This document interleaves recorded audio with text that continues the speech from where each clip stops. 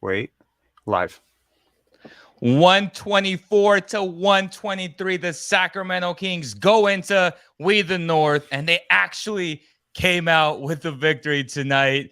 Oh my gosh, we got Robert, we got myself, Pinsari Basketball Zone, doing the first official live collab on YouTube. Robert, give me your initial comments, man. I am dying to hear them.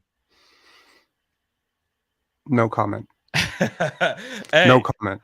All I gotta say is that Scottie Barnes was a hooper tonight, man. De'Aaron Fox put everybody on notice tonight that he's back. Yes, he's injured. Scottie's injured as well.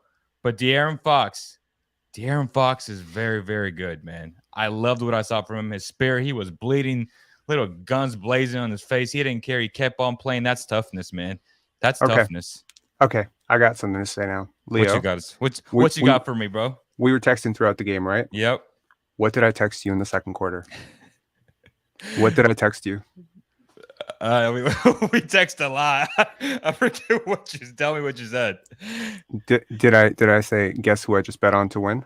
Oh, you did. So Robert legitimately was a prophet, and he said, "I just bet on the Kings to win this game." And I was like, "Bro, you crazy? You're crazy." And albeit at this point, the Kings are down big. Okay, and like I took the Kings plus 11.5 first half because they were down by 14, I think 15. And covered that. But yes, Robert was so confident in the whole.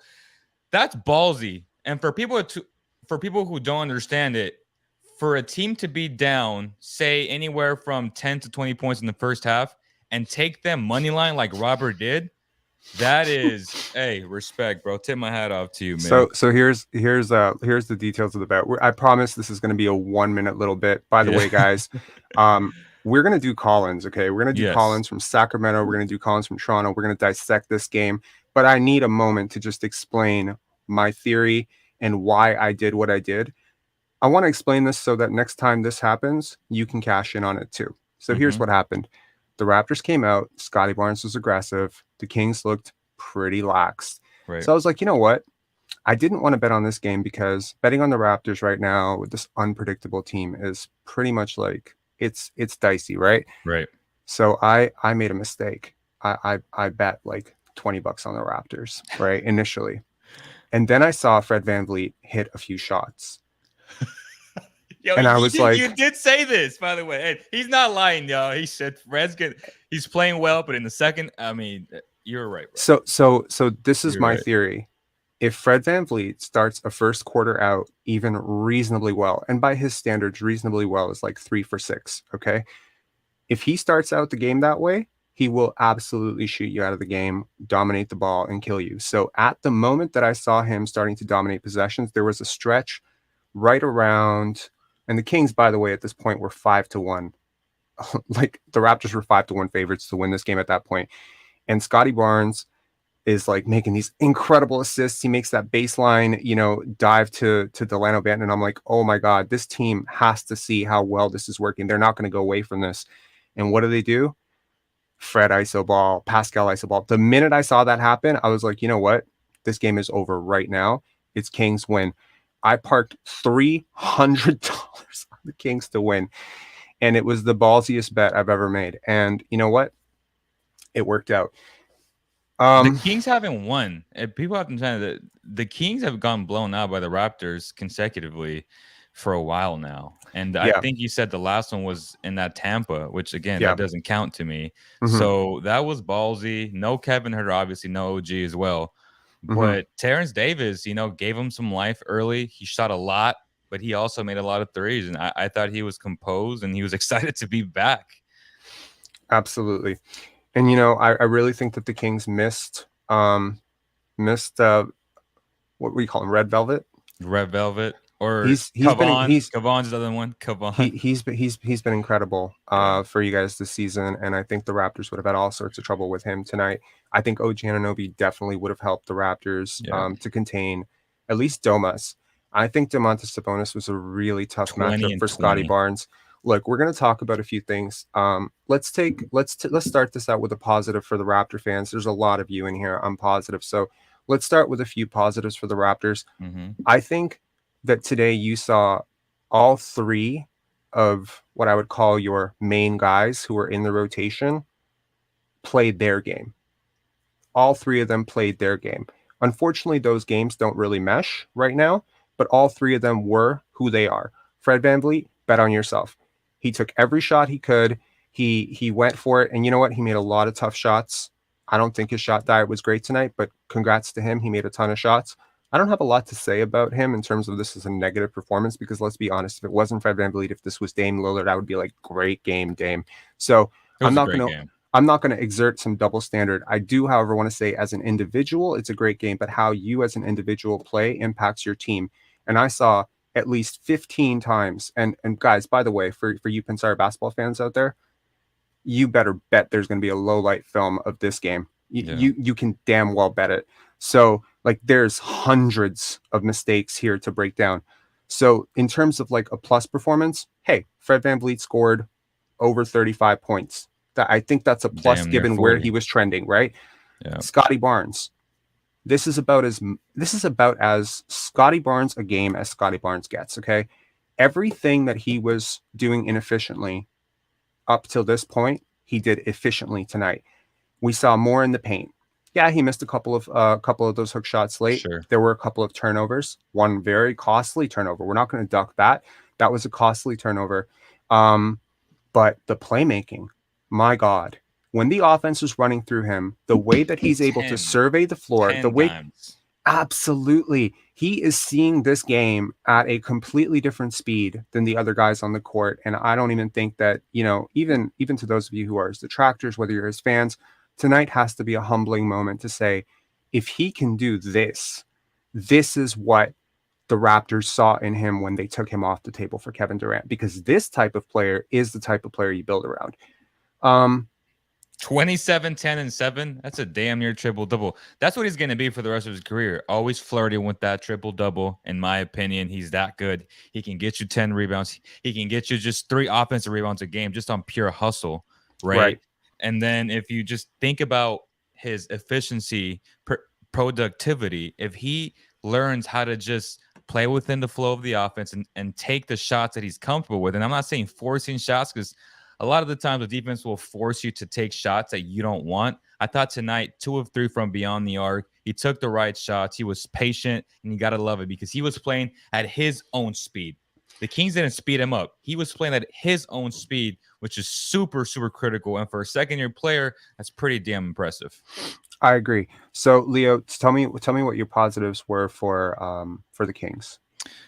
Obviously, De'Aaron Fox coming back from a 2-game absence. He played last night in Philly. He didn't look right. The Kings got blown out. The Sixers imposed their will early on, and B was too much. I thought tonight was going to be another issue with the length of the Raptors, and it was, right?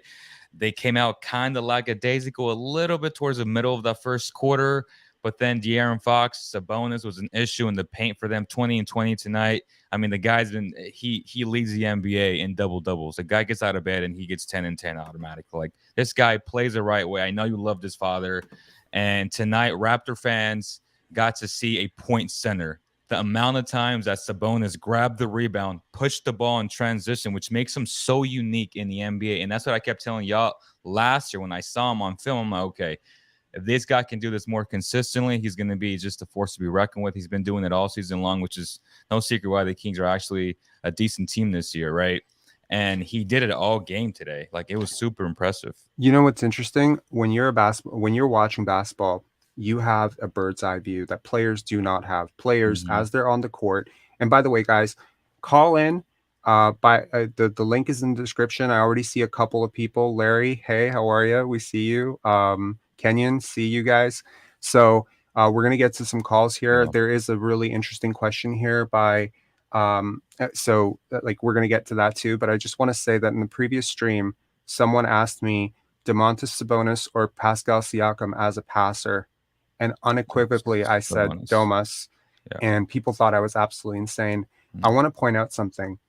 When you have the bird's eye view as a fan, you're seeing things that it's almost impossible for players to see. And the great passers, somehow they find a way to see better than you can see on the TV. That's what makes them great. Scottie Barnes sees the game that way. Domas sees the game that way. Find me 2 plays this whole game where Domas missed a guy clear mismatch in the paint or missed a wide open shooter. It doesn't happen with great passers, guys. It doesn't happen. It doesn't happen with LeBron. It doesn't happen with Luka. It doesn't happen with Jokic. But how many times tonight, and it was already in the comments 2 times, so let me address it, and it's going to be a big subject of my low light film. How many times did Scottie Barnes seal De'Aaron Fox, who, no offense, Leo, is a freaking pylon on defense at times, and didn't get the ball? How many times, if we break this game down, did Scottie Barnes wave his hands up? And you can't even tell me that, oh, he didn't have it tonight. No, he had it. And you could have easily gotten this guy 40 points, but you missed him wide open underneath the basket, post up on De'Aaron freaking Fox. And this is, that is Domas would have missed that. Like Domas would never miss that, because he's looking. When you make up your mind going into a play that this is going to be my scoring opportunity, that's when you screw up. Fred VanVleet on that last play made up his mind that was going to be his 3. And he made up his mind that it was going to be a fadeaway.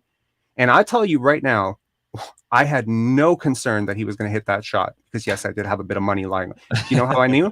Because I saw his face. And by seeing his face, I knew that he was the one who was going to take the shot. He was breathing hard, and he was like, and I was like, he already knows that he's going to miss. He missed that shot before he took it. He didn't see that he was wide open. He faded. You fade away on a wide open nobody around you. Like you get away with nobody around you. Like you get away with the shove. I don't want to turn this into a Fred VanVleet slander pod, but guys, this is exactly what I mean by awareness. Great players do not do that. You have 100%. all the time situational awareness. Now, Leo, would you like to tackle this question here? Because I think it's a really good one. Can you please explain the difference between an ISO play and hero ball? Sabonis, I think when we break down the film, I think House of Highlights already has him up. I just want to show you guys what Sabonis does. His instincts, right? Like if you give him an isolation play in the post, his instincts are to look first. He'll have the ball up here, and he's looking between all of his peripheral visions on both sides, and he's looking, and his instincts are to pass the ball first rather than attack. Now, nothing's there. Like he's waiting for that down screen on the weak side to happen so he can dime somebody out, or do like his behind the back passes. I think with guys like Fred, he's a guard, but more so like Siakam, like you said, sometimes they've already made up their mind that they're gonna do X things. And for me, I think Siakam is a very good transitional passer in transition when he has going left to right.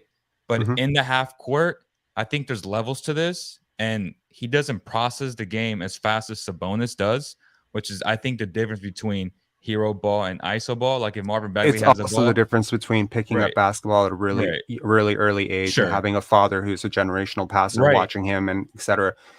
That's why, guys, even the last play. Okay, I just want to say, okay, some of you will say, okay, well, Pascal Siakam hits that shot. Okay, this is something that they teach you in grade 8. No time, no score. Okay, right. You're down 3. You have 2 seconds left, and you decide to put up a layup, not even looking. Is there a guy open for a 3? You're down 3. Do the math. This is something that I swear to God, if I know for a fact that this exact play, someone taking a layup when we were down like 2 seconds, this thing happened in OBA. That's not super high level basketball. It's Canadian basketball for any of you guys who play OBA. I swear to God, that guy got benched and he got chewed out in the locker room. And what scares me is that your superstar max player is not going to get chewed out for that play. That is a low IQ play. To take that layup, even if you make it, I don't care. It's an open layup. Yes, the Kings want you to hit that open layup so that you don't pass out for a 3, because the Kings know the pass that you should make. Apparently you don't. Man, that made me mad.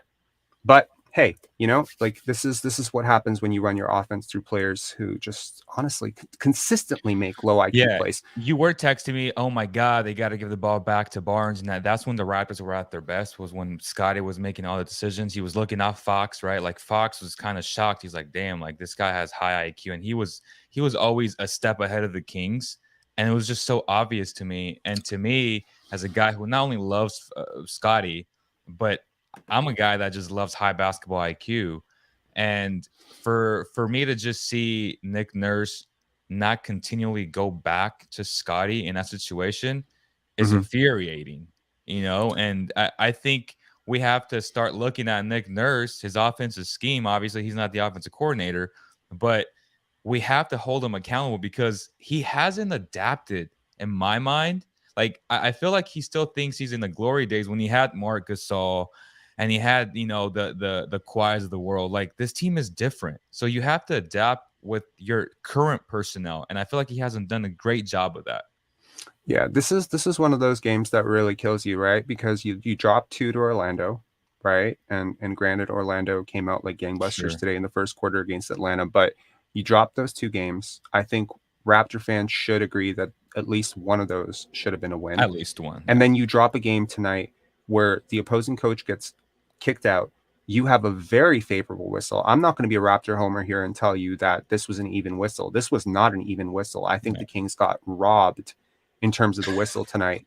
Okay. God. Hey, Kings fans, here's an opposing team, Thank you, Robert. Analyst being honest and telling you guys had an absolutely uneven whistle tonight. The refs did everything to game this for the Raptors. And by the way, the Raptors didn't turn the ball over. When the hell did that happen? I think it was an entire quarter or an entire half. That's incredible. That's incredible. I think the Kings are not a great defensive team.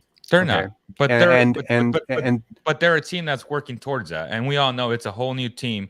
It's a whole new system. Defense takes time in terms of scheme, and they've progressively gotten better. They were 26th. They got down to 17th. Yeah. And they're flirting with that. And we're going to get into, go ahead. We're going to get into what the Kings do well. Right. So like get to 17 to 15 and you're a playoff team. I agree. No, we're going to get into what the Kings do well, because I think that the way you guys are playing under Mike Brown is a complete tonal shift from the way you guys played last year. And I really want to talk to you about that, because I think Raptor fans would be really interested to know how you were able to turn seemingly an inefficient offense into a very efficient offense by changing the culture. We're going to get to some calls here just because I don't want to just like the Raptors last year. It was awful, like offensively. Yeah, we're gonna get some calls here. We got Larry first, guys. Hang in there. And just an FYI, yes, we received some criticism last time that, hey, these calls are too long. We'll try to keep it a little bit more condensed today, but I do want to hear what people have to say. Yeah, we'll keep it to 2 or 3 minutes, like not too much rambling. And in all fairness, those calls are usually long because I go off on tangents. So I'll try to shut up a little bit more today too. Okay. And we got the GOAT. Hey, man. We got Larry K. Larry. Leo, nice to meet you guys. You pretty much covered it all. Like, I mean, you like whoops. You stole all my thunder. Like, I thought the Raptors came out really well when the offense was moving through Scottie. I thought he was brilliant early on. Mm-hmm. And where the game started to slip away is when Fred tried to take over and run the show. And, when Scottie was initiating the offense, Fred was playing off the ball. He was moving. He was getting open looks. Scottie was finding him. Some of the passes Scottie made tonight were brilliant, like just absolutely brilliant. And but when Fred started to run things more, everything bogged down. And we started to see hero ball. And, Fred got his 39. And, the other night, Rob, you talked about, there's a bad 39 and a good 27. And that's what we saw tonight, because Scottie's baskets were all within the flow of the offense. I didn't even realize that he'd taken that many shots. And all of a sudden he had 27 points. It was just, it was really discouraging. It was, the first half was a lot of fun to watch until probably about maybe 5 minutes left in the first half. And that's when the tide started to turn. That's when Fred started to try to impose himself in the game more. And, from there on, it was a dogfight. And Chad, can I ask you a question? I'm sorry, Larry, can I ask you a question? Yeah. Sorry, Chad. I see you in the back, and I'm seeing you, and you're making all these amazing faces, so I'm a little bit distracted.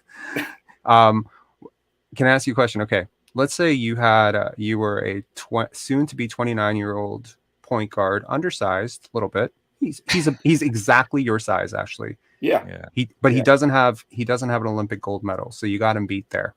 All right. So what would you do if you saw a non-rim protecting big like Domantas Sabonis and a not so great point guard in front of you like De'Aaron Fox?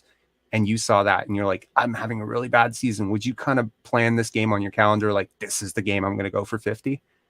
Well, I'd like to think that winning would be more important to me than, my contract. And that's why you're a winner. But it's like, I think it's a naive notion in today's NBA because, there's only like a handful of teams in the league that have a chance to win.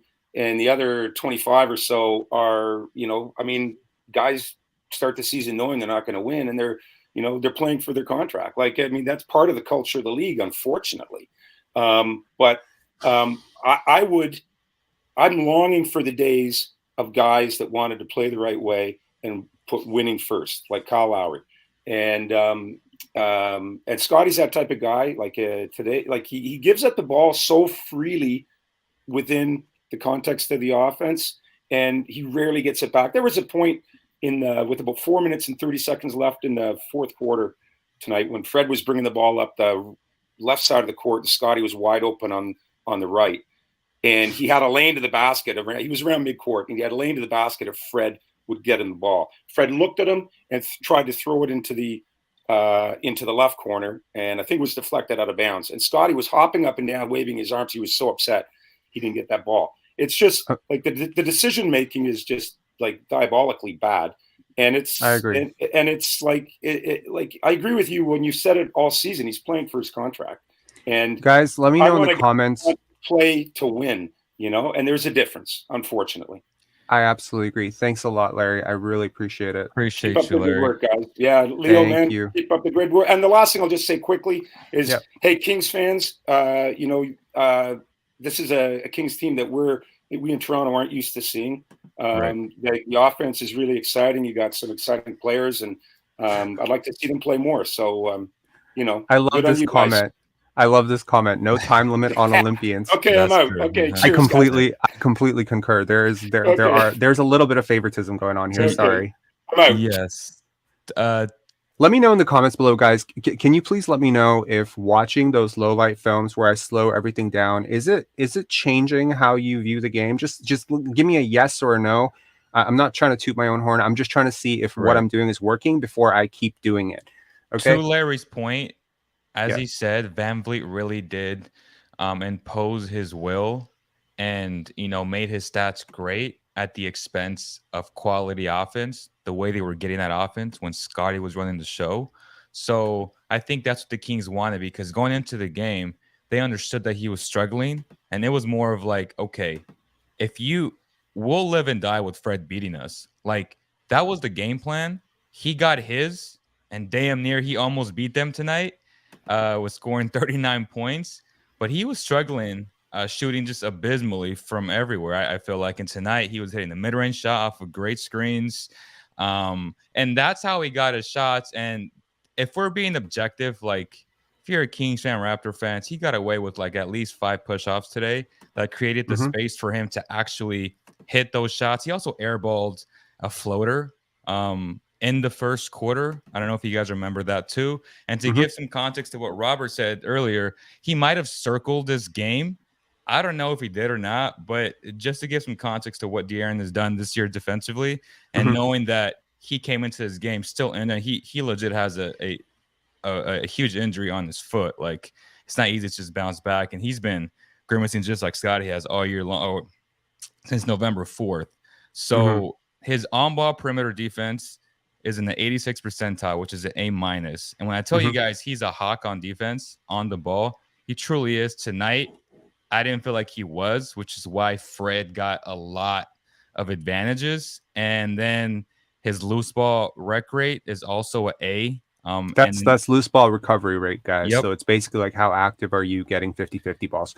And he's in the 94th percentile. And then where he struggles is his screener mobile defense, which he got a D. And that's where you saw Fred get open tonight. So that's the context that I wanted to add, because one-on-one, Fred's not beating De'Aaron off the bounce unless he pushes off, which he did. And those were the only times when he actually got those shots up. Yeah, there was a lot of pushing off that the refs allowed tonight. We're gonna have okay. So I want to give a shout out. I want to introduce this guy because he was one of our earliest supporters. Always the first to comment when we barely had any comments, and I really do think that he set like a huge culture for all the comments that you guys leave on these videos. And trust me, guys, bad comments, good comments, I read them all. Some of them make me cry at night. Some of them make me laugh. So here, Chad. Hello, sir. How are you? What's up, man? I knew I'd finally get on here sometime. How are you doing? What did you think of the game tonight? It was a good game. Obviously had its flaws, and I could see a breakdown coming before. I put in the chat that I made the same bet, but definitely not at your price level. I'm like $5. So I was like, yeah, I think their comeback's going to come here. So I got worried about it. And the last drop of that play, I was like, showing my girlfriend, I was like, man, this man can't take the final shot. And she's like, why? And I was showing these percentages, and yeah, right back to him. Should I give you Nick Nurse's email? I have it. You want me to? You want to forward it to him? I'm not even surprised you had it. Did you catch my email the other day? I sent you. Like, you're doing a great job on these, man. I know where there's little comments about controlling the conversation and stuff like that, but your patience through them. I'm sure there's one particular that was on the last one that was causing some problems, but you had great patience. You're controlling it. It's tough and you get a lot of hate, but man, you're staying calm through things. You're not actually getting too many bad people, but like, good job on controlling the conversations. Good job to you guys, man. Like, honestly, like, go to any basketball forum and tell me how many stupid things you hear. Go to Facebook groups, go to Twitter, Reddit. I don't hear I don't hear much stupidity here at all. You know, even when we disagree, there's a logical take. I love it. Disagree, agree, I don't care. I know I have a bit of a reputation sometimes for being like very like stubborn minded. Yeah, I see things the way I see things, but that doesn't mean I can't disagree. And if you want proof of that, go check my entire thread with Sam Vecini from yesterday, which was pretty epic. And I'm going to publish that at some point. But yeah, okay. Well, thanks a lot, Chad. I hope you'll stick around for this. Any final takes? I'll try and stick around. Yeah, one last thing. The fact that you watch these games at half speed, it's like, no wonder you see these things. Anyways, great job, man. Thanks a lot, man. Thanks so much. All right. Great stuff there by Chad. Great stuff there. All right, Chad. Let's keep the conversation Kings going. fans, feel free to chime in. All you got to do is hit the description. You're going to be backstage for a bit. We have a pile up of callers here, and I love it, guys. I don't care. We're not going anywhere. Don't worry. We got some time. We're going to talk to you, okay? Okay, next up we got we got Mo. Mo, you there? Yeah, I'm here. Can you hear me? We can hear you. Are you a Kings fan or a Raptors fan? I'm a Raptors fan, but I'm also a Kings fan this year. I like their team. Great. What do you love about the Kings this year? I like their talent level. Me too. 100%. They're really talented. They're really deep. They drafted great this year with Curry. And I was excited for them. They were like my league pass team, like my number one league pass team. So yeah. Love it. But I want to talk about the Raptors. Okay. I think the main issue with this team is low IQ guys. There's just too many low IQ guys. There are too many ball stoppers. Agreed. Yeah. And we only have 3 high IQ guys on this team, from what I've seen. I'm curious to know who they are. Otto Porter Jr., Thaddeus Young, and Scottie Barnes. That is it. OG means well. He has a good heart, but he doesn't have that natural high IQ for the game. But he does his best, and he always tries to make the right play. I'll disagree. Yeah. But nevertheless, go on. But if you throw him in there, I'm not going to disagree with you because I like him. Him and Christian Koloko are my audibles there. Yes, I agree with you that. But I would. Koloko for now is on the lower end, just from his raw skills. For me too. There's a lot of mistakes with Koloko, a lot of fouls. I agree. So, but it comes from a good place. Fouls and young big men go hand in hand, buddy. Every single young. I can swallow those. I can swallow those, and I can accept them. Yeah. Then we got the ball stoppers, and there's a long list of ball stoppers on this team. We got give them to me. We got Achua, we got Boucher, we got Trent, we got Fred, we got Pascal. And there's a couple others. I'm missing some. By the way, do you want to add Brad Doughton into your high IQ list just to make me happy? Given that my team just lost. Okay, I'm only naming guys that really see the court at any consistent basis. You can even throw in Juancho in there too if you want. But Juancho's been great, actually. yes. He's been solid, yeah. And today, Cruz, if you were watching the game, I don't know how you couldn't think that Fred wasn't playing for a contract or trying to fix his contract situation tonight, because he's been tanking. I don't know how you go to the negotiating table with those statistics and his deteriorating body and his size. So tonight, I mean, Yeah. I just want to say, compare how De'Aaron Fox did his damage and 100%. compare how Fred did his damage. One guy played within the offense. One guy hijacks the offense. There are plenty plays. Most of the game, Fox is letting the offense do its thing. He's letting Sabonis do his thing. Amen. Preach. He's letting Monk curl. He's letting Murray get his shots. He's letting people eat. He lets the game come to him. Fred does this predetermination. It's my time. I'm going to work. I'm taking these shots. Pascal does the same thing. Mo, I got to tell you something. Call of the year. You really understand basketball, brother. Yeah. I coach youth basketball, and I see there it. you go. Thank you, God. Thank you. Thank you, God. Yes. And honestly, please coach them AAU too, because AAU, that's where guys build bad habits and they just have and they develop this tunnel vision. My gosh. We need more of you, brother. I appreciate you. Mo, are you in Canada? I'm in Toronto. You coach youth basketball in Toronto? Yeah. Does your team watch the Raptors? I don't think so. No. Please don't let them. Ban it. Yeah. Ban this basketball until it improves. Ban it. Because you know what I'm worried about? I'm worried about having kids. Okay, I'm worried about having kids. This is my long-term vision. I'm worried about having kids and having a kid who plays the right way, because God knows I'm not going to teach my kid to play the wrong way. And having that kid circle around, cut back door, and have this guy be like, oh, I'm just going to bet on myself, and be like, oh my God, this is like a curse. You understand, like, you know how many players are coming up right now saying they were influenced by Vince Carter? Yeah. Right? Yeah. How many players have come out? Shaden Sharp, Andrew Wiggins, all these guys say, like, I was interested. These guys, the way they play, the way these guys call it on the, oh, this is a great game for Fred VanVleet. These young kids are hearing this. Hunting for my own stupid shot, mid-range contested jumpers, floaters in the lane when I'm shooting below 40%. These are good shots. Alvin Williams, I retract my compliment from the last stream. You made me mad tonight. Saying that when Fred VanVleet has it going, it's usually good things for the Raptors. Check your stats on that, buddy. Unbelievable. So yeah, like, he's gonna shoot no matter what. So when you say when he has it going, you mean like when he actually hits his shots, because he takes pretty much the same amount of shots whether he has it going or not. He's going to score, but he's going to score half as many when he doesn't have it going. But that's just math, right? He's going to shoot 50% in his good games. He's going to shoot 20% in his bad games. He's going to end up at 35%. That's how you get 35%. Anyways, Mo, thanks a lot, man. I really appreciate you. Thank you for coaching the kids up. And please don't let them watch this hero crap ball. Teach them movement, teach them motion. And you know what? I hate to say it, because I was not a huge supporter of the Kings. I liked Herter, but I told Leo, I'm not sure about your team this year. If they want, I'll pay for League Pass for one of those kids. Yeah. To watch the Kings. I had to beat it to the head of my best player. You let go of the ball. The ball will find you. The ball finds the best player. The ball has energy. The ball has energy. Always comes back to the best player because they look for you. They just want to touch it.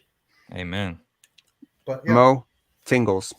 Hair's going up. I love this. Thank you so much, bro. Thank you, guys. Keep up the good work. Thank you. Will do.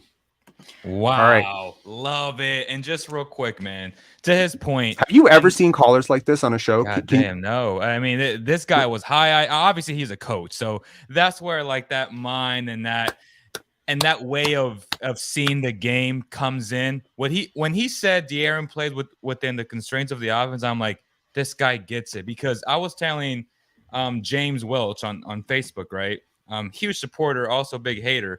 But I'll say this. De'Aaron Fox is a 30-piece every night, and he can do that. But when he stopped doing that, the Kings started winning games. Do you see the difference now? Because now he's playing within the offense that Mike Brown has integrated. Now it's a 50-50 split in usage rate between him and Sabonis, as opposed to just Fox doing everything. Now he's a good off-ball cutter when he used to always have the ball in his hand. So obviously he still has bad habits, but it's going to take time. And and the guy wants to be coached, and now he has a little bit of structure. And as this caller just said, when you give your best player structure, the ball is coming back to you regardless. That's the best thing I've ever heard in my life. The ball will come back to you, y'all. Pass the ball and let everybody touch it. Yeah, I think Scottie Barnes is screaming that right now in the locker room. All right, we got Daryl. Daryl, you have a very tough act to follow, and your audio better be better than last time. Your video sucks right now, though. Yeah, I actually had to go hide out in my car because it's the only quiet place I could find. So yeah, no, I lost sleep over that audio last video. Sorry about that. No worries. Anyway, yeah, I was literally sitting here in the car praying, "Don't put me on next after that guy. Please don't put me on next after that guy." That was an awesome call. Like, what do I say? What do I say? You say thank you, Mo. Thank you for shedding some, thank you, some Mo.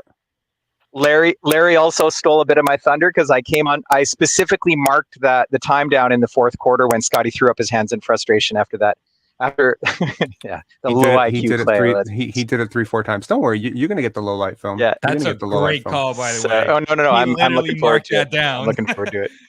I love that. No, I did. I marked it down because I was like, I'm going to call in. I'm going to talk about that moment. And then the very first caller. Yeah, well, that's the way it goes. Anyway, to salvage any sort of bit of positivity from my call in. Nice to meet you, Leo. I've been watching you for a while. My name is Daryl. Rob and I have been Facebook friends for about a year. It's I like to watch Basketball Zone. I've developed an appreciation for the Sacramento Kings, largely because of you.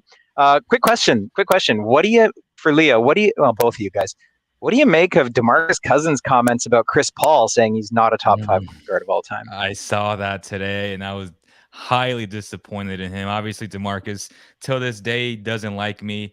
He said, actually, quick story. I saw him at Starbucks by the arena maybe about 6 months ago, maybe less. And he told someone else that he saw me and that I would live to fight another day. Because, like, that's how much he doesn't like me. And I don't want to go into the details, which is pretty sad that an NBA player, I want to hear the details, man. No. We don't have time for details on this call, but buddy. His thoughts on and this goes back to his Kings days. He hates Chris Paul, so for him to say that, it doesn't surprise me at all. Like, oh my God, like, stop the nonsense. Chris Paul's a top 5 point guard. Come on. Yeah. All right. Cool. I have nothing to say about that other than I absolutely agree with what Leo said. We're gonna Daryl. Thanks a lot for calling in, man. Thank you so much, See you next time, man. See you next time. Thank you so much. And by the way, Daryl from Taiwan, always adding to our international numbers here. Did you find my third Taiwanese fan though? I'm looking, man. I'm looking. Send them the link. Get them to call in. I'm working on my Mandarin. Yeah. All right. I'll start charging you a commission for every fan. There you go. I will give you 3 cents per Taiwanese subscription. See you. Worth it. Thank you. Worth it. See you, man. Bye. Hello. Here we go. Augustine, how are you? Am I saying that correctly now? I realized when I watched it over that I kept calling you Augustine and I screwed it up even though you corrected me. It's fine, man. So I don't want to take up too much of your time, and I know I'll leave the analysis to you. I'll look at this big picture wise. So we know that this team is not working. Even if you believe in the players that you believe in, you say, okay, Siakam had a below average game and Fred had a really great game and whatever. And even if you add OG, you don't have the guns or you don't have the firepower to win consistently in a league that injury is a fact of life. So having said that, jumping to the next step is basically what's the plan for this team? What should Masai do? And I think the fundamental changes have to be afoot. I'm talking about front office has to change their philosophy somewhat. I think the coach has to go. I think you put Fred and Siakam on the block. You sell on Siakam high. You get draft pick and whatever asset you can get. Maybe you sell Fred as well. You build around Scottie and OG, and then you go from there. Maybe tank, get some assets, maybe get some picks. I think that's the way you got to go, because this team is not good enough. Let me shock you. I'm going to shock you and every single person in this room. I am not with this idea of trading both Siakam and Fred. Let me tell you why. I think that there is a policy in all of sports, and I'm going to share it with you guys. It's called the 2 knucklehead policy. Okay? You can't have 2 knuckleheads in the same locker room. Okay? Yeah. They will find each other and they will multiply, and then they will gauge influence in your locker room. You can't have J.R. Smith and Nick Young. You can't have them both. Okay? You can't have 2. So when you get rid of one of these guys, the other one will come into line. I guarantee it. You know, Pascal Siakam is not a selfish person. I feel it. But when he starts to get under the influence of Fred, he starts quoting Fred. Bet on yourself. I don't know if you can see it, but Pascal Siakam is a follower. Fred VanVleet is a leader. Mm-hmm. Scottie Barnes is a leader. It is in their personality. It is in their DNA. It is in who they are. That is not shade on Pascal. Don't even say that in the comments. It's not shade. No, it's I'm not. talking about the mentality of a human being. Pascal Siakam is an extremely hard worker. Pascal Siakam is an extremely capable defender. He is a prototypical player that you want if you want to build this Vision 6-9. You do not get rid of Pascal Siakam if you're trying to do this, unless it is for someone who is a better version of what he is, which is Kevin Durant. Okay? Right. Selling for picks and all this stuff. Look, Scottie Barnes is not a good loser. I said it in the last stream. I'll say it in this stream. If you put Scottie Barnes on a rebuilding team, he will kill somebody. This is not a guy who's made to lose. Now, today I saw a shift in Scottie, a mentality shift, because he could have done this the whole way through. He chose not to. He chose to let guys find their rhythm, hunt for their shot. Today I saw a Scottie Barnes who said, enough is fucking enough. Mm-hmm. I am done. So many times tonight, believe me, guys, I'm hyping this low light film, but trust me, I watched this game. I'll tell you, there's like hundreds of instances where the body language is so obvious, where he's just like, not today. I let you guys do this all the time, not today. And this is the guy you want to build around as a cornerstone, yes. But I think that Pascal Siakam will be willing to concede to Scottie running point. But I do not think that with Fred and Pascal together, that the dynamic will allow Scottie to ascend to his natural position, which is, by the way, Pensari, do you think Scottie is ready to run point? My friend, you have been lied to by the media. The media is selling you on Scottie Barnes as some raw forward who's trying to learn how to play point. The truth of Scottie Barnes, if you have access to those EYBL games, if you watched him in AAU, if you watched him in high school, if you watched him in college, if you watched him in Montverde, you would know that Scottie Barnes is a point guard. He's not turning into a point guard. He's not trying to be a point guard. He's not developing into a point guard. He is a point guard. Yes, however, he is a 21-year-old point guard. Ask Leo about the growing pains that they had with Tyrese in his first year. Ask Leo about the growing pains they had with De'Aaron Fox in their first year. You're going to see some turnovers. But you know what? Here's the thing. Fred is not going to make the same turnovers that Scottie is. That turnover that Scottie Barnes had, some of you out there might say, this is why he can't be a playmaker. This is why he can't be a passer, but the play was the right play, guys. Fred VanVleet was wide. Go ahead. Sorry. So would you have trade Fred, keep I would trade one of them. I would trade one of them because without the other, we'll fall in line. Like, you can't just, Pascal will get you more stuff. But Fred is no doubt. But what are you trying to get for him? That's sort of my question at the end of the day. It's like you're building. Like my worry is if you try to get more stuff, you trade Pascal and you get more stuff. But then Fred is a problem. Fred has to go. I have seen Pascal Siakam is basically saying keep Pascal, trade Fred. Scottie has an A+ playmaking talent on the playmaking grades and metrics on B-Ball Index. That's the 99th percentile. I don't think people understand how great of a passer he is. It's insane, y'all. If I can share my screen with y'all, I'll do it in a little bit. But my God, it's so impressive. Yes. Honestly, so trade Fred. I would trade one or the other, but I wouldn't trade both. That's where I stand on it. If you trade Fred, Pascal, you better trade for a superstar like Kevin Durant or something like that. If you're trading Fred, then yeah, but let me tell you, if you trade Fred for a role player who just plays more within the offense and maybe even like a future asset, that'd be great. You're not going to get worse. You're actually going to get better because it's going to unlock the rest of your offense. And we've seen this Fred for like a pick and guard depth. Sure.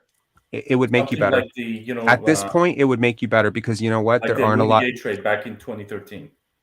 I think We if you traded to traded, the Kings. if I know that the Kings would never do this, but if you traded Fred VanVleet for Kevin Huerter right now, you would be 3 games over 500, not 2 games under. Anyways, I'm not even kidding. Like I think yes, Fred VanVleet brings a lot in terms of watching Scottie try to navigate screens today and get burned time and time again. I am very cognizant of the value that Fred VanVleet brings as a pesky, screen defender. But what he gives up in all the other areas of defense, you can't this is the beef that I have with Sam Vecenie. You can't just pinpoint one part of defense and say this guy's great or this guy's terrible because on one part of defense, Miles Turner is the greatest defender in the world. Sure. Is he the greatest defender in the world? No, he's not. Okay. Same thing that Leo and I have gone back and forth about Davion Mitchell. Leo thinks Davion Mitchell's a really good defender. There's a good defender on one type of situation, but there's 10 other situations where maybe he's not as great.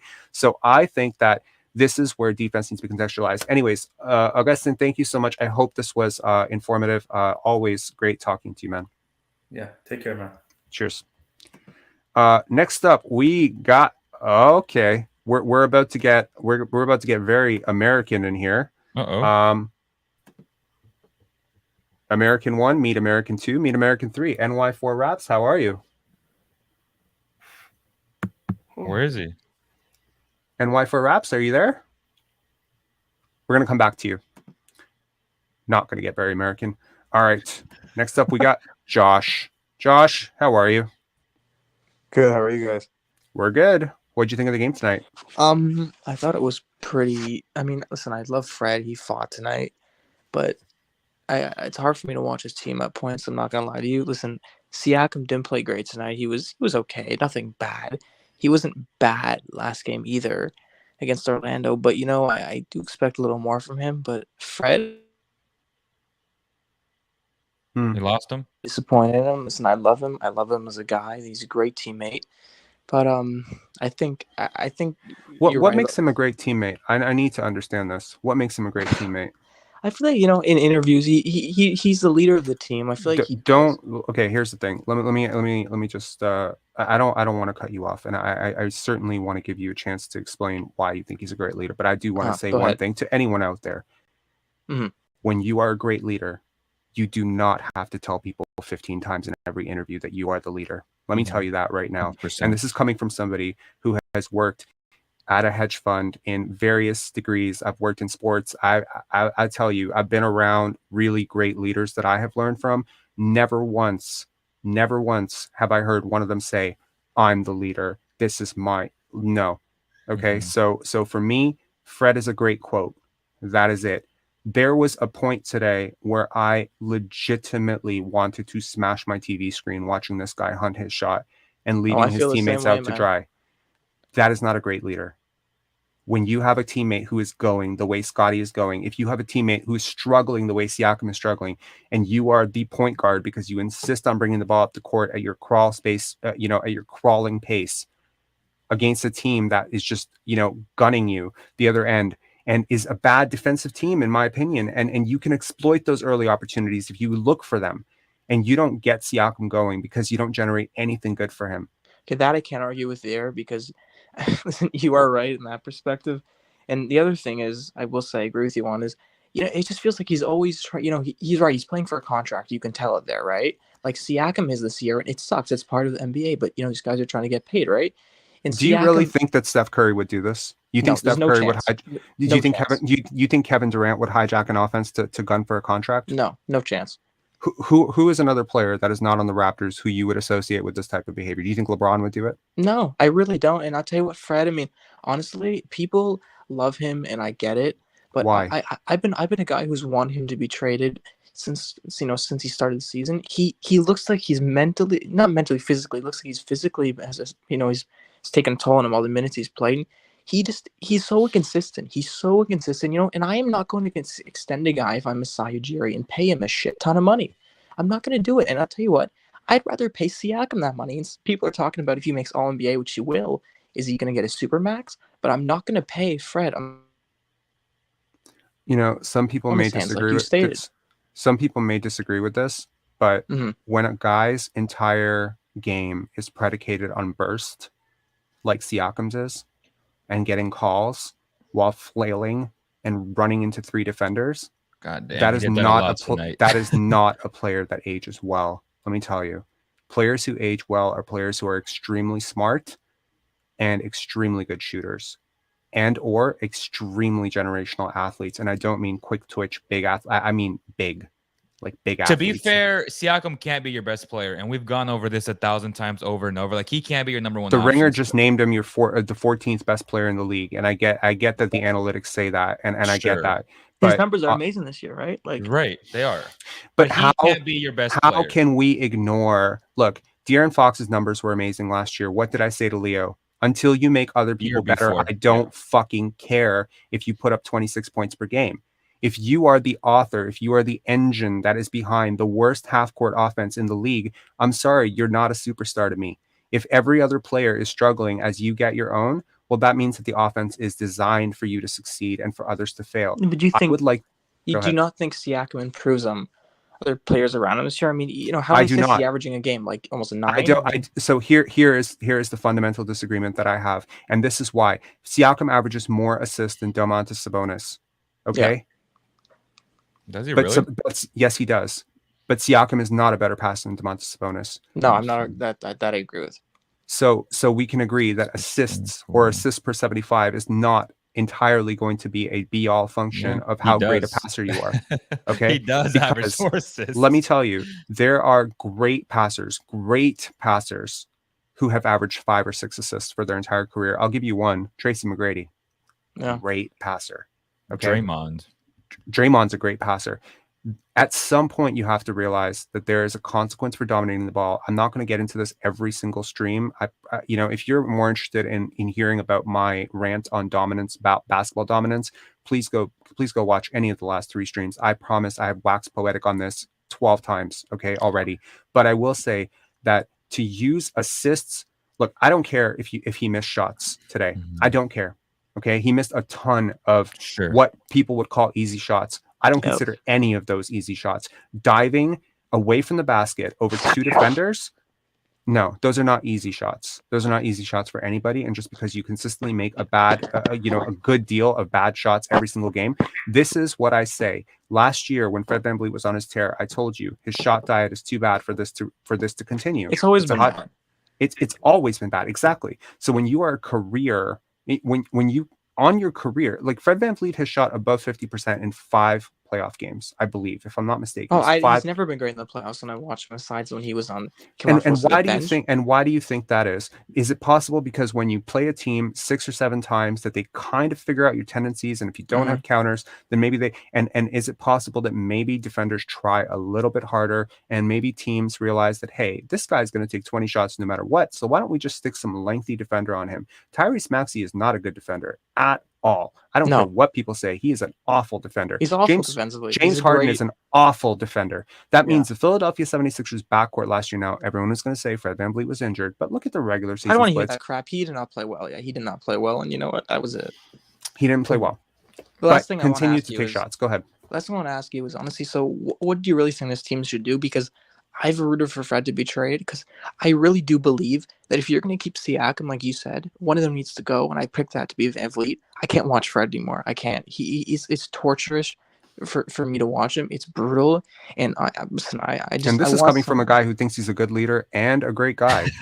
Listen, I think he's a great guy. I his kids. I think he's a great father. Okay. And this is coming on the heels of a 35 plus point bringing performance.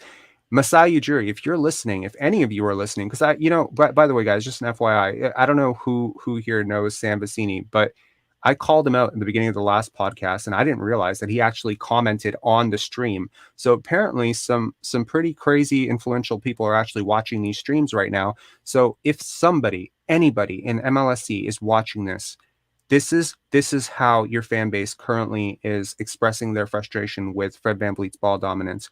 We don't hate the guy. I don't hate the guy. I respect the hell out of the guy. That's what I'm saying, is I don't hate the guy. I like him. There's no hate here. It's a hatred for how he's playing. Exactly. Okay. And I know that he has people in his ear. I know the people in his ear. Okay. And it was when I, someone called it out on Real G. I'm like, how did Rob, happen to meet Fred VanVleet's inner circle? How would he have even talked to these people? This is a really big claim. Well, I happened to be a moderator on a Raptor group, and I happened to talk a lot of shit about Fred VanVleet last year while he was gunning for his, all-star thing. Mm-hmm. And a lot of people messaged me from his side. And I was very surprised to find out that they were people who were extremely close to him. His cousin, these guys all, like, every time these people messaged me and I would look through their pictures, it's all like pictures of them in high school together. They're like buds, like they're close. They spend his Christmas inner circle. He's in his circle, and his circle is telling him chase the bag. His circle has always told him to bet on himself. He's surrounded by people who are saying bet on yourself. So what I said today was, today you saw a game where everyone chose to be themselves. Scottie was himself. I loved it. He was aggressive, and he was incredible. He didn't care. He was incredible. He went to the paint. What did I tell you, Rob? Guys have a bunch of what? Yes men in their circles. But guys Scottie don't doesn't. hold them accountable. Hey, Scottie does not. And let me tell you that. Scottie does not. Scottie has aligned himself with people who tell him no all the fucking time. And that's the difference. And that is the difference. Because when you always want to be the smartest person in the room, and this is, guys, I know that I'm a basketball speaker, and you're like, bro, I did not sign up for life lessons and life coaching, bro. What are you talking about? But I just want to throw it out there because I think that, in my 35 humble, years of life, I've learned one thing. If you insist on being the smartest person in the room all the time, you will fail. You always crap out. Always surround yourself with people who know things better than you. Surround yourself with friends who challenge you. Surround yourself with trainers who challenge you. Surround yourself with trainers who are willing to tell you when you're doing the wrong thing, like Scottie has. Shout out BMAC if you watch this. Honestly, like, to have people in your corner who are always just telling you, yeah, you're great. That's gas. Don't fuck with those people, because when you run out of money, those people will leave you. I promise you, telling people the truth is the only way to show people you care. Anyways, Josh, 100%. This got real poetic, and I'm sorry I got like really animated. So one last thing I want to ask you quickly, one thing before I go. So what do you think they should do with the two of them? Like, who do you recommend should be traded, and what scenario Fred. Do you think? Like, I think trading for a guy to star doesn't help at this point. I don't really know where this is going to get you. You need depth. If you trade for a superstar, you have to trade Siakam to get that superstar. That superstar will put Fred in line. If you don't you trade, might be right, yeah. Absolutely. But Fred was a little puppy dog when Kawhi was here, huh? Like maybe Shea Gilgeous-Alexander. Like, I don't really know. Not that type of superstar. No, you need superstar with pedigree. You need Kevin Durant, Luka, not available. Giannis, not available. Any one of those guys carries so much weight that Fred VanVleet would have no. And honestly, his game is best when he's not pressing. When he's not pressing, he is an amazing point guard, guys. Honestly, he's great. When he's pressing, when he is in a system that allows him to press, with coaches that allow him to press, with people that are saying, hey, Fred, be aggressive. I will guarantee you, I haven't watched Nick Nurse's post game, but I will guarantee you he will be asked about Fred VanVleet's performance, and I guarantee you he'll respond by, he was aggressive. Maybe a little less aggression, a little more thinking, a little more passing, a little more caring about who is going and who isn't. A little bit more about, you can't go 4 possessions and not let your teammates touch the ball and then throw it to them with 2 seconds and be like, now do something. They're out of rhythm. So anyways, thank you so much. Josh. So real quick, when we talk about and criticize guys like Siakam and Fred, we also have to come into the conclusion that a lot of this too is the actual system. It's the front office, the pecking order of how guys are ranked, and what Nick Nurse and that coaching staff are allowing certain guys to do. So we can criticize Siakam all we want, but right now he is the featured guy, and the 1A, 1B is Fred. We hate that as fans and observers of the game, but that's what they're asked to do, and they have the liberty to do that. So me and Rob and Kenyon, we always talk about one thing, pecking order. What's the pecking order right now? And unfortunately, Scottie is in 1 and 2, right? And I think that has to do a lot with why we see these guys play the way they do in such a selfish way. Because if Fred's your 4th option, he's effing great. If Siakam is your 2nd, 3rd guy, he's effing great. So this has a lot to do with the front office and the coaching staff allowing this to happen, of how they constructed this roster. So we can blame them all we want, but some of that blame has to go to the coaching staff and the front office, in my opinion. Look, I don't mind if Siakam leads his team in shots attempted every single night. Right. He should. He should, frankly. He is a more efficient scorer than Barnes right now and Anunoby. And he should lead this team in shot attempts. What he should not lead this team in is usage. Yeah. Okay. Usage leaders need to be smart as fuck, especially when you start floating into the 25 to 30% range. You need to be really smart. This offense needs to run through Scottie and Pascal. And you know what? And OG.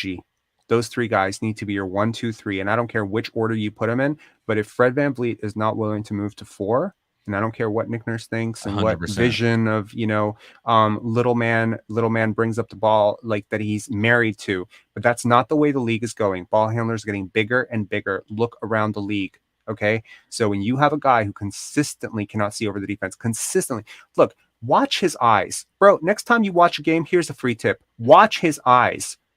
How many times is he looking down?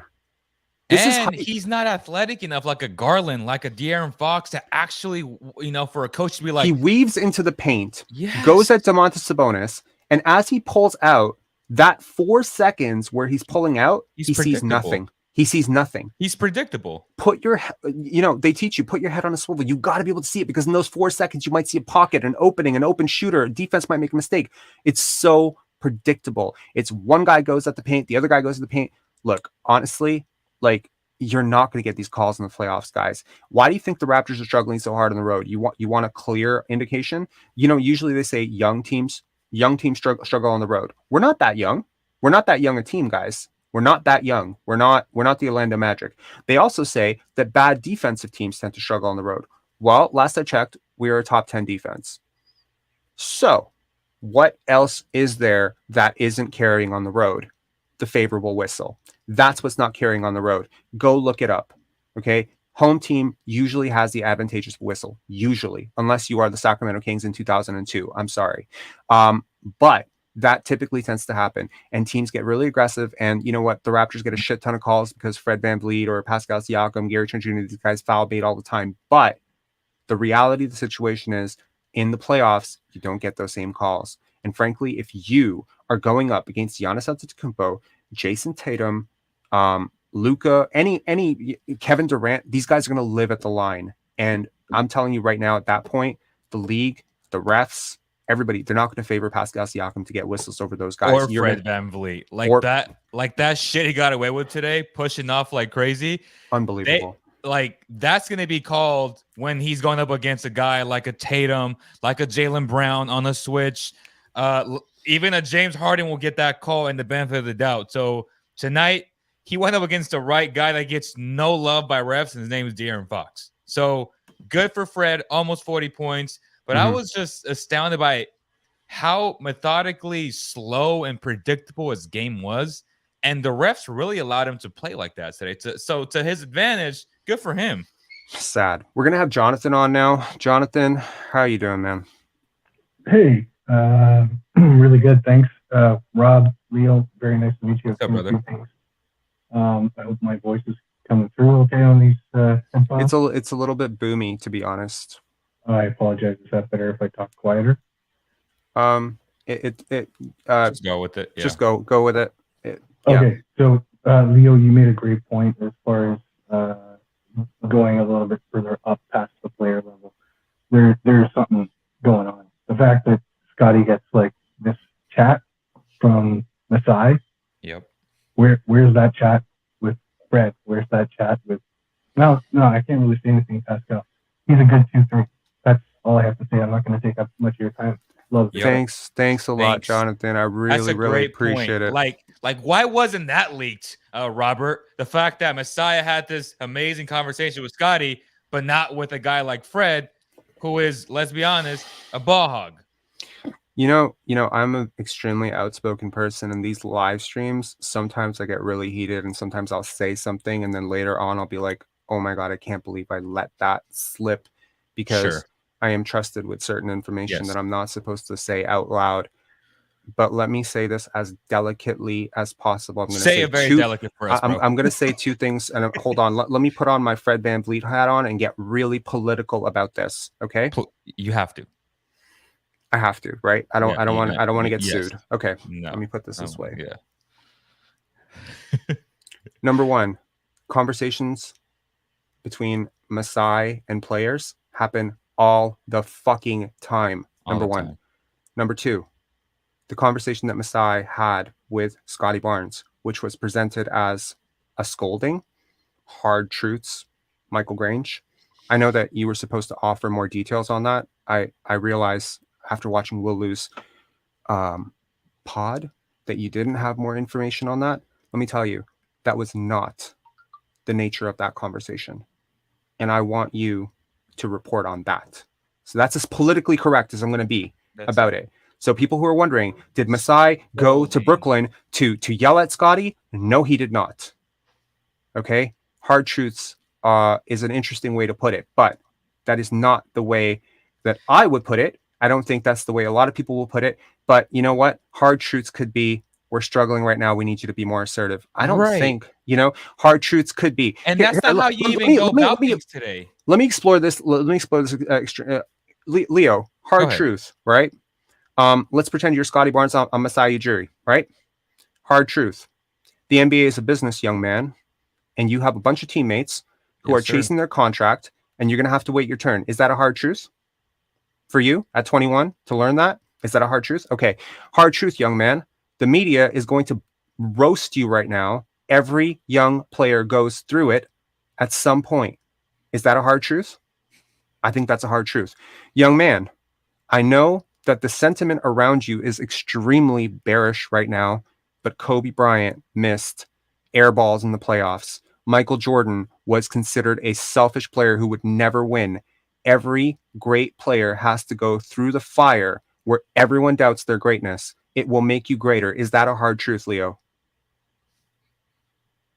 I mean, that's me being Scottie. Like, what do you want me to say? Every one of those things that I said was a hard truth. Young man, you need to work a little bit harder and stop bitching to the refs. Is that a hard truth? And he said it in that tone. And like, I want people to understand that, because in today's day, you're not fucking yelling at guys. Like, these are millionaires, like professionals. People have to start associating hard truths or scolding with like raw moments. That's not what Masai did. And it felt like that in that reporting, which was absurd, right? Masai loves Scottie. Like 100%. You have no idea. 100%. Every time he talks, look, guys, fake smiles, they don't reach your eyes. Now I'm going real wax poetic. When you want to spot a fake smile, it's not in the eyes. When you see, anytime Masai is, when he's talking about Scottie Barnes, look at his eyes. They are literally twinkling. He has finally found a player that he has been trying to build around for 15 years. Masai Ujiri on Scottie Barnes, almost a direct quote. He was asked last year, have you ever seen a rookie this advanced? He thought about it for nearly 40 seconds. He came back with maybe Carmelo Anthony in 2003. Do you understand that Masai Ujiri has been in the league for a really long time? Do you know how many rookies he's been around over that time that he had to dig back to fucking Carmelo Anthony as a rookie? And to those of you who picked started following basketball last week, I'm sorry, but Carmelo Anthony, when he came in, was widely considered one of the 3 best young players in the world. Okay, like that draft was generational because of him and Bosh and LeBron. So for him to compare him there, and to see these people being like, oh man, Franz Wagner is better than Scottie Barnes because Masai Ujiri yelled. Good fucking riddance. Guys, look, I'm just saying, pick a lane. Pick a lane. Be real, but don't fucking change your tune every day about like who's good and who's not based on whose shots are going in. People go through struggles. Young players go through struggles. You know what I am encouraged about? That Scottie is trying. Number 1, despite this batshit crazy offense. Number 2, that he's still willing to make mistakes. Sometimes you'll see him float the ball up. Let me tell you, he'll make that mistake. He'll watch the film. The next time he won't make the same mistake. That is always every scout I've ever talked to. They always say, I always ask them, like, this is a question that I always ask people when I meet, anyone who is doing something that I'm really curious about. What is the biggest misconception about what you do? Like, what is the biggest misconception about like how I think you should think versus how you actually think? And they said with kids under 24, 23, we actually consider high turnover rates, depending on why the turnovers are happening, as a positive, because it means they're seeing and they're trying. Fred VanVleet doesn't see, Fred VanVleet doesn't try. He's not trying to throw those passes. Whenever you've seen Fred VanVleet actually try, those turnovers go up, right? There was an 8 turnover game last year. That's when he's trying. So you just pound the ball and you take a shot, you're never going to turn the ball over. Facts. Scottie is constantly looking. He's trying. And let me tell you right now, for those of you guys who are like, why is he always throwing no looks? Who does he fucking think he is? When you throw a no look, you buy the player that you are passing that no look to an extra quarter of a second because the defense isn't expecting it. When you project passes, the defender reacts sooner. Scottie is giving his teammates close, like it's a look. You do the math, you do the calculus. And he's I'm telling you, his teammates too. So trusting his teammates. There's a trust with that too. Absolutely. Okay, let's get NY4 Raps. Are you back? NY4 Raps? Bueller. Oh man. Too bad. That guy's awesome. Let's get Ace JB. Oh, what's up, Ace? What's up, man? What's up? How you doing? Good, my brother. How you doing? I'm good. Thoughts on tonight's game? Great after the night game. I ain't Light the beam, baby. Yeah. What are your thoughts about the game tonight? I called in to say 20 and 21 is not to be slept on. Right. You know my opinion on the trade, and and what's funny is that Robert is on your side. He loves Tyrese, but I do too. him. Hey, I do too. Yeah. And just because I say what I'm saying now doesn't mean I'm still not hurt by the trade, but I understand the trade. I get why the trade had to be done. He does open up the floor. I've been, trying to be open to the trade. It just hurts when I see Tyrese kill the Warriors tonight. It just hurts when I see him put up 26 and 12. It just, but other than that, I'm looking at the stats. 20 and 21 is great. I wish he was able to perform a little better during the Knicks game because I believe he put up 9 or 6 shots that game. Yeah. Just for context, you're talking about Domas, yeah? Domas, yeah, my bad. I'm sorry. I need him to be a little bit more aggressive, especially when Fox isn't on the floor. You're our second best player at this point. We need more than 6 or 9 shots out of you. I can't remember right off the top how many it was yesterday, but I didn't really care for that. Let's get a poll going in the comments, guys. Can we get a poll? If you think that the Kings made a mistake trading Tyrese Halliburton, who is currently killing it with the Indiana Pacers, for Domantas Sabonis, who's a slightly older player who has really done well for De'Aaron Fox and really opened up the offense. Just let me know in the comments, Tyrese or Domas. Let's see what comes out of this. Can I answer that? Yeah, go ahead. Tyrese has a bright future, and that's why it hurts. If you hear mistake, that's where it's coming from, because we understand the potential, and not just potential because he's displaying it right now, but we understand a passer like that at 6'6", they don't just grow on trees. Like, it's hard when you got to give up a player like that, even if he's balling out like Sabonis. But I don't think it was a mistake. I understand the trade. I understand why we did what we did. I just wish it was a better fit. Like, I wish Tyrese was able to stay and we was able to groom around him as well, because I don't see another player like him coming out the draft for another 5 years. Like, his name is Dyson Daniels. You don't have him though. Honestly, man, I see a lot of Jason Kidd, bro. I really do. I think you guys missed on. I'm unusually high on Tyrese. I told you this at the time of the trade. I think you guys fucked up, and I think like the shots coming around. But to be fair, though, I also think that guys haven't scouted him well. If you sit on his left hand, as I've said 1,000 times, like the Kings did, he's going to struggle because his shot is funky. Leo at this point is sending emails to other teams being like, "Can you please sit on this guy's hand so this trade can look?" His shot. Leo just put a lanky defender on him. Tyrese has a bad game. I don't know what Tyrese did to him, but Leo always points out his flaws. Honestly, Tyrese Halliburton is one of my favorite players in the NBA. I made a list to watch. I made a list because he plays the right way. I made a list. Tyrese plays the right way, but he's not as good as people make him to be, though. Like, he's not. He is. Okay. I don't think that's true. He's not. He is. Look, I made a list of 22 players that if they're playing, I will watch, and he was on it. Okay, he's fun. And you know who else was on it? He plays the right way. Sabonis. Yeah. So you know what? I don't think it's a lopsided trade. I'm not trying to treat this like Vince Carter for Eric and Aaron Williams type of trade. Obviously not. You did get a potential all-star. You got a very good player. I think Domantas Sabonis presents a lot of issues in terms of team building, in terms of building around him. And I don't like building around players who are hard to build around. Personally, I don't think our focus is to build around Sabonis. But you are, though. You're building an offense around Fox and Domantas Sabonis. But you mentioned Fox. I think our cornerstone, or even like Sabonis said, I think a week ago, he said Fox is the head of the snake.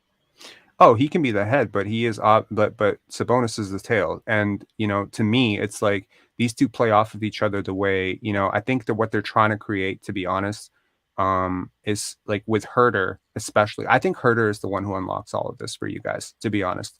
Say that one more time. And I think Herter is the one that unlocks all of this for you guys. The way that you guys are running motion around that guy, I think you really missed him tonight. I think if you had him tonight, I know that Raptor fans are probably going to hate me for saying this, but I think if both teams were really healthy, I think that the outcome doesn't change. I think Herter is that impactful in terms of movement and shifting defenses. And OG Anunoby, is a hell of a defender and probably one of the best non-big defenders, if not top 2 in the league right now per every metric on the planet. I mean, it was a 1-point game, so yeah, But I think how much Herter, in place opens of up in place of the guys who were playing in his place, like Terrence Davis. No shade to Terrence Davis. TD's awesome. Out tonight. TD's awesome. Yeah, right. I think he deserves some more minutes, to be honest with you. He does, and his analytics are insane. And honestly, it's really too bad the Raptors lost him, but that's another win for Masai Ujiri. If you ever doubt Masai Ujiri as a scout, you need to be like you need to have your head. You need to have your head checked. Great. He's a great president. He's like a bit of a war leader, to be honest, like a bit of a dictator. Like, fuck Brooklyn. Bobby Webster's fucking great too, though. Yeah, to be honest, I think they're both incredible, but Masai's eye for talent and eye for people is next level. I think if I could pick his brain for 2 hours, okay. I would say any. So like real quick, now that I have 2 Tyrese lovers on the stream, okay? Don't label us like that. I just want to point out, just specifically even tonight, and this is why, if you look at the B-ball index grades, why Fox is so elite as a playmaker, because people, again, Rob said this too, people just look at box score assists. And right now, Tyrese is a leader in box score assists. I don't care I'm about not that. saying he's a great guy. I'm sorry. I'm not saying he's not a great passer. He's a phenomenal passer. But Fox gets the slight and gets disrespected and slandered because he doesn't put up 10 assists a game. But if you watch tonight, the amount of pressure that he puts on the defense and how open he gets his teammates for open shots, it's fucking incredible. Like, he is such a gifted passer. It's truly insane to me. But I don't think when I never give get the Tyrese, if he's a gifted passer, what is Tyrese? Is Tyrese a blessed passer? Yeah. Is he a walk-on water passer? Like, how far are we going above gifted? Because I will tell you, I think Tyrese is a better passer. Okay, when I give Tyrese and a worse scorer in transition. Go ahead. I can't tell you without looking at the numbers more carefully and looking at the tape. And I don't want to talk out of my ass, but I think he's like, I'm comfortable saying Tyrese is like a top 3 to 4 passer in the NBA, and this is at a time when passing. He's a better passer than LaMelo Ball. Yes, I had that argument with one of my friends. Crazy. He's not. It's not. I mean, he's not, but yeah. It's flash versus effectiveness, the way that he plays. Look, honestly, the reason I like Tyrese is just a good person. That's all. That's what it is. I love him as a person. And great for the team chemistry, great to build around. He's just a good person to have on your team. Like, besides just what he provides on the court. Someone want to respond to this comment right here? Raps should get Dyson Daniels, SGA, or KD. You know who else the Raptors should get? Prime Michael Jordan, Prime Kareem, Prime Hakeem. Can we just build a super team? Prime Shaq, Prime Kobe, Prime Vince.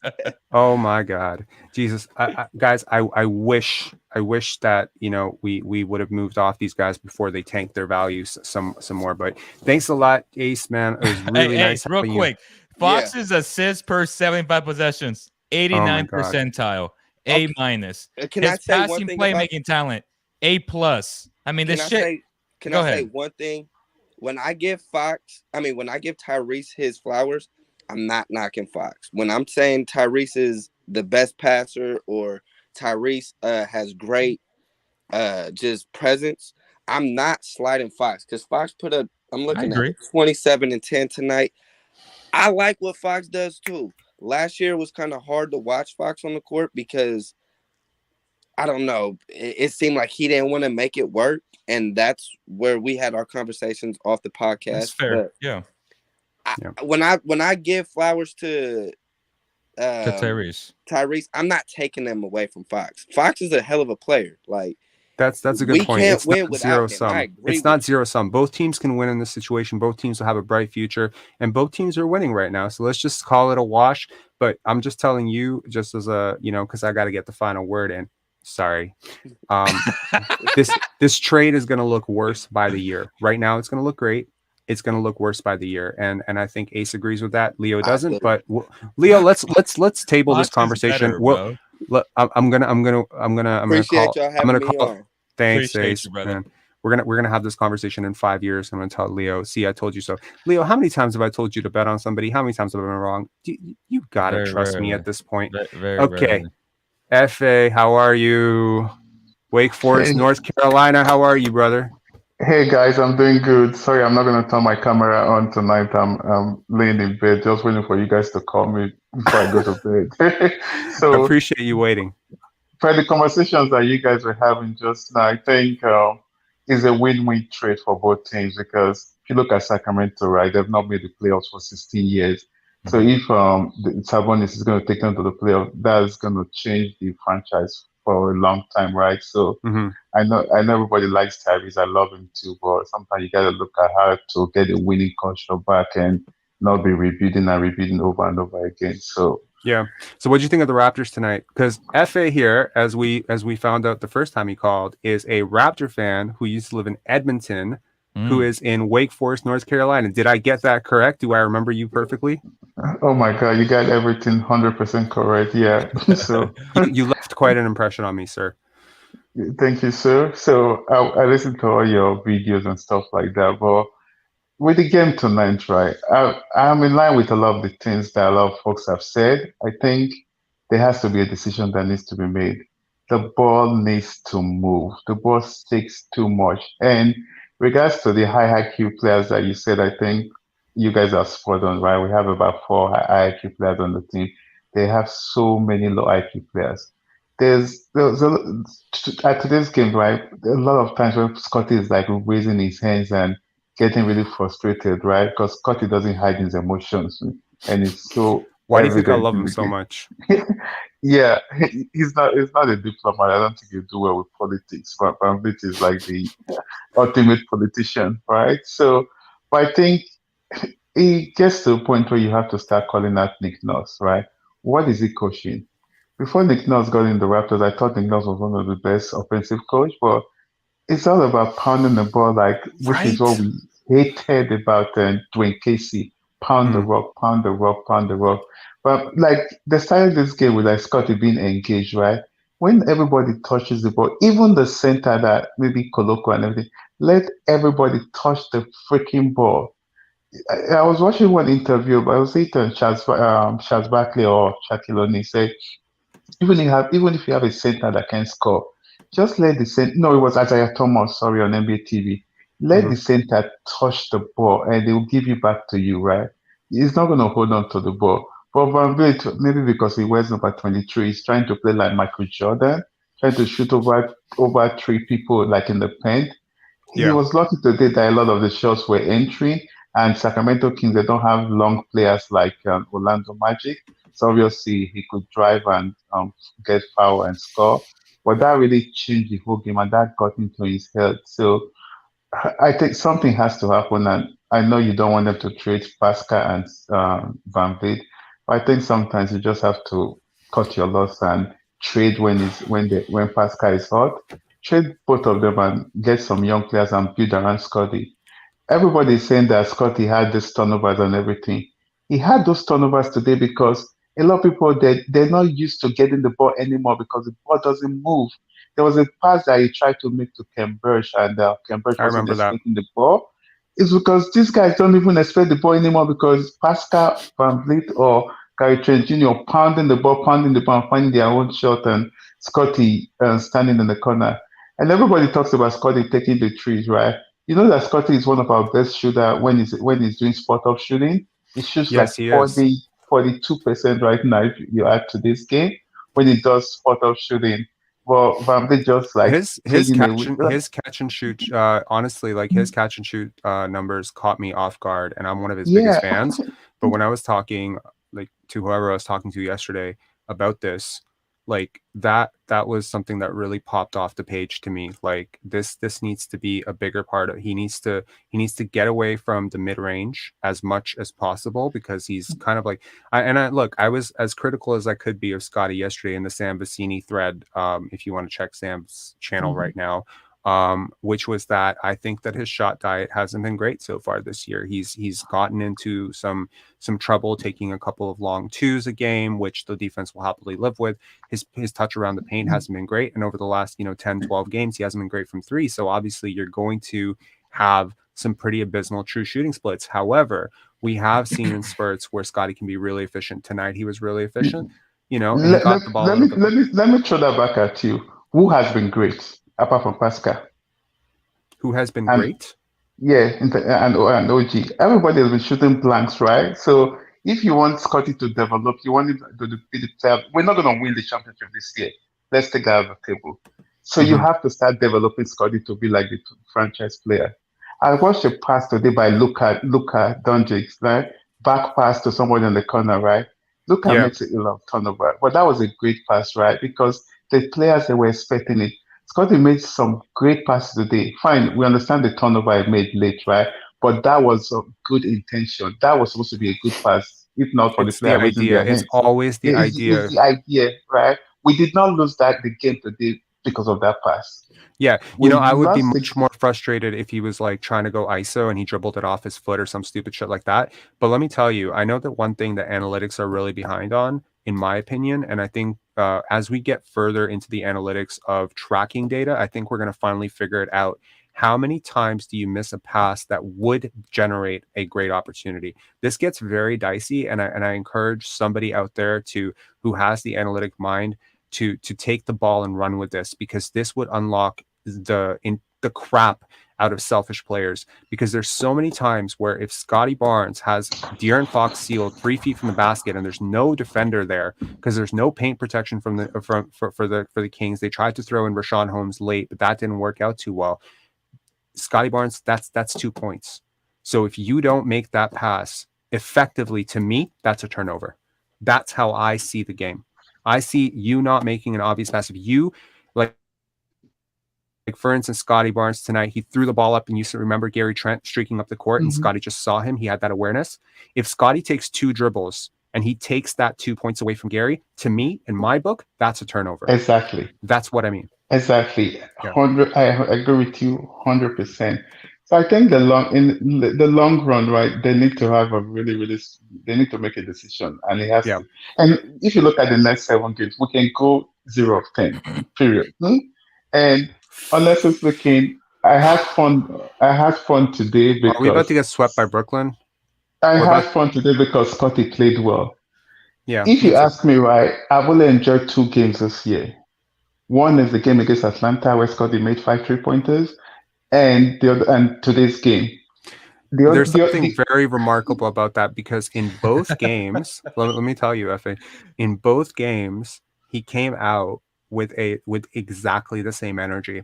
Prior to the Atlanta game, he was challenged to go more in the paint because, he wasn't like a shooter. And so he, literally before the game, if you recall, Nick Nurse was like, he needs to go into the paint more. And he kind of pulled that thing. And Coach Carter, you remember that guy who always shoots threes, and Coach Carter? He basically did that. He like totally rebelled. He's like, you telling me I can't shoot threes, bro? And then he just came out, pull up three. That is who Scottie Barnes is. Guys, here's the thing. Scottie Barnes, If you have watched him in EYBL, if you watched him in FSU, this is a player who plays with his heart on his sleeve. He is emotional. He is loud. He is obnoxious. And if he's not on your team, he is annoying as hell. He will scream at you for no apparent reason. He will do crazy things. That's who he is. That's how he gets his energy. So when he comes out with that attitude, you can see it within 12 seconds, and it is always a good game. Always, always, always. He had that attitude against the Lakers. He had that attitude against Brooklyn last year when he did that crazy thing. He had that attitude against Boston last year when he had 23 points. When he comes out with that vibe, that energy, that, like passion, and it's hard to get passionate about playing in this offense, especially if you know what you're doing. Especially, if you had told me, if I didn't know who these players were, and you had told me that Scottie Barnes was the 13-year vet tonight, and Siakam and VanVleet were the rookies or second-year players, I told Leo before tonight that I have a new nickname for Fred VanVleet, and please feel free to coin this, but do give me credit wherever credit is due. I'm going to call him from now on LA Fitness. I'm going to call him LA Fitness because this dude reminds me of that dude at LA Fitness who literally will not pass the fucking ball no matter what.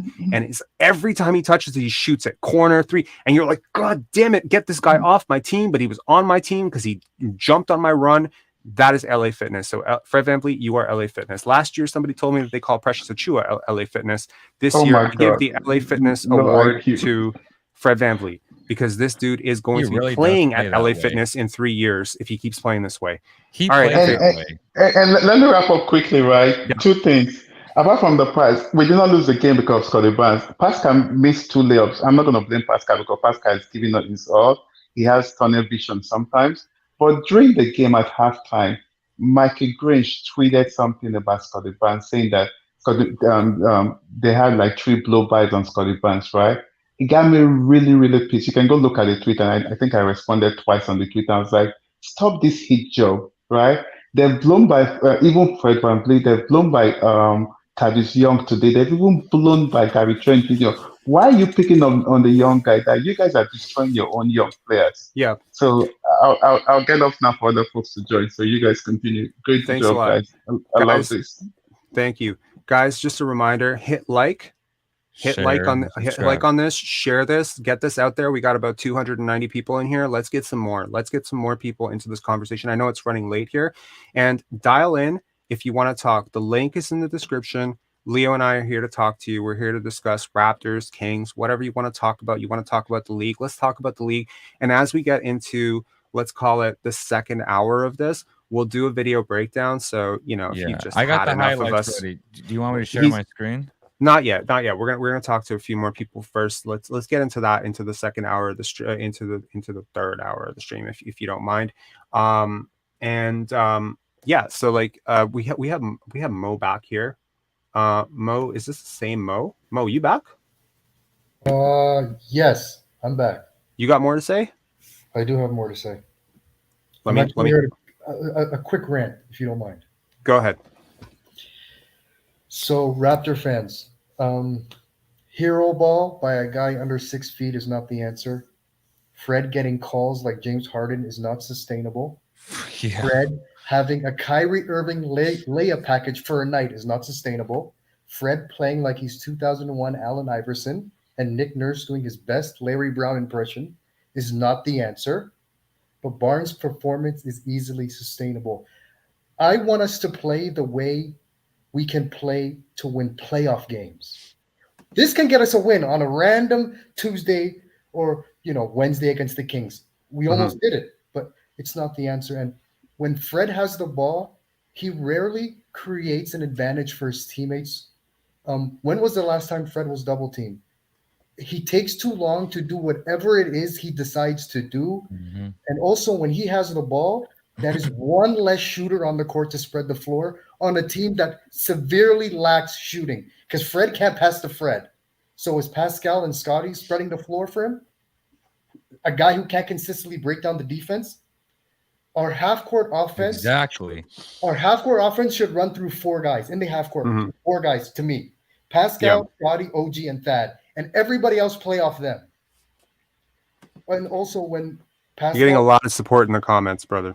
Listen, when Pascal is out of the lineup, we are not a lottery team. When Fred is out of the lineup, we are not a lottery team. Why do they have this approach like LeBron James in Cleveland, where if I sit out, we are a Division III team?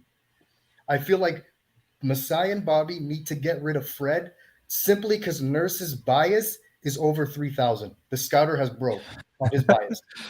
And it's like removing cake from the house so the fat kid can't eat any. And I want to say something about Pascal. He can learn something from Sabonis, where it's okay if you score 8 points and your team wins. You don't have to be like, oh, we're doing good. We're on a 10-0 run, but I didn't take a shot. Let me just go on one-on-one. You don't need to do that. You will end up averaging 23. It's going to happen, 22, 23. There are going to be nights you score 14. It's okay, buddy. You don't need to shoot 20 shots every game. You'll average out to 20. Some nights it might be 8.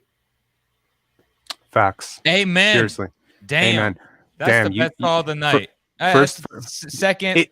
He's like right there. Who's he competing against? Himself? Yeah. Himself the first time? Okay, straight up, bro. Let me tell you something. When I was a kid, I used to call into the Fan 590 all the time. Yeah. And I used to call in on hoops and stuff. And I used to steal the thunder from those guys all the time because those guys would be talking mad shit because they're company men, you know, Jack Armstrong, those guys. Mm-hmm. And I would just come out and say like this crazy stuff, but it was true. It was like facts, you know, like even though I was a kid, I understood basketball at a very intuitive level. And the callers would be like, how are we going to follow that up? Right now, I know you're not 17. You're a man, right? Yeah, but I'm getting the same vibe from you. And it's like, I don't know who to put on after you because I don't know how to follow that up. I feel like kind of like you should be doing my job. I should be the one calling into your show. So let me know if you ever start a show. And honestly, I will support it. If you ever start a show, and you know what? Look up the about section on Pensari basketball. Just look up the about section. My email is there. Please email me. I would like to talk to you. We can do a show together. I want to hear more about what you have to say. I don't want to do it in this call format. I think people in the comments really do appreciate what you have to say. And you know, like we can push back on each other. I'm sure that we will find a disagreement at some point, but I think that when two people, you know, sort of understand basketball, patting myself on the back a little bit here too, some healthy debate can be found. So thank you so much, Mo. I really appreciate you. I just don't think there's coaching going on. There's no accountability on my team. When my best player, when a player gets a rebound who can dribble up the court and another player claps his hands for the ball, I call a timeout and I tell him, what are you doing? Run up the court. Mo, dribble the ball. You don't need to do that. Fred, that's all he does. Barnes gets a rebound and he stares at him like, give me the ball. How about you run up the court? Because we have a generational passer holding the ball. How about you run up the court and create space? He walks the ball up the court. We have a horrible half-court offense, and he walks it up the court. He dribbles the air of the ball for 8 seconds. There's about 10 seconds left, and he's like, ooh, let's run a play. No wonder we're last place on offense. No wonder. And we can't shoot. You know, Mo, the only difference between your team and this team is your team doesn't have guys gunning for, honestly, life-changing money. Yeah. Yep. And that is the difference. Yep. Because if your players knew that the difference between 20 points per game and 18 points per game was like $10 million, it might change how they view it. So I appreciate you, man. Like I would love to talk to you because I think it seems like you really. One more thing. Go ahead. If I was on Fred's corner, I would ask Fred, how many years of his life, of his basketball life, is he removing by this? The way he's playing on both ends. That's true. Like in his mind, I think he's like, I can make 40 million for 4 years. But if he played the Drew Holiday style, he could make 30 million, 35 million for like 8 years. I disagree. He is not Drew Holiday. He will never be Drew Holiday. But he will never be as good as Drew Holiday. I don't ever want to put those two players in the same sentence. Drew Holiday has physical advantages. Yeah. Look, honestly, I spun myself dizzy last year telling people that you should not compare Drew Holiday to Fred VanVleet, and people said Fred VanVleet's an all-star. I don't think he's better. Watch Drew Holiday. That type of 60 points per game, spread the floor, do what you can, play off two other guys. When you talk about players with Fred VanVleet's physical profile and athleticism, and I'm not calling him an unathletic player because I got into that in the last rant and I got like really upset at people calling him unathletic, but I do want to say relative to NBA point guards, height, width, height, strength, burst, length, all these things do factor in.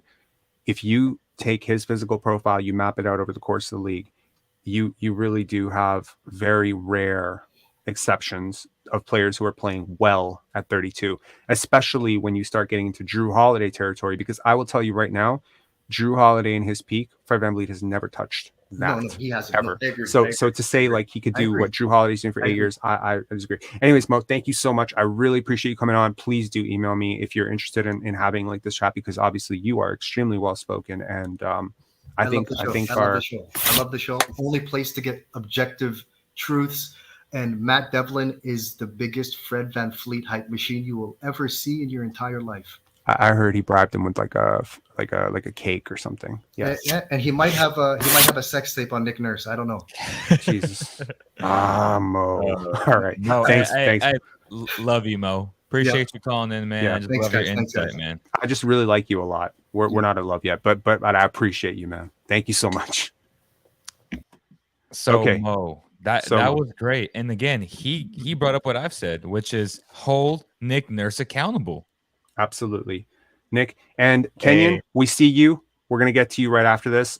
Nick, and by the way, anyone else out there, make sure to like the stream. I know that sometimes we can just get caught up into commenting, but like it. It really does help the stream get out in front of more people. And if you're interested in calling, you want to have a conversation with Leo and myself, you want to talk Kings, you want to talk Raptors, you want to talk Fred VanVleet, you want to talk about the league in general, who's going to be MVP, feel free to call us in. You have a take on the game, call us in, let us know. And yeah, so and the link is in the description below. All you have to do is click it. It is super simple. Just make sure you have somewhat decent audio. You can access it through Firefox, Chrome, whatever, on your phone, on your laptop. No software downloads required. It's super simple. So if you got something to say, talk to us. Nick, how you doing? Pretty good. Thanks for having me on.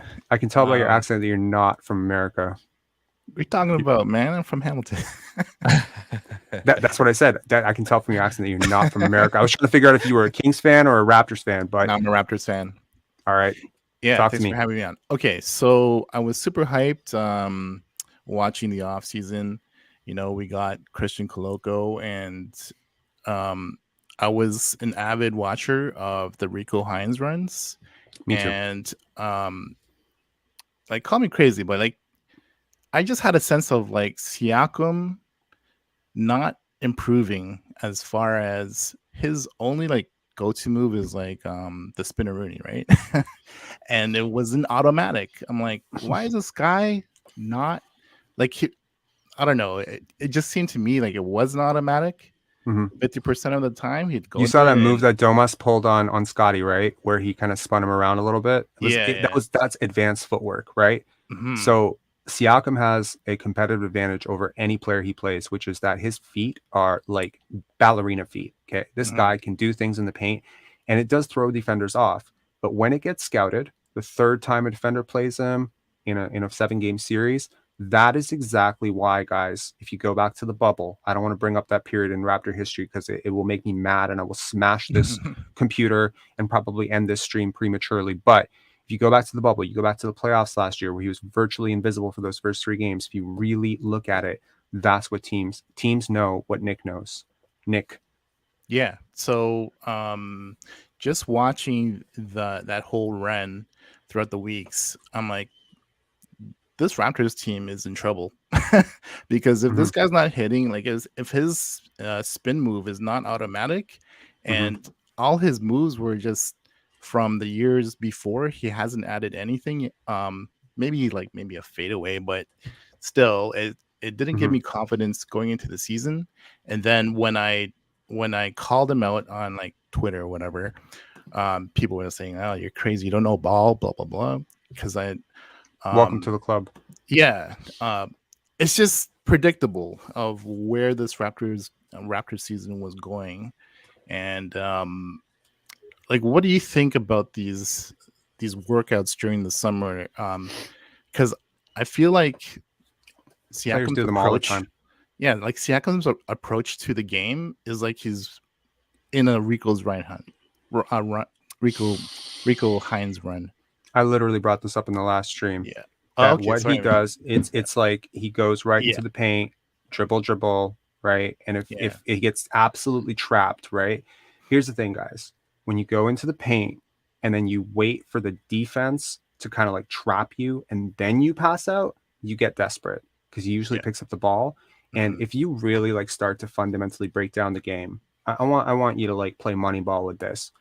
Chris Boucher, corner 3, or you have OG Anunoby above the break 3, right?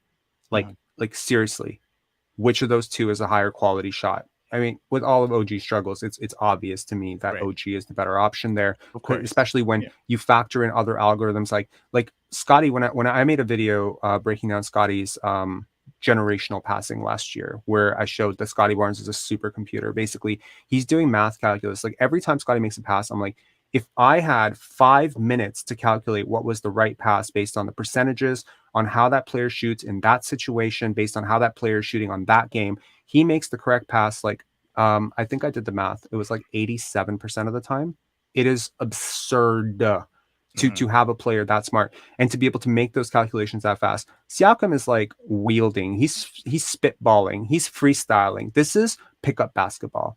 Yeah, that's what you're watching right now. Everything that the Raptors do right now, you know why it frustrates me so much? Because it used to frustrate me back in the day when I was playing basketball on pickup, and these guys would just go one-on-one. That's pickup style. And you know what? If Rico Hines runs are encouraging that shit, then maybe they need to find a different run. But I don't think that that's really the issue here, to be honest. I don't think the runs are the issue. I'm just saying his progression, like by now, like yeah, he had like a good month in when the season started, but it wasn't sustainable, and he's going back to the bad habits. And I just think getting into the paint, yelling and one. Oh yeah, that's coaching too. But I'm just saying, like from what you guys were saying, he's not a very smart player. Okay, so let me shed some light. So if we just swap Siakam with Barnes in the Kings system, where there's a split cut action between Siakam, Fox, and Sabonis, guess what's going to happen? You're going to get a very dangerous Siakam because he's playing within that flow and he's coming off a Sabonis screen. That's a game changer. On this current Raptor squad, he is the featured player, and they do run this god-awful one-on-one 24-hour LA Fitness system to where all of his weaknesses are magnified. We always talk about role optimization. That's so important right now. And now, he's not direction. Right. Yeah. Right. Well, I know that. I'm just saying as a player, individual player, like he should know better by now. At least from but that's what they're asking him to do, though. Yeah, game within the game, man. We keep talking about it. Game within the game. I'm just trying to find some ways, like, it's honestly, it is the game within the game, right? What do you do if your coach asks you to do it, though? Because that's what they're asking him to do. Is play that way. Yeah. I don't. Okay, look, I think like at some point, Nurse is going to have to coach more than be aggressive, right? Now we don't have access to what he's saying behind closed doors, but you know what? At some point, oh my God, we have a watershed moment. Look at this comment. Oh my God. We got it. Your biggest detractor in all your comment sections, James Welsh, has finally agreed that Leo is making sense. Come on board, James. I actually want to talk to you, man. I actually want to talk to you on the screen because I've never spoken to you. Nick, thanks a lot, man. Thanks for calling in. Man. I really appreciate it. Respect to Hamilton. Talk to you later, man. All right, see you. Next up, we got Lauren, and then we got Kenyon. Lauren, talk to me, man. Hey, guys. Can you hear me? Yes. Good. Okay, how are you? I'm good, thanks. So I was watching earlier, and then I went for a bit. So I went away for a bit. So you guys might have already talked about this, but I was wondering, like, who you think we should target for a trade, if you had any thoughts on that. Like, what trade do you think could like make? How about this?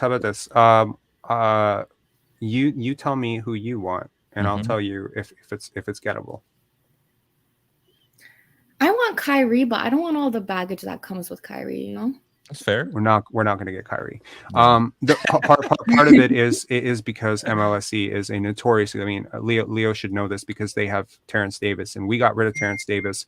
And trust me, what Terrence Davis did, you know, the accusations and everything that was against him, it doesn't compare. I don't think, you know, not in severity or whatever, but in scale to the baggage that is around Kyrie. That's not happening to anyone else.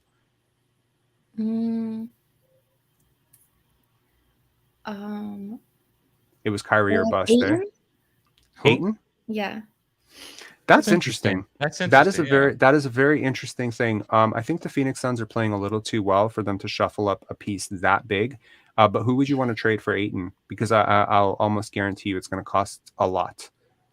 Oh, I figured it would cost like either Pascal and somebody else or something like that, maybe. Or would you think they would just do straight Ayton for Pascal or something like that? That's getting spicy in here. No pun intended. Let me know in the comments, guys. I assume there's a lot of Raptor fans in here who may be very frustrated with Pascal Siakam tonight. I implore you, do not let your frustration of him tonight. Don't be psychopaths and like jump off the ship and on the ship every night. Just take an objective look based on the fact that DeAndre Ayton is much younger, plays a position of need for you, probably is a much more natural fit with Scottie Barnes. I have a trade proposal. DeAndre Ayton and 2 protective first going to the Raptors, and the Raptors are sending Pascal Siakam. That's the trade proposal. Yes or no? Let us know in the comments below. I'll let you right now. No. But yeah. Okay. Yeah. See, here's the thing, Lauren. Here's what I would say. Once you get into the top 20 players in the league, and I think regardless of how high or low you are on Siakam, I think we should all be able to agree that fundamentally he is in that group of top 20 players, right? Mm-hmm. Yeah. There's no that we know of, no personal baggage. There's no Kyrie situation here. There's no expiring contract situation. He's on the books for 2 more years. Yep. He is, by all intents and for all intents and purposes, a very hardworking guy, a good guy, to have in your locker room. The only thing that may be a downside to him versus other star players of his ilk is the marketability element. Like, I don't think you're selling out an arena because you got Pascal Siakam the way that you would had you gotten a big household name like a Giannis, like a Joel Embiid. Like, these guys are much bigger in the States, and I think, Leo, you could probably verify that, right? Mm-hmm. Yes. Like how many people in Sacramento, if I talk to them, would be like, yeah, I'm like really big on Siakam. Like, they know of him, they know he's like a really good player, but I think like Kings fans, I'll say this: Kings fans are in love with Siakam. They want him so bad. Like, that's all I hear on Instagram every single y'all day. Also in love with DeRozan because of your video. Okay. But I will say but I will say, like, in general, like, I don't think that most people should look at him like the marketability element of it should be as high. I just say that when you get to that top 20 layer of players, the asking price becomes absurd based on market trends, based on precedent. Okay. I think we can all probably agree that Pascal Siakam has more market value than Rudy Gobert and Donovan Mitchell. If he doesn't, he should. He has more market value than Donovan Mitchell? I disagree with that. I don't. He's a much better defender, and he's a very similar offensive player. I think Donovan Mitchell is a hair better offensively. Oh no. He's a lot better offensively. No, he's not. He's not. Yes. What are you doing to me here, Leo? You're turning me into a Pascal Siakam defender because you're going off the rails here. No, he's not. Oh my God, I would. Okay, defense matters. Defense matters, and I'm going to tell you right now that Pascal Siakam is a very overwhelmingly positive defender. He's not a great defender like some people want you to believe. He's not Draymond Green. He's not the best defender on this team, but he is a really good defender. And I guarantee you right now, if you swap Siakam for Donovan Mitchell on this team, they're going to do pretty much the same thing. Donovan Mitchell is going to shoot more threes. So yeah, you're going to generate more points, but the amount of points that you're going to give up with that guy as a pylon, Leo, look at his defensive analytics. You have your analytics screen open. Just look at his defensive analytics. He's a terrible defender. Okay? He's a B- on the perimeter, so that's not bad. Perimeter what though? On ball, right? What about screen navigation? What about chasing out the screeners? So, anyways, I don't want to get too off topic. But my point is, I think that once you get into that top 20 layer, you're starting to talk about Paul George level packages back, which is much more than DeAndre Ayton and 2 first-round picks. Do you think Siakam is better player than Paul George? No, than Donovan Mitchell. Yes, I do. For sure. Absolutely. And by the way, guys, case in point, this is what a Kings fan actually thinks of Pascal Siakam. And what did I say in my last? I'm a bigger fan than you than Siakam. Clearly not. You think he's better clearly than not? Mitchell. I promise you, you will not get a package of a Donovan Mitchell. I promise you that. For a guy like Siakam, you will not get a bigger package. So I know that we will not be able. Okay, guys. Okay, hold on. I'm gonna show you how crazy you are. Let me know in the comments below. No matter how sour you are on Siakam, would you trade Siakam? Okay, that is gonna be eggy. Who do you think is a better player? Both sides accounted, offense and defense. And by the way, Donovan Mitchell is like one of the worst defenders in the NBA. Fact. Last 3 years, one of the worst defenders in the NBA. Pascal Siakam or Donovan Mitchell? Let me know in the comments below. I'm gonna flash your comments on screen just so Leo can see it. He's a +4 Raptors when added, which is the A-. Okay, he's a C+ defensive Raptor. He's an A+ offensive Raptor. Like, don't compare Siakam to a true superstar, man. Come on. He's not a true superstar. He's a star. Look, he's made the Cavs the third best team in the East. Like, legitimately, it's them. You realize before tonight the Raptors were 4 games behind? I think it's a little bit disingenuous to say that it's the 4th team in the East. It's a pretty stacked East. Okay, first of all, like, in my opinion, the most impactful player on the Cavs is Jared Allen. Okay. The second most impactful player is Donovan Mitchell. The third most impactful player is Darius Garland, and the fourth most impactful player is Evan Mobley. Okay, so that's where I stand on those guys. But I will tell you that if Evan Mobley ever figures out the offense, Donovan Mitchell is going to be the third most impactful player on his own team. And you're calling him a superstar? I disagree. I think he gives up a lot. I think the Raptor fans who probably remember the game against the Cavs, and look, honestly, if Siakam is ever traded, if that ever happens, I think you will see the package that comes back for him is overwhelming. Okay, James Welsh probably went from like fan of yours to like detractor all over again. Look, we can agree to disagree. I'm not saying it's far. I'm not saying it's super far. I'm not trying to pretend like it's a big gap. But I would rate Donovan Mitchell like the 19th to 20th best player in the league, and I would rate Siakam comfortably 15 to 16. It is a gap. It's not a seismic gap, but it is enough of a gap where, as I'm trying to say, at this point, you get to this level of top 20 players, and the returns as you go up the ladder are insane. Like, the return for Giannis right now would be probably 2 blue chip prospects plus a solid starter plus every draft pick you own for the rest of your life. When you go 5 players down, you lose like half that value. So it is like it's tiered. So when I'm saying like when a lot of fans out there try to put trade packages together and they say, well, Siakam is like the 16th best player, would you take the 30th and the 32nd best player for him? No, you never do that. And you should never, ever do that unless you have a very good reason to believe that your 16th best player is about to fall off a fucking cliff, and or if he's creating locker room issues. Anyways, Lauren, I hope that answers your question a little bit in a roundabout way, but thanks a lot for calling. Guess who has a better defensive Raptor? I love the channel, by the way. Thank you so much. Really appreciate you, Lauren. Appreciate you, Lauren. Let's put some context out there. In the poll right now, next minute, who has a better defensive Raptor? Pascal Siakam or Donovan Mitchell? You guys guess. After we see the comments, I'll let you guys know. But go ahead, Robert. I know that Mitchell's defensive Raptor is higher, and by the way, that's one of the biggest fundamental flaws of the defensive Raptor, because he's playing with generational defenders. Are you kidding me? Look at his defensive Raptor on the Utah Jazz, where he was also playing with a defensive juggernaut in Rudy Gobert. This guy has made the fucking T-Wolves worse. Come on, man. Because he's playing with Karl-Anthony Towns. Look, this could be a heavy, this could be a healthy debate for another time. But I will tell you that. Who is saying OG in the comments? Stop it. Don't spam. Don't spam or you're going to get booted. Next up we have Amir. Amir, what's up, man? How's it going, bro? Good. How are you, man?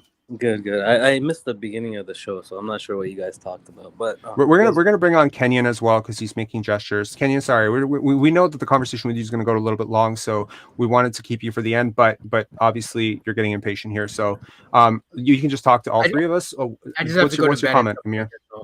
Amir. No, I was gonna comment on this whole Donovan Mitchell thing. I know we're talking about Mitchell and Siakam, but looking back, we should have actually tried to make that trade for 100%. Donovan Mitchell. Like at the package that they 100%. Gave up, we have all those pieces. We have all the draft picks, available to us. How many draft picks are you willing to give up? Do you know how much draft picks are worth to a team that drafts as well as the Raptors and performs as good as the Raptors? I'm gonna put this out there. Just I don't want to cut you off, but like, here's the thing, guys. A draft pick in our hands, as in the Raptors have a draft pick. It's the 22nd pick, 23rd pick. That is an asset that is worth its weight in gold. That same pick, when transferred to another team, loses all its value or half its value. You're giving these picks up at half the price because the other team does not have your scouting or your training or your eye for scouting or your talent development or Masai Ujiri and on this culture of stability. I'm telling you, man, like every time we've given up like a pick, and we've given up a lot of first round picks. We gave up a first round pick to move up again, DeMar Carroll. We give up first round picks all the time. The reason that the Raptors were able to rebuild so quickly, and I do mean like rebuild, they took 1 year off in Tampa after Kawhi left, Serge left, Gasol left, Lowry left. Name me another team that took that much of a hit and remained competitive. It's because of these draft picks. You need to keep these draft picks if you're the Raptors, in my opinion, unless you are actually getting a guy who's catapulting you into championship, contention. And I would just say, Amir, like the way the Raptors play on defense, it is very difficult to envision that if Gary Trent Jr. is having trouble in that system, I don't even want to think about how Donovan Mitchell is going to. But don't say he's. My God! The difference. Donovan Mitchell is a superstar scorer. He's averaging 30 points a game right now. And he can drive. We have not one player that can slash to the rim. Like, name me one player that does it, other than Siakam. Maybe VanVleet can't do it. Trent can't do it. OG can't do it. I completely agree with you. He has rim grab. He puts pressure on the rim. He has a great shot diet. He takes a ton of threes. He's a great and he makes passer, a lot of, by the way. He's a great. He's not a great passer. He's a very good passer. He's not a great okay, if he's a great, like, I don't like these superlatives that are used for players like generational, great, whatever. I realize that I call Scottie a generational passer, and maybe I need to eat some crow for that. But I really do believe it. I do believe that he is that level of passer. But like, if he's a great passer, what is Siakam? Because I think they're close. They're Siakam really close. He gets doubled. That's why he has to pass it out. Leo's about to walk off this. Passer. He's so. I love Siakam. And again, I'm a bigger fan than Robert is. But God diggity, he's not on Mitchell's level. No, like there's levels to this. No, Mitchell is a much better scorer than Siakam. I'll give you that. He takes a much better diet of shots. He takes a healthier amount of threes. I would trust him 100 times more in the playoffs. I'll give you all of that. No, but I'm telling you, other than like that championship year, what did Siakam do in the playoffs? That's so impressive. Did you watch him in the playoffs last year? Yeah, I did. But did you watch Mitchell in the playoffs last year? You want to compare their stats? The difference is historically, though, Mitchell has been a historic playoff performer. Remember in the bubble, Michael Jordan numbers. Remember in the bubble?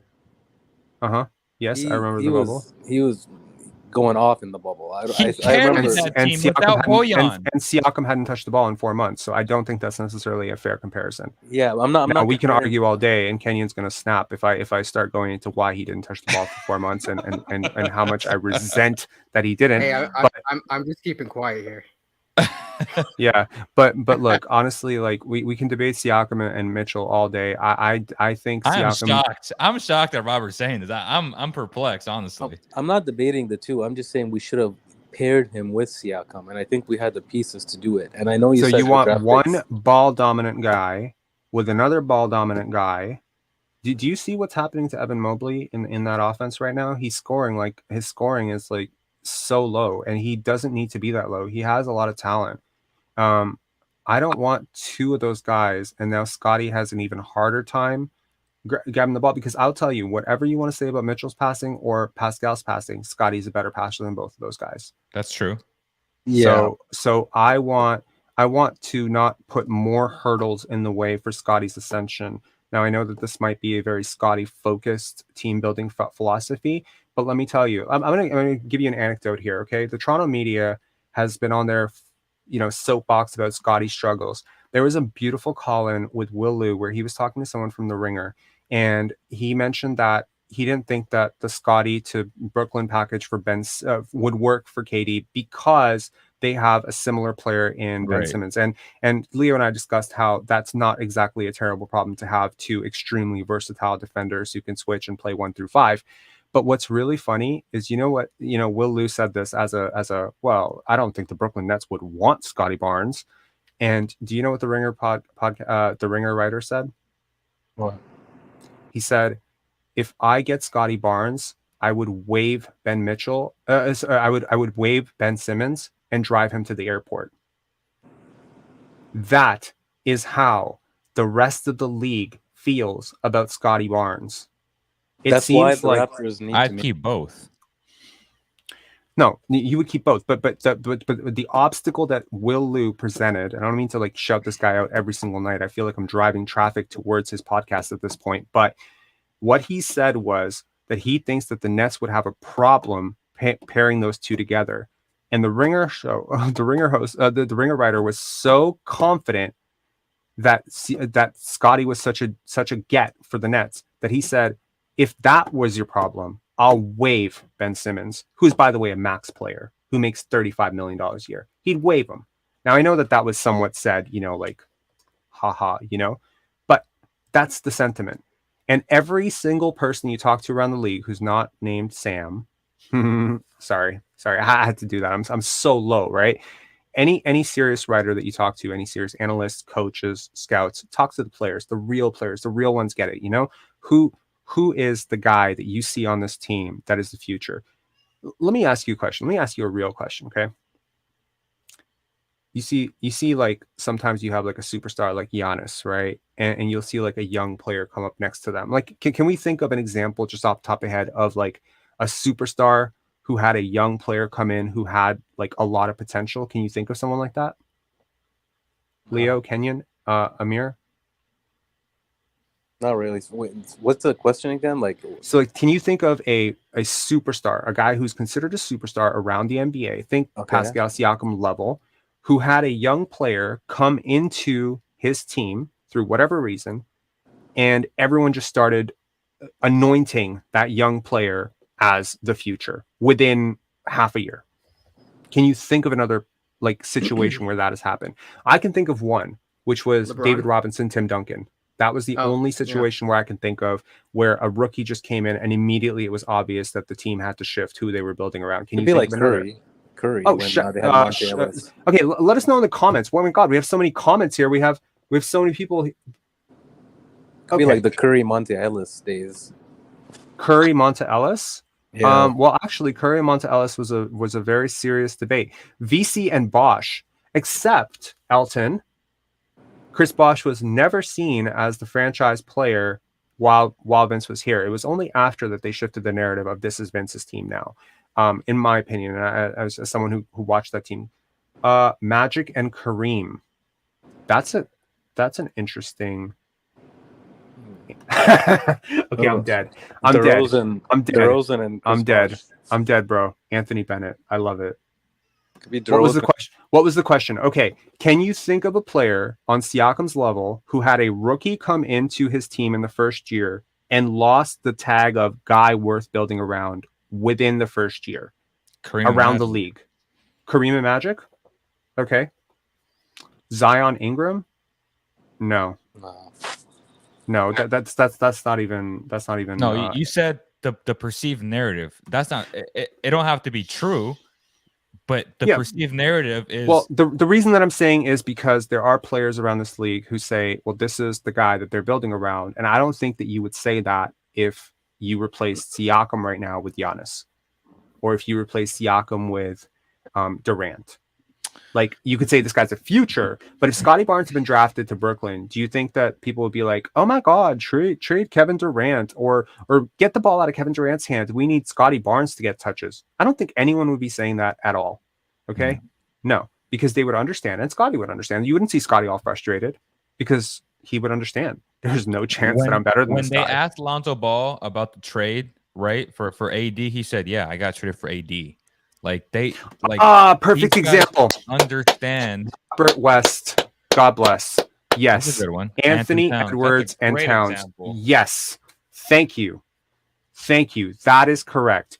Anthony Edwards was seen as the guy almost immediately when he got there. It was like a 60 game transition, and once we saw what he was doing, we were like, oh, this is coming. And they still gave Towns a supermax. They still gave him a supermax. Yeah, I mean, by the way, they're a little bit closer in age. Yeah. That's funny. That's I'm so sorry, Bi. If you ever end up watching this, I'm so sorry. But you got blessed to get out of that situation. That's a dope ass thumbnail though of Scottie Barnes. Yeah, for real. Yeah. Yeah. Amir, sorry, we've completely talked over you a bit here. Did you have a comment? Yeah, that way we like Kenyon talks. I just like they need to make a decision of where they want to go. Okay, VanVleet is just like it's over for him. What did Masai Ujiri say? He said no man's land is not a place we're willing to be, right? Yeah, but he's all like sometimes I know people love to praise Masai, but sometimes he's all talk. It's all we want to win. It's all about winning, and in the practice, court they have win and all that. So if you want to win, like you have to make serious moves that or you want to rebuild. You want Scottie Barnes to be the future. Okay, then rebuild the situation. If you don't want him to be the future right now, then get pieces, get shooters, get ball handlers. Like it's the same team as last year, and it doesn't seem like they have a direction. Do they want to rebuild or do they want to contend? Yeah, coaching staff is really need to figure it out. Amir, I would say this, and this is homework to anyone who thinks, being critical of Masai. And I'm not saying that Masai is above criticism. He's made mistakes. He's a human being like any of us, but I have a tremendous amount of respect for the man. And this is someone who is I'm willing to entertain the idea that he just sucks. I'm willing to entertain that. I'm willing to entertain the idea that he's not a top 5 exec. But every time I'm willing to entertain that idea, I've found that he is. So here's my suggestion to anyone out there who may be feeling like, is Masai doing enough? Because I've seen a lot of those comments. Oh my God. Okay, Luigi, my dude, why do this? Okay. So here's my homework to anyone out there who thinks that Masai Ujiri is not doing a great job, or that he may not, if you're maybe a member of the Rogers family listening out there who thinks maybe Masai Ujiri wasn't worth all that he was worth, let me ask you a question. Look at the last 12 years in the NBA. Look at the last 11 years in the NBA. When did he come on? He came on in 2013, right? 2012. So look at the last decade in the NBA. Calculate the winningest teams in the NBA. And let me know what you find. Warriors, Lakers, Celtics, all the teams that have been good. Figure it out. Which teams have won the most in the last 10 years since he took over? I agree. I agree that he's been good. But I'm just saying for the past couple of years, like the Scottie Barnes year, we weren't supposed to be tanking. But who decided to shift it to tank? Yeah, right. He did, but it's because he signed Aaron Baines. You know how much more obvious can you make it that you're trying to lose basketball games? He signed Aaron Baines. He gave you the tank commander. But they weren't supposed to be tanking. They had a pretty good team to start the year. Like, they just couldn't sign anybody. They brought in. Okay, hold on. Let me just put this. They weren't trying. They couldn't sign. They brought in Stanley Johnson and Rondé Hollis Jefferson to replace Kawhi Leonard. You think they were trying to win a championship that year? No, the Rondé Hollis Jefferson was the year they won the championship. I'm talking about like what they were in Tampa Bay. I believe it was the year after. Please correct me if I'm wrong, someone in the comments. But the year they were in Tampa, when they signed that year. I don't think Rondé was not on the championship roster, man. No, he was on the year after, but that was in the bubble. I'm talking about like the year we drafted Barnes, so not last season, the year before when we were. The year before we drafted Barnes, so the Aaron Baines year, where Kem Birch came on late. Yeah, so that wasn't supposed to be a tanking year. They started the year okay. We ended off the year in the bubble, and we didn't end the way we wanted to end. And then they came back with basically the same kind of team, but they couldn't sign anybody. Their best signee was Aaron Baines, and that was a Masai mistake because they couldn't sign anybody. They couldn't sign a center. They couldn't replace. He's made mistakes. Hold on. Like a top 5 guy. This is not a completely fair argument, Amir, because look, in terms of roster flexibility, they had their mid-level exception, okay, and to be honest, that puts you at a competitive disadvantage, in my opinion. You are playing a year in Tampa, okay, with no fans, really, like 0 fans of home fans, and you're having to sell free agents on that prospect that, hey, we might be in Tampa, but we might shift back to Toronto. That's a very dicey proposition. Number two, you can't tie up the cap because you need to save space for Giannis. Okay. So you had to literally bring somebody on who was willing to take that type of deal. And I think all things considered, regardless of how poorly Aaron Baines worked out, I think that was a reasonable idea at the time that it was made. I don't judge people after the fact. I cannot do that. The benefit of hindsight is what I think armchair, GMs do all the time. They say, well, how did you not know so-and-so was a bust? Or how did you not know this trade wasn't going to work out because the guy died in a car accident, right? It's like, it's easy to judge from the benefit. Like, I think that Masai Ujiri has taken very calculated gambles throughout the years. Okay. I think he's an excellent general manager. And I think that other general managers who sometimes throw out 6 draft picks, 7 draft picks, young prospects, look at how those trades work out for those teams and how much continued misery those fan bases have. They're literally chasing 41 wins, and we have a fan base right here. And if you want, by the way, guys, this is kind of a closing, we will end this here. Thanks a lot, Amir. Thanks for coming on, man. Yeah. Just to put this out there, we are 2 games under 500 right now, guys. As a fan base, we are 2 games under 500. If you talk to an average Raptor fan right now, you would think we are 15 to 25 games out of behind 500. You would think we lost every game this year with how much we are panicking as a fan base right now. Why? Are we all crazy? Or is it that over the last 10 years, we have grown accustomed to not being a 500 team? Do you know how many teams out there are just desperate to be 500 teams? Masai Ujiri has come here and Leo is putting his hands up. He's like, yep, the Kings. Leo literally today, no offense, said we need to be open to trading Keegan Murray, who is their 4th overall pick this year, who's doing pretty well, Davion Mitchell, who was their 9th overall pick last year, and Harrison Barnes, potentially, in order to get better at the small forward spot.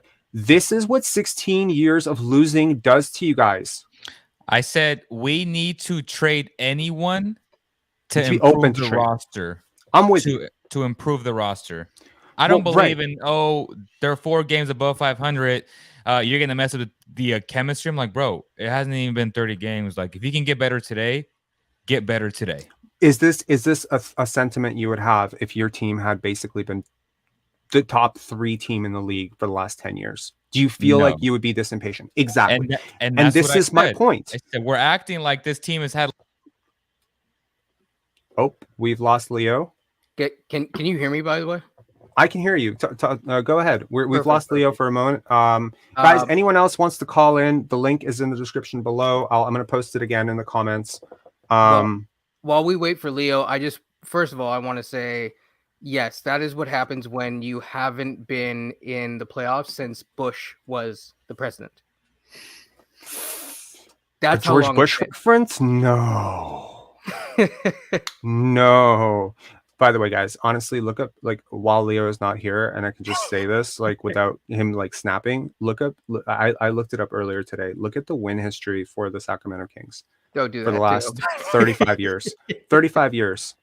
There was 7 good years. The Raptors just enjoyed 10 good years. And what did Masai say? Even Tampa was a win. Why? We got Scottie Barnes, right? Yes. We got Scottie Barnes. And, by the way, plus, no Canadian fans really had to see it. We weren't even here for it. That's so true. that awful basketball of Aaron Baines missing 3 after 3 after 3 after 3, nobody really had to see it even. It was like a wash year. We got an awesome prospect. We're building around him. He's amazing. No, Franz Wagner is not better than him. You cracked out people. What is wrong with people overreacting to 1 game? My God. So look, Masai Ujiri, he doesn't bat 100. I'm the first person to say, I think he's too patient. I think that Bobby Webster and, Dan Tolzman, I think the front office in general. But you know what Masai Ujiri did? He put Bobby Webster in that place. Absolutely. Jeff Weltman, the guy who, the team that you just saw, the guy you just saw in Orlando, that team of giants that we just faced and got blown out 1 game and beat the other game by a whole bunch of rookies, second-year players, etc. Who do you think assembled that team? Jeff Weltman. Who was Jeff Weltman the GM for? The Toronto Raptors. Who hired him? Masai Ujiri.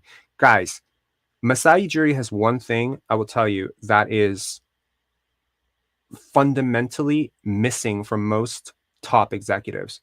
He is willing to be challenged by those beneath him. He's willing to be challenged by his players. He's willing to learn. He's willing to grow. If you've listened to Masai Ujiri talk about things outside of basketball, you'd understand this about him. He is worth every penny. If he was paid twice as much as he was paid right now, he would still be worth it. Not because he is like the perfect basketball executive. He is the perfect culture setter for this franchise. Just put it out there. Can I just say a few things? First of all, in terms of Masai, and you and I actually talked about this on, I believe this is actually the first thing that we did. We talked about Masai for a while. Yeah. And we talked about how we compared Masai and Scottie actually in terms of how they are as people. Yep. And They're I very actually similar. want to say, before I go any further, I made the mistake of I could have went and he was doing a talk at UFT Mississauga and I missed the talk and I regretted every day. I went. We could have met earlier. But he is someone, if people know his story with he had a childhood friend that he used to bike and he put the friend on the bike every single day. And the friend, I might be telling it wrong, but I believe the friend had, problems with his leg kind of a thing. That is not how most people are. Some people are like that. That's how you should be. Yeah. I push people to be that way because I think you should be that way. Not everyone is. Not everyone's perfect, but you should be like that. He is like that. You made a comment about Scottie Barnes, but I'll make it. My camera died. My bad. All good. I'll make it in relation to both of them. I wrote this down as you were talking, and I said, I wrote down. I said, Steve Jobs is a good example. Steve Jobs surrounded himself with people that he wasn't the smartest guy in the room. He had Steve Wozniak. He had other people to do the things that he didn't know how to do. That's interesting. Yeah. Okay. So I mean, that's interesting. We can dive into that a little bit more. And I think like, let's have some fun here, guys. Let's I've been seeing it in the chat. Fred VanVleet trades. I'm not really a big trade machine guy, but fire it off. Let's let me know in the comments below, who do you want to trade for? You're offering Fred. I'm the rival GM. You're offering Fred to me. I'll tell you if I accept it or not. And I'll try to be as fair as possible, and I'll eliminate all my bias against him. So let me know in the comments below, who do you want for Fred, and I'll let you know. Okay, go ahead. So there's a few other things. One thing we need to talk about later, not now, but I think that in the next CBA, they need to incentivize winning. I think that solves a lot of things. They need to get away from attaching awards to media, to money. I think that disrupts the league, but I don't want to get into that today. Yeah. Okay. Let's respond to this here. Fred for Dyson Daniels. I say, are you drunk? Are you mad? Have you read the analytics? Hell no. And I hang up the phone and I never ever talk to you again. Leo was put on a timeout. We'll drive Fred VanVleet personally to the airport. Fred and Gary for Kyrie. Oh, you can have them. You can have our problem. You want to give us Fred VanVleet and Gary Trent to pair with Kevin Durant and Ben Simmons. Yeah, we may not be a better team, but I will guarantee you that there's not a chance that Brooklyn wouldn't do that. That Brooklyn would do that in a heartbeat. I think they would do that. What do you think, Leo? 100%. Right now, they're trying to get rid of Kyrie. Like they want to get rid of a headache. Yeah. While I understand that as a talent level, and by the way, he's better than both. But he's way better than both. To say Kyrie Irving is better than Fred VanVleet is like almost insulting to say. He is miles better than Fred VanVleet. But you have to consider the off-court stuff. You have to, and look, I'm not one of those people who thinks Kyrie Irving's a bad person. I think he's a very misunderstood person. He's not a bad person. And I really, really hope that this anti-Semitic thing has just been spun totally to hell. But guys, like, the media loves to hate on people, and when they start to hate on these guys, it just builds and builds and builds, and they just look for more reasons. So Fred to Chicago for Williams, Terry, and White. This is interesting. I love that. I love that. As Chicago or Toronto? It's Toronto. It's a lateral move that makes Scottie your guy, and then you have Kobe White who can come off the bench, provide that secondary. His What's the backup. gap between Kobe White and Malachi Flynn right now? Be honest. What's the gap? If Malachi Flynn is like I think Kobe's better for sure. I think he's better too. But like, how big Yeah. is the gap though? Is he better than Delano Banton?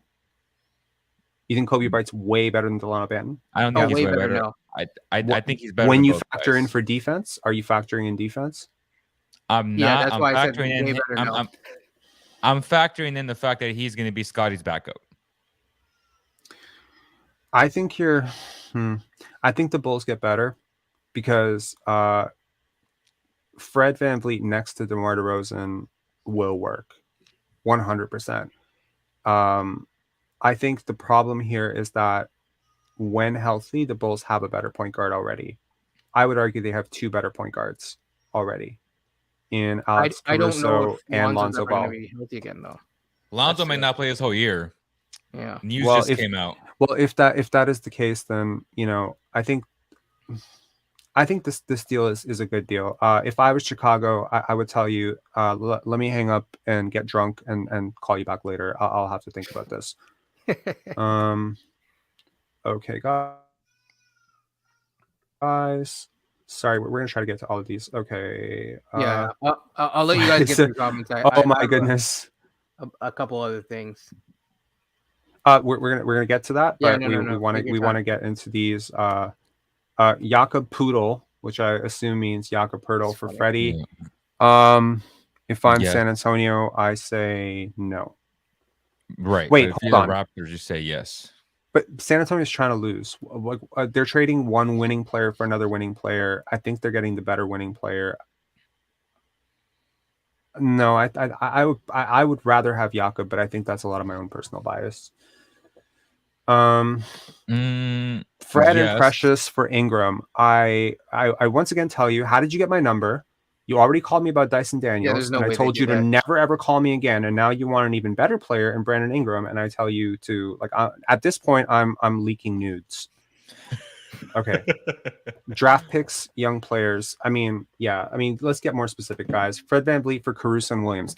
This I like. This I say yes to. I think it helps both teams. Williams has, not necessarily been great for Chicago, although they're trying to start him right now. It's iffy. I think he really fits with the Raptors. God-given sent deal for the Raptors. That's a yes for the Raptors. And Alex Caruso has one beautiful thing about him. He's not ball dominant. He's a system player. He's a team player, and he's a team first guy. And honestly, Patrick Williams is the same way. I would do this deal in a heartbeat. I know that Raptor fans. Would the Bulls say yes to this though? It's tough. Yes, I think they would. I know that they love Alex Caruso. My friend about this deal, and he's a Bulls fan. A similar is deal. Your friend Flowery and DeRozan? No. Okay. I love the name, by the way. Yes, I would do something like that, and that was yesterday, I would say. Mm-hmm. So yes, that's the best deal. Oh my god! Like if that's a deal, you got to take that. Yeah, I agree. Yep. I mean, if you want, Luigi, you can go to the back. You can go to the front of this chat. Like in the beginning, we addressed exactly this summit. Oh my god! Hey, bro. Shout out to my boy Gravis, bro. I mean, that's the trade tree right there. Full circle. He's great. Oh my god, some of these trades are awesome. Gary Trent Jr. for Jonathan Kuminga. Come on. Why would Kuminga's not as good as you think? He's got a lot of potential, but he's been a net negative again this year. Explosive 30+ points. You would trade Kuminga for the Warriors for Gary Trent Jr.? Are you serious? No, stop it. No, I wouldn't. But I'll give you an offer, and I'll raise you an offer. I will give you James Wiseman and Moses Moody for Gary Trent Jr. plus a draft pick, plus a first rounder. Your first rounder this year. So you take what? I will give you James Wiseman, who makes around $9.5 million as the first overall pick, plus Moses Moody. So yay, Monbird reunion for Scottie Barnes and Moses Moody, for Gary Trent Jr. and a first and your first round pick this year, and maybe a future second. You'll have to give me something. But I don't think Moses has worked out that well. I don't think James Wiseman's worked out that well. Maybe you don't have to give me anything. You just give me a first round pick. Give me a future first, protected, lottery protected. You say yes? No, I'm not trading for Gary Trent Jr. from the Warriors. He's just okay. Leo is notorious for hating Gary Trent Jr. I don't want to put that label on you. No one's doing that. No one's doing that. You didn't like Gary Trent Jr. last year, and like honestly, I don't like Gary Trent Jr. I feel like I never would meet somebody who liked him even less than I did, and you like him even less than I do. Okay, Kenyon. No, I'm saying I don't like him even less than both nobody likes Gary Trent Jr. God damn it! Can somebody call in who likes Gary Trent Jr.? Can one of the those thirsty comments all the time? But let's just think about how Gary would fit in that system, though. Option on the Raptors today. I think he could fit okay. I mean, how if Poole is a better version of him, he's coming off your bench. I don't think you've thought this through. You want to have two liabilities come off the bench, two chuckers come off the bench? Hell no, that's not happening. That's not going to happen. Trust me. They don't want that. They don't want Gary Trent Jr. anywhere near that team. I promise you that. And they're not giving up their only assets to get KD. Hold on. Are we considering Jonathan Kuminga, James Wiseman at this point an asset? He is a liability. He's not an asset. The asset in this trade is Moses Moody. James Wiseman is in the G League in his third year. Yeah, as a first overall pick. I just watched him play 2 weeks ago live. Let me put this into context. He's not that good, by the way. I was very disappointed. I was courtside. He's horrible. I would take Christian Koloko. Look, here's how much I think James Wiseman is really bad. I would not give you Christian Koloko for James Wiseman plus a future first. That is how low I am on that guy. Yes. I mean, yeah. And Christian Koloko has been roasted by the Toronto media. Shame on you guys. Honestly, I don't mean to divert to this every hour, but shame on you guys. You know he's a rookie big man. Grow some balls and call out your max player. Call out the stars. I don't remember any time in Raptor history. I don't remember Mo Pete being called out in his rookie season. I don't remember, Andrea Bargnani being called out in his first season for his slumps. Why are you calling out Christian Koloko? Like, why is everything I hear about, well, thank God Christian Koloko is not starting tonight? Y'all be better than this. You're grown men. This is a guy who picked up basketball at 17 years old. And by the way, I know it doesn't seem apparent to you because, by the way, like apparent to you is Fred VanVleet's an all-star and a superstar. Christian Koloko is a really good player. He's not doing certain things right now, but man, if you knew fucking one thing about basketball, you would understand why Nick Nurse is starting him right now. Sorry, I'm heated. All right, we got somebody on here. Are you a Gary Trent fan? Talk to me, man. Oh no, I am not. You're not. No, Bro. I mean, okay. I'm a fan of winning basketball, and he doesn't exude that at the moment. Maybe he could like if Gary Trent was on a full Warriors team, maybe he'd be great, possibly. We don't know, but I am definitely beating the drum right now that the Raps should make, major-ish moves. I think Pascal Siakam's value will never be higher than it is right now, and if you can go out and get like a Shaedon Sharpe package for him, I think Portland would be more than willing to 100%. To like can they do Josh Hart, Shaedon Sharpe, and picks for Pascal? Would they not salaries don't work. You'd have to include Jeremy Grant and or Yusuf Nurkic. You'd have to include a big package into that. Would they have to be included? Yes, because the Blazers are well over the cap. And yeah, so Vince, I want your reaction to this comment right here. Sure.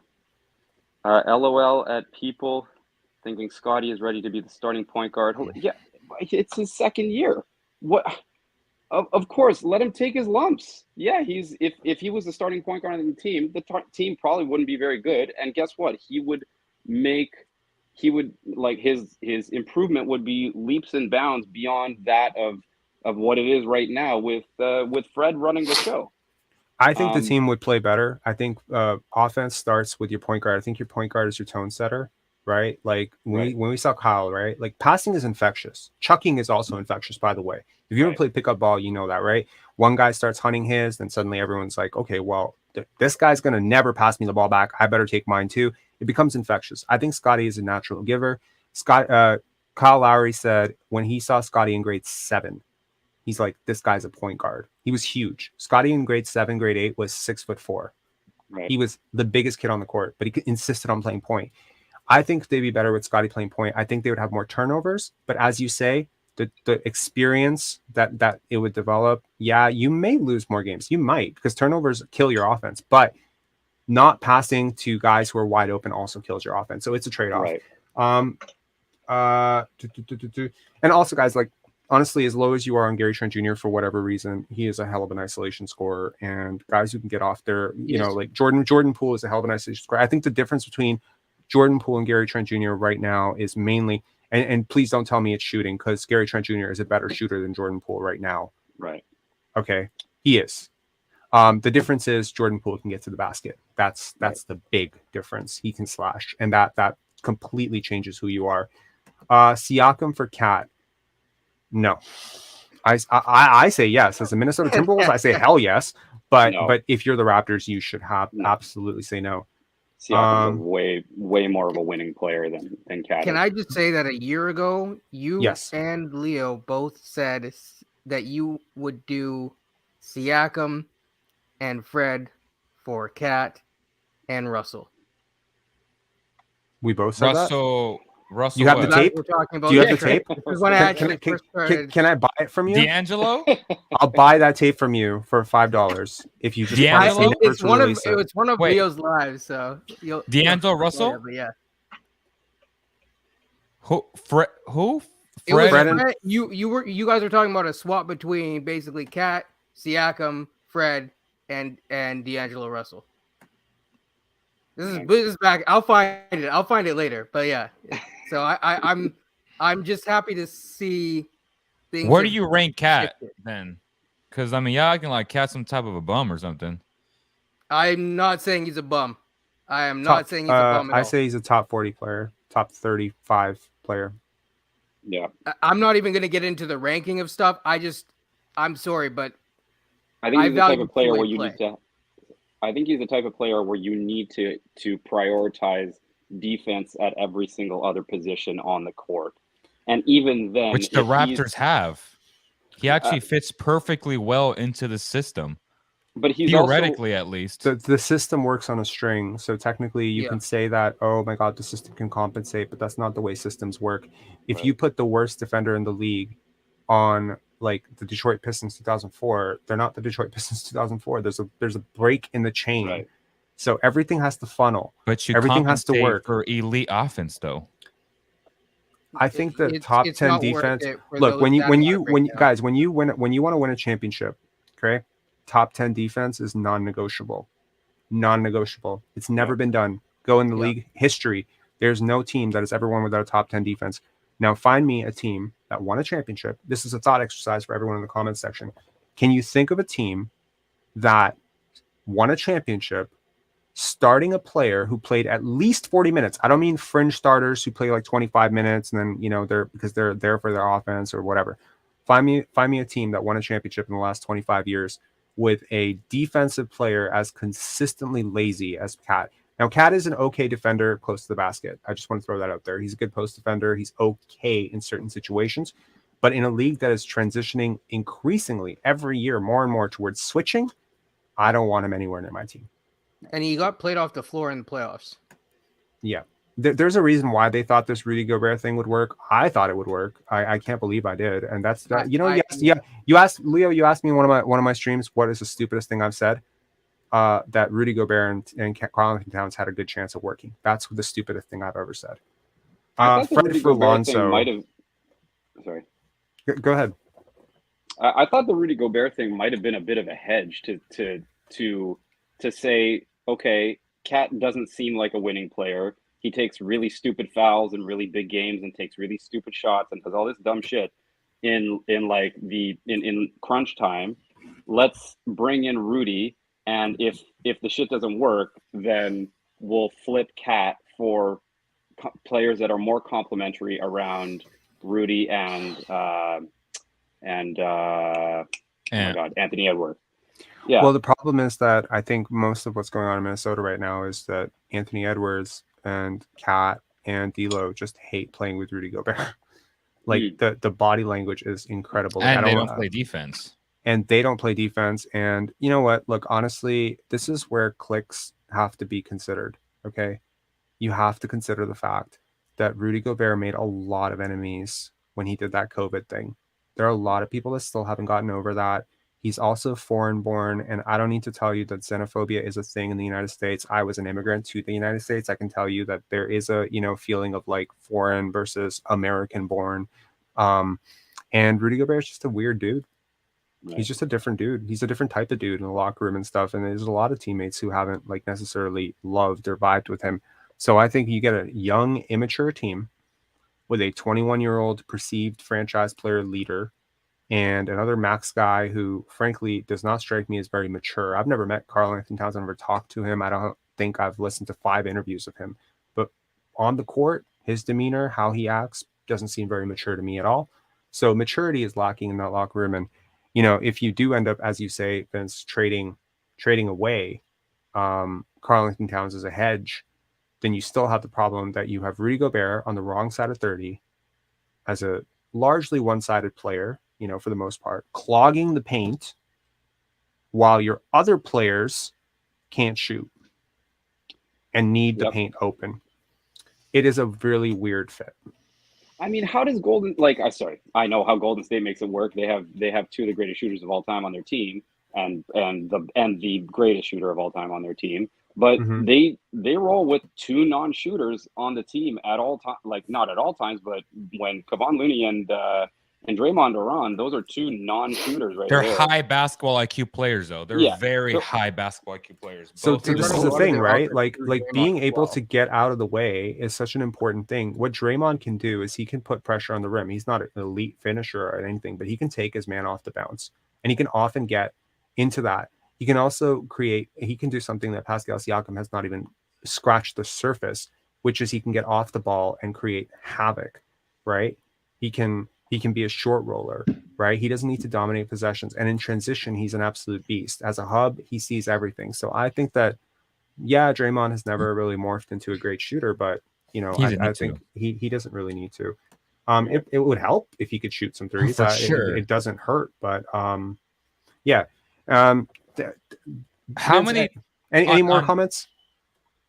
Any no, I just mainly wanted to get a gauge on where you guys think the possibility of, like, I hate the term blowing it up, but like trading away your 2 quote unquote best players so that your 2 highest paid players, whether that's the Raptors' 2 highest paid players.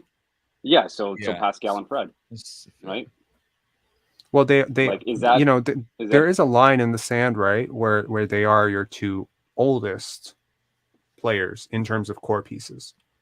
They are, there is an idea that if you trade them, you're going in a different direction. You're going back to, let's get to the playoffs and get some first round experience. You're removing the barrier of, we need to show that we're serious about contending right now. It sort of resets your timeline, which is probably a good thing right now. It reorients your culture towards Barnes ball. And I think that will absolutely improve the roster around.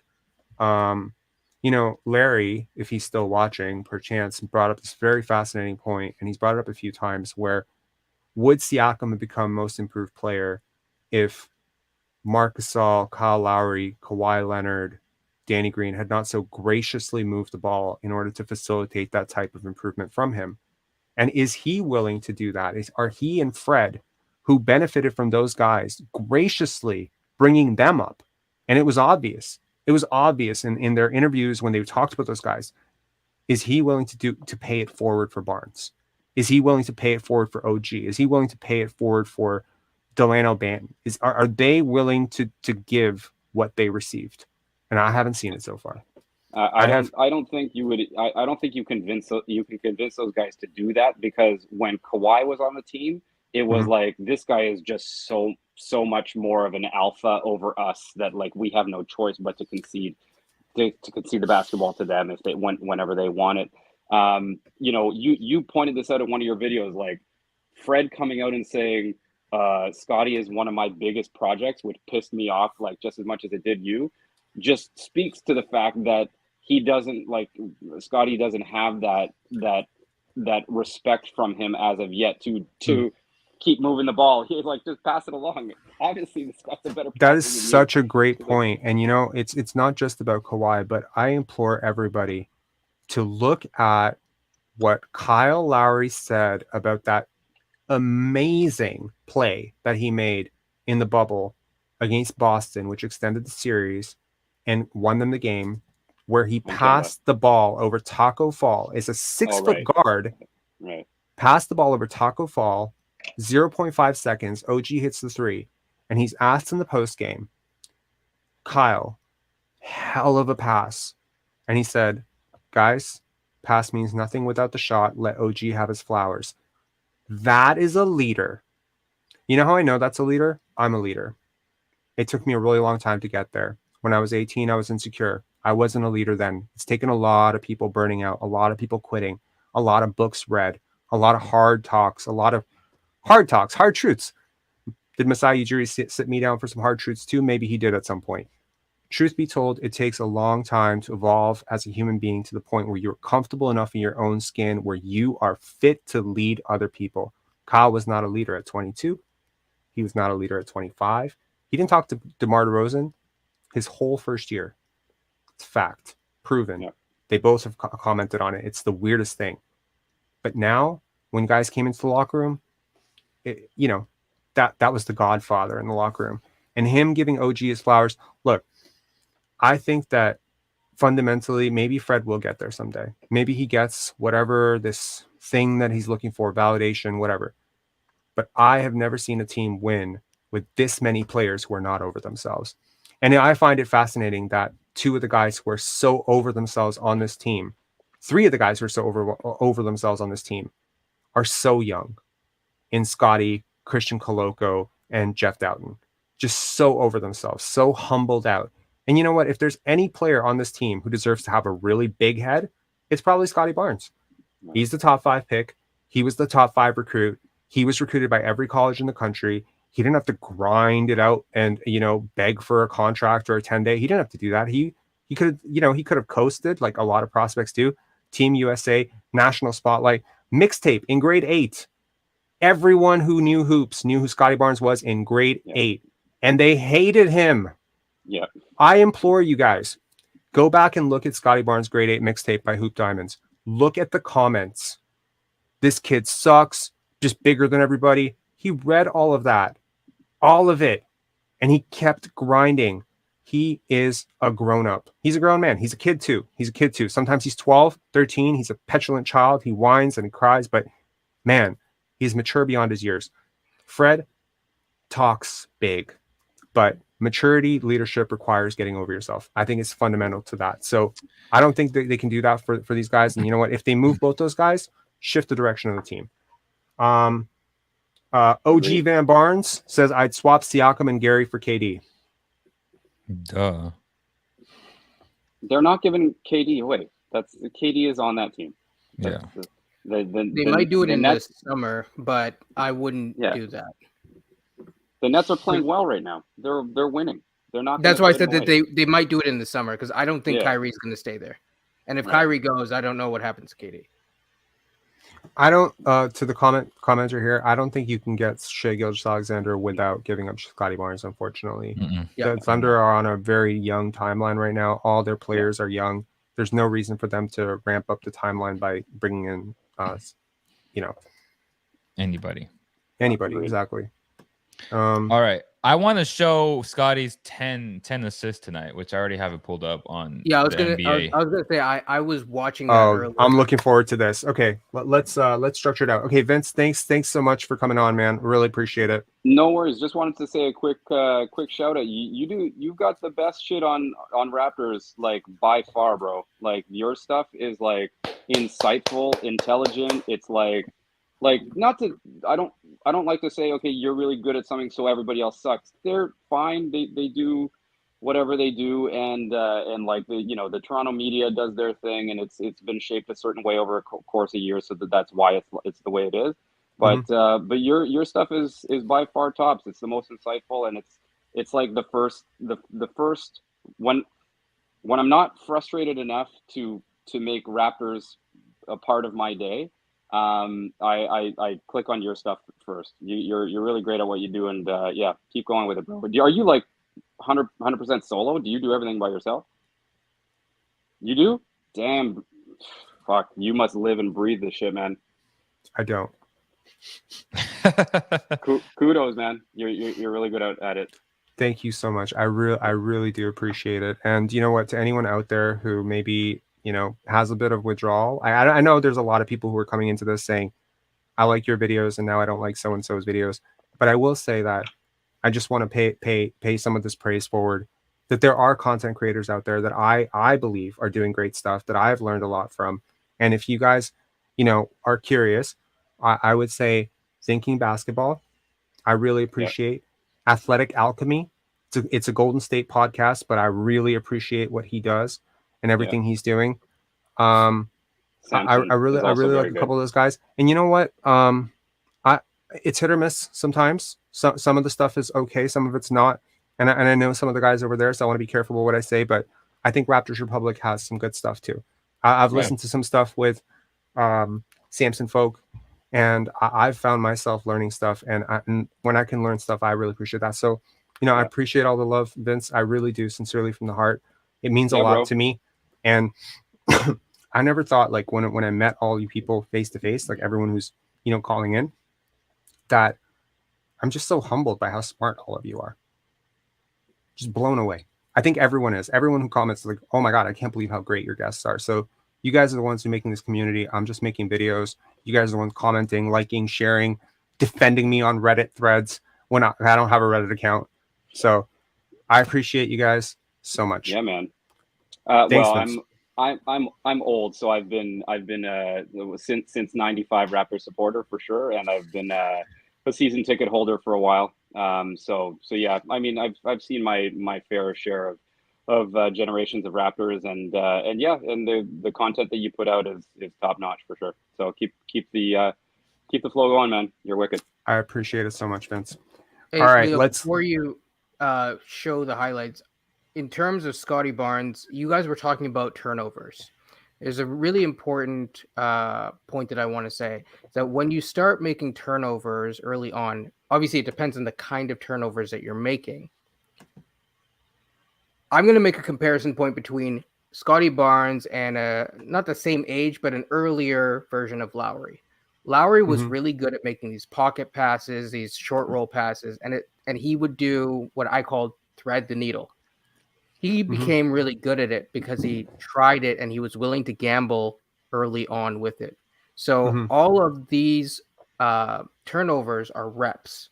They're reps for the future. There's reps for when Scottie Barnes wins a championship, and he will. Okay. Completely agree. Leo, do you have your screen? You want to pull it up? Yeah. Okay. Kenyon, it's going to work a little bit better for the screen if we have two people on. I appreciate you popping that's okay. up, man. I did want to get into Siakam stuff, but that's fine. Let's do it on the next pod. I think we have a game on Friday, and if we lose, we'll play whiskey shots. How about that? I'll do next week because I have an exam coming up the very next day in the morning. Okay. So okay, thanks a lot. Take care. Hopefully next time I'll get on a little bit earlier. I'll get through, because you made some really good points about Siakam, and I've been saying the same thing every time you were saying that. I was like, I don't know. I don't know how we got here, man. Maybe Leo did something to you, but I'm like, no. I've been saying this guy is not selfish. He is not selfish at all. No, he's not. He's just in a system that is making him. Exactly. Yeah. You need to get rid of one of those two guys, ideally. My thoughts. And I really do think that Scottie Barnes will be the head of this snake for the Toronto Raptors. So, I absolutely agree. Thanks a lot, man. Have a great night, right, Kenyon. Talk to you later. Sorry, I removed you too. Okay, let's figure out the screen on the screen, guys. We're gonna look at Scottie Barnes' assists and we're gonna geek out and grab your popcorn, right? We should have can't grab coffee right now. You figure it out? Okay. Can you see this? We got it. Yep. Can you see it? Yeah, I can see it. Okay. Can everyone see that? Let us know in the comments. Can you see that?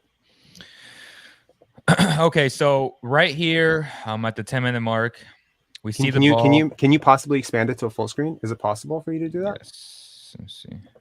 Yes. Okay, we got it. Yeah. Okay, so here we see Scottie Barnes in the post against Terrence Davis, which we all know that this is a mismatch. Scottie knows that. The Kings defense knows that, so they're kind of overreacting. And this is how fast Scottie Barnes processes the game, where he knows exactly where everybody is at, right?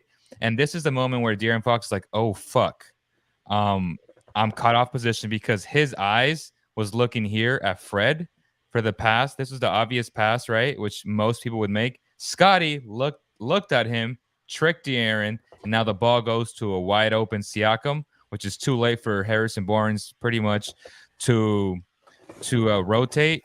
Mm-hmm. And now you get a quality open look and the shot goes in. That is all fabricated by Scottie Barnes' no-look pass and just absolutely his fundamental understanding of how to move people, which is just incredible to me. Absolutely. If you have any thoughts on that? What do you think would have happened if he didn't no-look it? I'm just curious. Okay, so like I said, 99% of the people would have made the pass here, right? To VanVleet.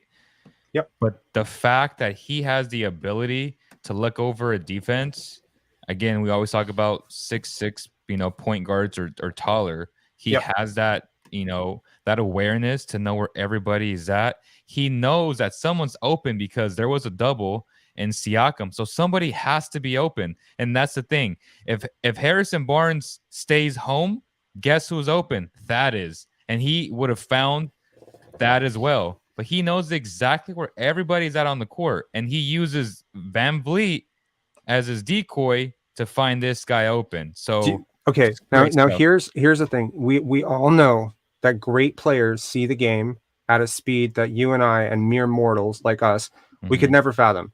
Is it possible? I'm just going to throw it out there. Is it possible that look at how ready Fred VanVleet is to take another shot? Just look at him. He's so like, I'm ready, bro. Yep. I'm fire. I'm ready. I'm ready to chuck this away. Yep. Is it possible that he's like, if you had followed me back on Instagram, you would get this pass?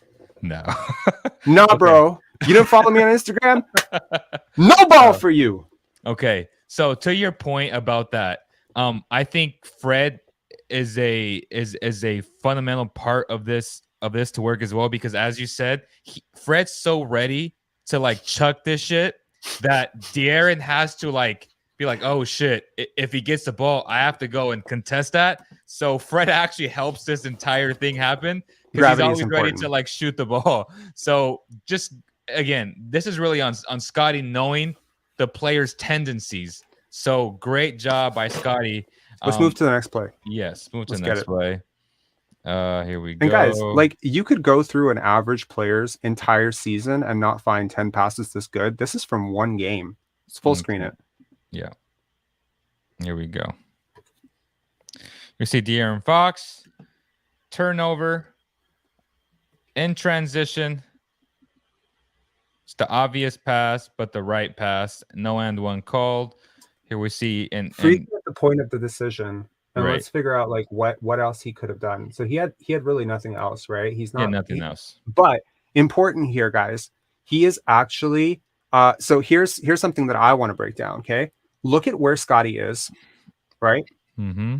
Now imagine if that was another player. I'll guarantee you that there's another player out there who takes this exact play and they go down the middle. Right? Yeah. Think about that. Think about that, guys. Like all of you out there, like, I know that every one of the 280 people here who are, like with us at 1:13 in the morning. I appreciate y'all so much. Think about it. If Scottie Barnes goes down the middle, how does this play work out? It doesn't work out because that's what every other player on this team would have done. That's not Scottie.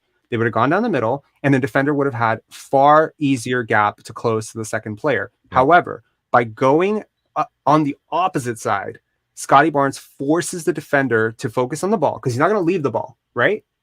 Guys, you got it, right? Like, yep. I'm not like talking out of my ass. If Scottie Barnes doesn't stay on the side of the floor, that defender can actually recover to Gary Trent Jr. By doing this for Gary Trent Jr., he's giving Gary Trent Jr. an open layup as opposed to a highly contested layup, which he'll probably miss, which he does all the time, by the way.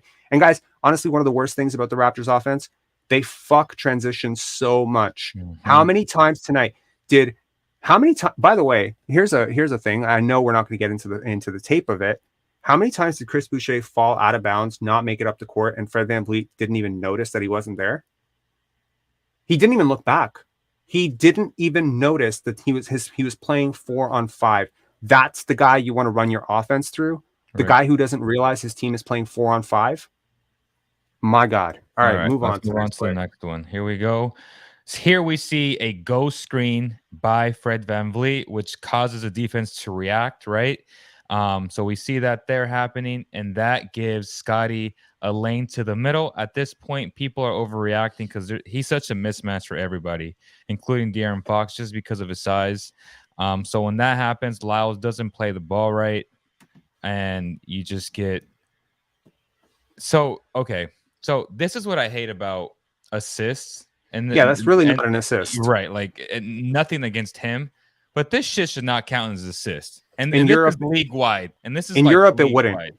Right. Let's move on to the next one. This is a trash assist. Yeah, that's a trash assist. Here we go. See, we're keeping it real. We're keeping it real with you guys. Okay, here we go. Here. So we see a nice. Let me back it up. So just to explain what the Raptors are in, this was a double staggered screen here for Pascal Siakam. The play really started over here, but they kind of fast forwarded it. And here's a second screen, which again gets Pascal going with the live dribble. Back to Scottie here, and just a goddamn dime. Oof. Everyone of you media guys out there who are always complaining that Christian Koloko can't finish dunks, can't finish layups, tell me how often he's passed to the way Clint Capella, DeAndre Jordan in his prime. These guys are set up to shoot 70% at the rim, but not when they're getting passes from guys who can't make passes like this. This is a clean look. This is a clean look, and it's beautiful, and it uses the no look again. And on top of Scottie executing it, because obviously it comes down to process as well. I feel like people all the time just look for the result, and the process of the entire play was magnificent. So great kudos to the coaching staff, but the players for executing, because this was an actual set by the Raptors that I actually enjoyed. One of the very few that I did, because this is a whole team, right? Strong side action. Strong side over here, weak side action over here, which was a double stagger screen coming off. Great roll by Koloko here. And again, great look by Siakam back to his point guard, and his point guard attacks the middle. The defense converges, and then boom, drop off, no look.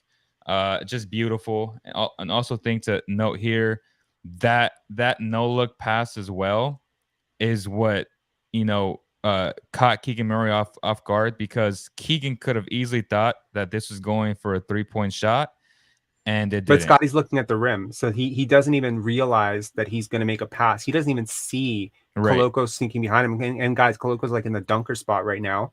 And basically, this is why the no looks are not a gimmick. Real no looks, not those fake, I looked at you and then whatever. Because as a defender, you're watching the guy's face, you're watching the ball, you're watching his hips, right? So when you really put yourself in a motion to score and then suddenly you pass off, there's a split second where everyone has to react to that. And if the offensive player that you're playing with, i.e. if we'd been running Barnes at point and all these players that he's passing to right now, like Kem Birch, Chris Boucher, Thad Young, etc., had actual chemistry with him, they would understand those passes are actually coming. Right now, you'll see sometimes Barnes will throw a pass and the guys will just fumble it because they're just not used to getting passes in that situation, because you become conditioned and brainwashed working in this offense, playing with just selfishness, and you're just like, okay, I'm wide open, I'm not going to get the ball, and it's like Barnes finds you. So yeah, shout out to any Raptors out there. If Scottie Barnes has the ball, move. He will find you. And to Siakam's credit here as well, Siakam's gravity gets Metu to like play tighter up top, right? Which this allows the actual roll. So when this function, so without Siakam's gravity, none of this happens. So this is why I love Siakam in the right type of system. And I just wish that the Raptors would be more focused on running sets like this that gets them going. So that's why this roll happens here, because he could have easily just dropped the pass, right? Easy ass pass to make. He doesn't make it, which is fine. So let your point guard find him in a dunker spot, because he can blow by anybody. So great stuff there. Let's move on to the next play. Here we go. Oh goodness. Great pass. Great cut. Okay, here we go. So here we see Scottie Barnes go one-on-one against a clear a mismatch against Trey Lyles. He's just observing the floor. He's scanning what's open and what's not. Everybody's heads up all the time. Heads up. Always heads up. See what I'm saying? His head is looking. He's scanning everybody. He's just waiting for the defense to react. He's gonna make take a what mistake. Defense gives him, right? And that's all he's doing. So at this point, not to bash Fred. Fred's head will be down right now, looking for his own shot. Okay, 100%. Scottie Barnes is actually looking for a mistake in the defense, and he waits. So he makes his move. He spins around, and this is the timely cut. High basketball IQ by Juancho. Shout out to Mr. Cruz here, and that's the right play. Scottie has the awareness to know where the hell he's at, and this is just a great pass and a great cut. So good stuff there. Awesome. Let's get to the next one. Here we go. Scottie Barnes, one-on-one against De'Aaron. And guys, just in case you're wondering, what a pass! Oh my Holy gosh, smokes! I mean, this is just God-given talent. Can you play it at real speed? Yeah, I'll play it real and then slow it down. Look at this. It's so impressive what he does. Okay, so let's break this one down, bro. So this is the opposite side. God likes some people, and God doesn't like some other people, and God blesses some people with generational vision. And this is how we break this play down. Because honestly, I didn't see this pass, and he saw this pass. I didn't see this, and pass. I see everything. And I'm a very good passer. Yeah, by the way. know. Me too. And I'm seeing it from the television, and I didn't see it. Like when something like that happens, I'm like, I know I'm in the presence of greatness. This is the moment right here. Okay, this is the exact moment. Wait. Facts. So Banton deserves some credit here too. Yes, he does. But this is the moment, right? Eye vision. They make eye contact. And again, what does Scottie do well? He waits. His head is always up, and he waits for the defense to make a mistake. So in this position, because the Kings are afraid of Scottie's hook shot, which Scottie made a living today inside the paint, because everybody's just too small to guard him. So Sabonis reacts to it, brings the double. But at this moment, Scottie already knows what he's going to do, which is the beautiful thing. He already processed the whole thing. And when we say he's 2 steps ahead of people, this is 2 steps ahead of everybody, okay? So wait. To use it from a term that Raptor fans will be familiar with, he's 2 steps away from being 2 steps away. Yeah, Christian Colok, what's his name? Bruno Caballero. Yeah. And he played for the Kings, so I know that mother hover. Here we go. So great cut here. And Scottie waits the exact, again, here he goes. He's looking him off. He knows exactly where he's at. He's looking at Keegan. He's looking at Sabonis. They're thinking, okay, or Monk. Okay, Monk is thinking this is a pass to Gary Trent. Just beautifully, right? Oh, psych. Here we go. Do you know why I'm laughing? Right. Rewind that for a second. Now, guys out there, please take your eyes off of the brilliant passing of Scottie Barnes and just look at Pascal Siakam and Gary Trent throughout this entire play. Just look at them. You were paying attention to something now. Look at me. What? Why the fuck are you asking for the ball up here? First and foremost. Bro. Oh my god. He's what like, is wrong with this, give bro? me the ball. This is a perfect illustration.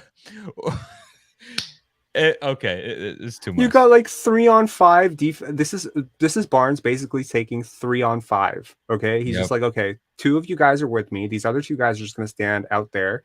They're not providing any spacing, guys. Listen, if Siakam was Karl Anthony Towns right now, I know we've been kind of down on Karl Anthony Towns. The amount of gravity that Karl Anthony Towns has out there, he would actually be sucking somebody out. And I just want to transition this because we're going to get into a few more plays here, but I want Leo to take us through the Kings offense a little bit after this.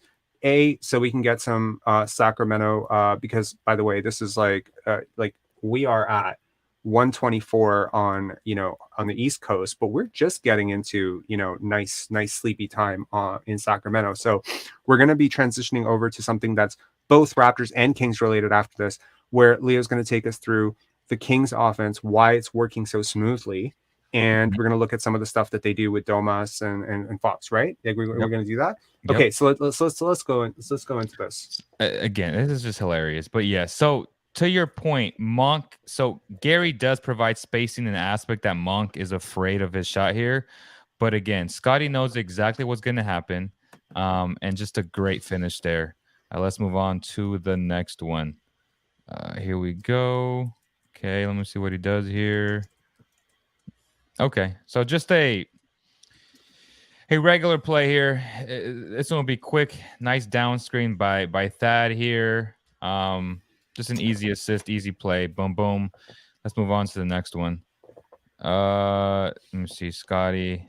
And at this point, the Raptors are up by 4 in the third quarter. At this point, Mike Brown was already ejected. Oof, what a great look.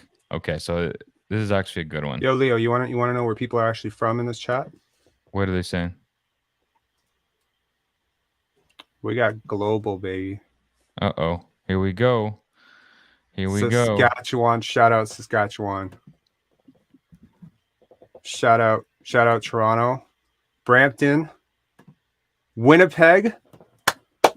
Beautiful. Okay. So here we see some strong side action, right, by Scottie. We see a pick here by Koloko. And why this works is because this is an iteration of the Spain pick and roll, but on the weak side where Fred VanVleet sets a back pick on the guard. And I always say on Basketball Zone, guards do not communicate on every level, whether that be elementary, middle school, high school, AAU, college. For the most part, most guards don't like to talk. So why the Spain pick and roll is so successful is because you put guards in positions to communicate. So this is a good backstream by Fred VanVleet, which gets my guy open over here, and then he rolls to the basket, and it's a great look by Scottie Barnes. Just a great play overall, man. So I love it. I love an iteration of the Spain pick and roll, which is my favorite action in basketball. Next play here. Hold on for a second. I got to give a shout out to France. Okay. We got Korea. Okay. Korea. We got Ottawa. We got Montreal. Scarborough. Where are you from in Scarborough? Let me know. Give me intersections. I want intersections. Barrie. All right. Did I tell you we got Congo up in here? We got Congo up in here. That's crazy. Vancouver. Victoria. Beautiful. Kitchener. Victoria. Love it. Okay, perfect. So we saw a Hold on. It's just Scarborough. Relax. No baby needed. Why the shade on Scarborough? Why? Like what's going on here? Scottie Barnes claimed Scarborough. Did he not? Scarborough's awesome. Shout outs to Scarborough. Ignore Tanzania. Holy. My girlfriend is obsessed with Tanzania. She's been there. Sweden. Leo, are you processing this? Hold up. I'm trying to look at the screen because so for me, all I'm seeing is the play, so I can't see like. No, I'm reading it out to you. Okay, so now I'm on my phone. Holy smokes, that's dope. I mean, we got like 8 countries, 9 countries up in here. That's Mark beautiful. Anderson, the biggest Scottie Barnes hater on the planet. I see your comments, sir. I do not agree with them, but I am too angry. I am too tired to be angry at you right now. All right, Scarborough is amazing. I agree. All right, back to the play. I'm sorry. I just it's so cool. It's so cool to have a global attendance, guys. This is it's humbling. Thank you so much to everyone. So on the last one, we just saw Gary Trent cherry pick, and Scottie Barnes just found him for an easy play there. So on this play, I haven't watched it yet. Oh, again, one of his famous just overhead passes. This is good stuff here, right? Just a great pass there. Nice cut there. I don't know if this is after a time. Was this after a timeout? Yes, I think this is an ATO here, drawn up by Nick Nurse. So good stuff there. That was the last assist. Okay, let me see. Yo, Christopher Chu, Agent Court? Is that Agent Court, Warden and Shepherd? Nice. That's cool, man. All right. See. Bro, Okay. we got Madagascar and East Africa up in here. Wow, that's awesome. That is awesome. Leo's like, I'm just trying to look up stats and plays. You can fanboy over your global attendance all you want, buddy. No. Court, shout out. Do you want to watch Fred VanVleet's bat shots, or should we move on to the Kings? Yeah. I mean, I feel like this is too late for Fred VanVleet bat shots. I feel like I want to leave people on a high note. I really do. I mean, okay, let me know in the comments. Like, shout it out in the comments. And honestly, if you guys vote on Fred VanVleet bat shots, we'll look at Fred VanVleet bat shots. But my mother told me, think about good things when you go to sleep. Rest in peace, my mom. But yeah, Rest in peace. Okay, so let's look at some of Sabonis' passes then. That way we kind of illustrate what a well-oiled machine of a good offense is. That's true. Sabonis. So we can look at his attempts. We got so much of the bad shots. Okay. Yeah. Rest in peace, my mom. Yeah, for sure, man. Thank you. I appreciate that. It's been like 15 years. Actually, oh my God. Yo, I need to give a shout out to my mom. Yes, sir. Sorry. Today is December 15th. My mother passed away on December 15th, 2008. So I just want to take a moment, honestly, and just say, and it was around this time. It was actually exactly this time. My mother passed away at 1:30. That is crazy. Wow. It's 1:31 right now. At 1:30, the doctor came out and told a 20-year-old me that my mother was no more. That's crazy. Rest in peace. That's 14 years. But you know what? Like, my mom always told me that if you become a good person, my life's work is complete. And I hope that I have done that for her. Amen. Yeah. Amen. Thank you to all of you, man. Honestly, I appreciate it. It's like, man, this is like a family thing here. Just thank you.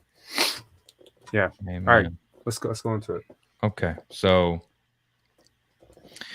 I want to look at his attempts. Actually, I'm gonna look at his assists first. Let's look at his assists first. Wait, hold on. I want to say one more thing. Sorry, I'm getting sentimental here. I want to give a shout out to Scottie's mom too, Kat. If you ever end up watching this, you're one of the best people in the whole world. You really are. And you have, like, straight up, guys. Like, honestly, the Scottie Barnes comes from good people. Like, I can't even, like, I'm not gassing. And shout outs, Kat, because you did like I'm not trying to big up like women who had to do it like the hard way, but raising a young man, that many kids, she's GOAT. Like, I knew he would be so great from her. Sometimes the apple does not fall far from the tree. So yeah, shout outs to Kat. You're amazing. All right, let's move on. Beautiful there. Here we go. So we see a whole side reversal from the Kings here. Nice floor spread out for them, and they want to throw the ball into Sabonis. Typically, this is a split cut, but we see a quick cut here because Scottie brings a double, and the Raptors defense is very aggressive. They were very aggressive. They set the tone early on. They would contest everything. So good double here. That was the game plan all along, is to double Sabonis. So that opens it up for TD, who was very good for them in the beginning. This is just good basketball, like good cut there, and too late. Good shot. Here we go on the next one. And this is what we were talking about earlier, where you have a center not only grab the rebound, which he had 21 of those, but push the ball in transition. This is your point center, and he knows exactly where everybody's at this point. He has 3 guys ahead of him. What's he going to do? Okay, he's going to kick it off, and he's going to react just like good passers do. He's going to react because guys are taught to stop the ball. He's going to react to what Fred VanVleet does, and he does the right thing. And to me, this is a mistake by Fred because Sabonis is not a threat out here, right? So huge mistake by Fred VanVleet. Sabonis takes advantage of this mistake, and he just finds an open TD for 3. Now, the Kings are very good in transition. Here we go. And once again, Sabonis in transition. He's scanning the whole floor. Everybody runs with the purpose. And I think this is the difference right now with the Raptors and the Kings, is that every screen set, every time you run your lane, it's done with a purpose. Like they're purposely doing this with the true intent to get a quality shot every single time. Now that doesn't mean you're going to get points every time, but the process is so important, and that's what Mike Brown preaches every single time. The process of how you get a quality shot, and this is one of those again. We have a question here for you. Don't the Kings have top 5 offense or something like that? They do. They do. Yes, they are top 5, top 4. It depends on the night, but they fluctuate from 5 to 2 on any given night. The Celtics are far beyond the best offensive basketball. So good stuff there by TD, ex-Raptor here. And once again, Sabonis always with his head up, right? His instincts are to always pass the ball. He does.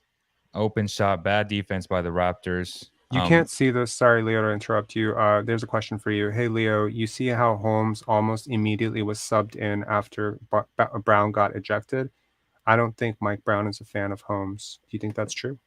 I think that's true. And I don't know why, because obviously we saw when Chimezie Metu came into the game, and I told Rob this. I was texting. I'm like, well, this is crazy. Like, this has happened too long. Okay, so quick story for Raptor fans. Sabonis, Harrison Barnes, Rashawn Holmes. They all had pitiful, disgusting games the first 4 games of the year, which is why they were 1-4. Obviously, Harrison Barnes, Sabonis, one of your better players. They got the long leash, and Rashawn didn't. And it's funny because he makes $12 million a year, so he should be one of your better players, and in theory, he is. 2 years ago, he was averaging damn near 14 and 10. And the Raptors had a lot of interest in signing him as well. It came down to the Raptors and the Kings. But so that happened. He got demoted. Metu's been playing really good offensively, but that's where the Raptors took advantage, right? Where they took that lead was when Sabonis went to the bench. Now you saw a huge difference there. Metu playing center, he's undersized. He's a power forward playing center, so offensively it makes sense because he's faster than everybody else. But defensively is where they truly suffer. So that happened, and I've literally been crying for Holmes to play and to give him a chance, because if they want to trade this man, they got to build up his trade value. I think that part of the future, you got to at least play him, give him the confidence to get back to that level where he was, to then try to trade him. So can we shift gears for a second? Because I think that a lot of Raptor fans are just kind of like tired right now, and they want to have a peace out sort of. Can we shift to just now that we've seen some good offense? Can we shift to Fred VanVleet shots? Oh yeah, I've changed my mind. I want to see it after seeing some good offense. We saw Barnes passing.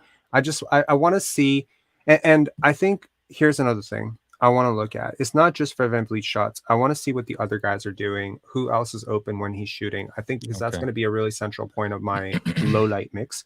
So I want to see when he's taking a shot, like what is available. So Raptor fans, who are out there like saying that, hey, Fred VanVleet gunned his shot. Maybe we can pause and play, and in the comments, you can tell me what you think Fred should have done instead, right? And I can flash it on the screen for everybody to see. Cool. This is a good way to keep us energized right now. Okay, yeah. Okay, so here we see a push off and an offensive foul there, and he got away with it. Okay. Great move there. I was tweeting out like, man, the Kings are really making Fred VanVleet look really good right now. I said, this is just bad defense by Terrence Davis. Yep. He knew that Terrence Davis and De'Aaron Fox starting in the backcourt, he was going to get whatever he wanted. Pull up. Okay, so this is a good one here. So this is in transition. Okay, we got Tokyo in the house. Shout out to Tokyo. Shout out to Tokyo. At this point, he has, I guess, two guys ahead of him. I guess if he counts Scottie.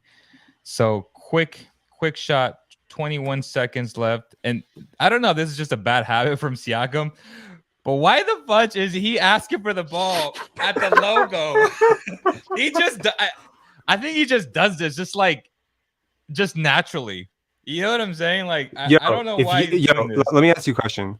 If you played with Fred VanVleet, wouldn't you feel a need to do this too sometimes? I feel like I empathize with Siakam. Shout outs to Siakam, man. I understand. I understand that. That's funny.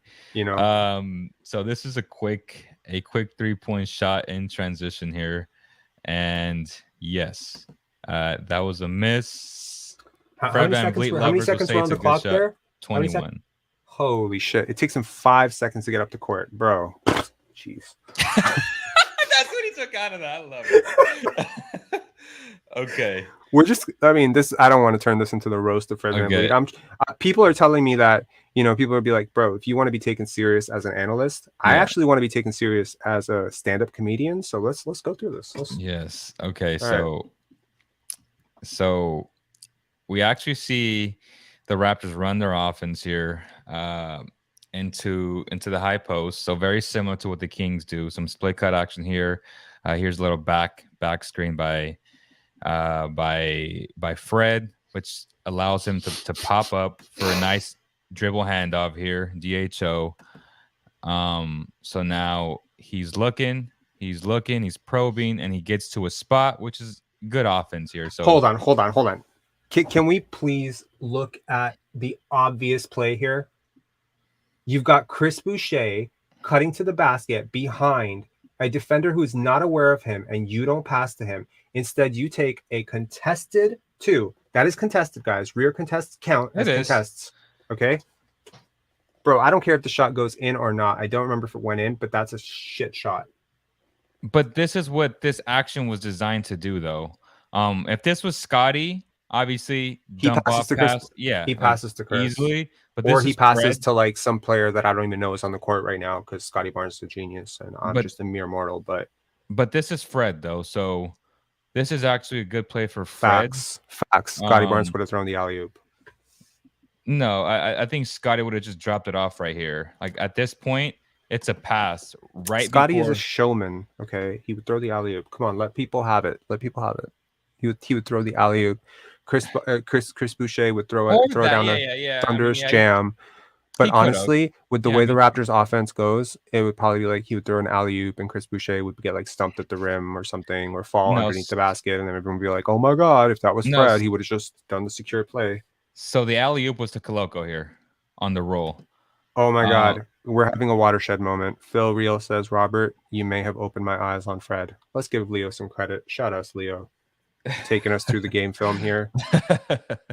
And if you want to hate watch Fred, go back and watch my 4-minute low light video. I feel like my girlfriend and I laughed at that when James. Yeah.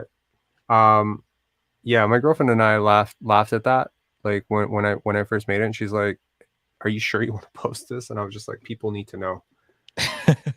Yeah. Here we go. High double stagger screen for Mr. Fred VanVleet. Again, this whole offense is revolved around him at times. That's why it makes me mad when I see this, but it's all good. You don't like fadeaway contested 35% shooters? You don't like that? That's not efficient offense for you? No. 0.7 shots, 0.7 points per possession doesn't look good to you? Okay, so he makes this shot right. That was very Steph Curry-esque. Yes, it was. It was very Steph Curry-esque. I love that this was Steph Curry. And again, this is designed for Fred to get this shot. He makes it. Kudos to him. I like this shot better than the last shot now that I looked at it. So good for him. So we also got to give him credit though. So this was a good shot by him. Okay. Yeah.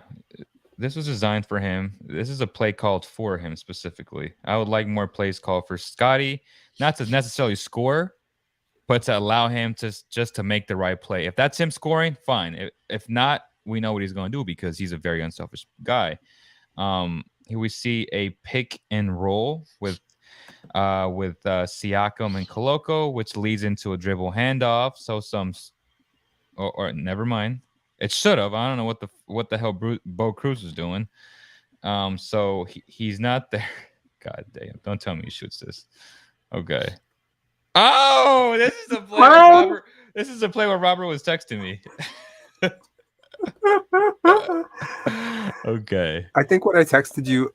Oh my god! Are these in chronological order? Yes. Oh my god! I could actually read you my texts from the game. Okay. No, don't do that. Oh, right. Sensitive information. Okay. So this is just bad defense by TD. He gets by him, and this is just Fred in a nutshell, right? Like no bursts, not much touch. If we compare him, right, for a guy that makes $23 million a year, that touch is not $23 million touch. Okay. Is it 10 day? What level of touch is it? Can we get a metric on this? Is it a 10-day contract touch? Is it an exhibit 10 deal touch? 2-way contract? Where are we talking? Veteran league minimum, Euro league, Turkish league? No, that's a disrespect to the Turkish league because those motherfuckers have touch out there in Europe. Shout out to my Turkish people, man, in the chat. We haven't seen Turkey show up in the chat. I don't think we're ever going to see Turkey show up again. Oh, they will. Oh, you know why they will? Because I just said Turkey. No, because you and me are going to do an Alpro and Şengün breakdown, and we'll have plenty of Turkey people. We'll do it. I got 35,000 views on that Şengün video, so we're bound to get some more. Okay. Here we go. So, yeah. Okay, let's stop the pile. All right, so next play here. God diggity. What the fuck was that? So damn, y'all still alive. Respect. Respect indeed, man. We're having fun here. We're having fun. We're having fun. Okay, so there's 11 seconds left. I understand this is a 2-for-1. Larry Kane says that was horrible. 10-cent touch. But don't tell me that. Oh, shout outs. Fred put up the ball thinking he's John Moran. Yo, I'm not even the only comedian here. Shout outs to all of you guys. Look at Nick Nurse. Okay, this might be a comedic moment for Robert. Look at Nick Nurse looking at Fred like, oh my god, is he gonna shoot this ball from there? Yes. And then look at his face. Okay, he's like, oh no. Oh no, fudge. She said, look at his face. Look at that. Okay, I'm literally pulling the Robert here, y'all. Oh my god, that is crazy. Let me go ahead. Hold on, let's play this out. Okay, hold on. Hang on. Go. Play it. Alone, stripped by Michael, stolen by MJ. Bulls down 1. 17 seconds from Game 7 or from championship number 6. Michael against Russell. 12 seconds. 11. We can't time it. I wanted to give Fred VanVleet a shout out, to every undersized guard who wanted to be like Michael Jordan. Yo, you're living all our dreams, bro.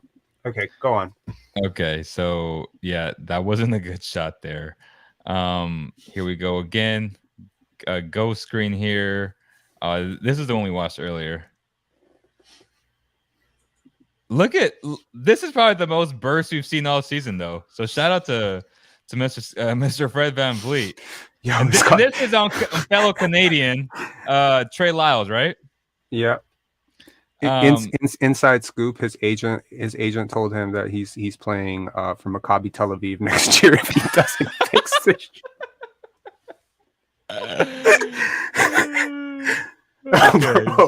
This is a good move, though. I'm sorry, bro. Like, honestly, with the amount of frustration that I've had over Fred VanVleet, I don't mean to be mean. I really don't. I feel like I'm resorting to a level of shit talking, right? But straight up, like, this game drove me insane.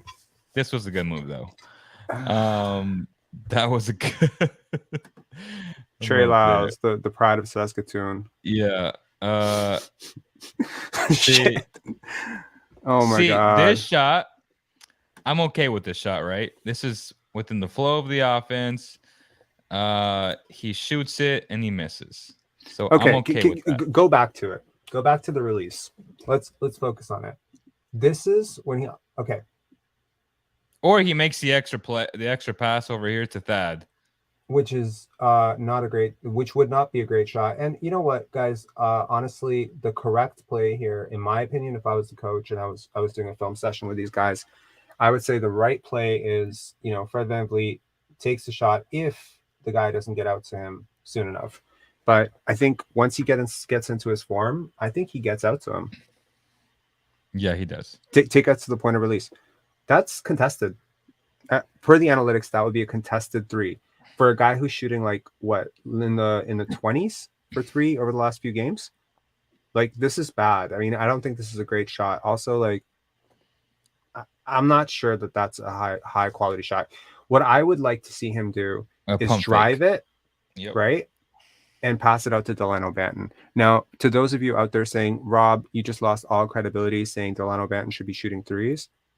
Okay, objectively speaking, Delano Banton corner open three is a higher percentage shot than Fred VanVleet contested three right now.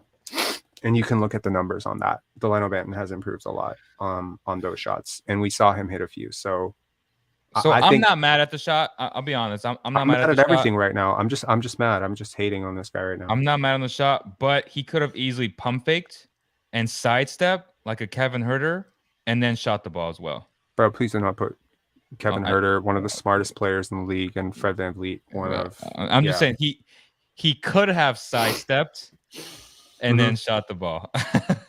But he didn't. Here we go again.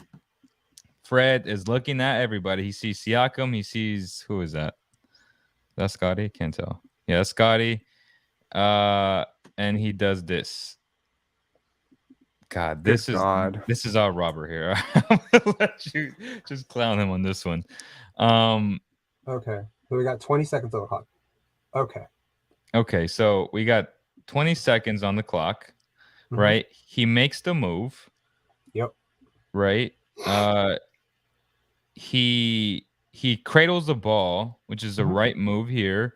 But the fact that he doesn't have the burst or the athleticism like a De'Aaron to literally yak it on you, he resorts to a contested, which he could have, tried to dump it off to Scottie Barnes, little bounce pass. Scottie gets it, he dunks it. That's a very obvious kick out, right? Or a dump off pass to Scottie. I can't, how? Right, it's not even a dump off behind the back, it's a dump off right between the defenders. Scottie would see this, and Scottie's obviously there for a reason, right? Like he's expecting it. Well, I mean, if he's played with Fred VanVleet long enough, he shouldn't be expecting it. It's just terrible shot. Yeah. So when Alvin Williams, if you end up watching, you're not going to watch this 3.5 hours in, but I mean, in reality, if somebody who knows Alvin Williams decides to forward this to him, please call this out. Be like, you know what, maybe you're not willing to go as far as I would, in your position of privilege to be able to call this game in front of a national audience, but maybe just say, hey, I don't know about that shot. Just at least put that doubt out there so that we don't have a generation of kids coming up thinking that was a great shot because you're like, oh, well, at least he's being aggressive. No, bro. No. All okay, right. So we see another. You're not gonna like this one. This is just bad defense by the Kings, and we see a switch here, right, from De'Aaron to HB on Fred, and Fred is like, okay, I'm gonna step backwards and shoot this shot, which he was feeling himself tonight. So I don't know. I mean, I don't even hate that shot. Yeah, I don't hate that shot. I don't hate that shot because what I would have hated is if he had taken that exact same shot from 3 feet closer to the basket. That I would have hated. As a long two, I would have hated that. I think, okay, yeah, like fine. You know, we can. I mean, I'm not going to roast the guy for taking shots. He's obviously got to be able to, you know. And for anyone out there who's like, oh my God, Rob hates, you know, hating on Freddie tonight. Yes, I'm a little bit frustrated with him, but I do believe that his willingness to take and make shots, he has to be a willing shooter. He doesn't have to be this willing at all, and that's putting it kindly, but he does have to be someone who can consistently make those shots, because I don't know if you noticed this, but Pascal Siakam, Delano Banton, Thaddeus Young, Scottie Barnes, these are not guys who are scaring anybody from three. Christian Koloko hasn't made a three all season. Khem Birch, not a great three-point shooter. So there is a lack of spacing in this offense, and you can argue that Fred VanVleet's ball dominance doesn't make it better, but maybe we can also play devil's advocate here, and I can do an about turn and say, how many point guards are asked to create in an offense that is this lacking in spacing? Is that a fair point? Yeah, yes. I think that's me playing devil's advocate and saying, you know, there isn't a lot of space to drive, and I think that's one of the things that's hurting Scottie Barnes the most as well, because wide, like guys, like I read an article on Raptors Republic, shout outs to Samson Folk, and it's called The Physiology, I believe, no, it's the biomechanics of Scottie Barnes. And I think it was a really interesting reader on athletes with long legs, the type of strides they need into the paint. And I think anything that expands my framework of the variables that I'm looking at when evaluating prospect. Now, I think Scottie's a generational athlete. Larry's echoed those sentiments. I think Blake Murphy's echoed those sentiments as well. But for a guy who is like that type of athlete, long strides, long, you know, strides into the rim, there's got to be some space for him to attack. Everything can't be congested. So my thing is, Scott, you know, when people say Scottie and Pascal are the most ideal fit together, they're so synergistically fitting. Well, I think the problem is that when Pascal was 2019 Pascal spacing out to the corner, taking catch and shoot threes, where I think defenses actually cared about him out there, defenses don't really care about him as a shooter right now.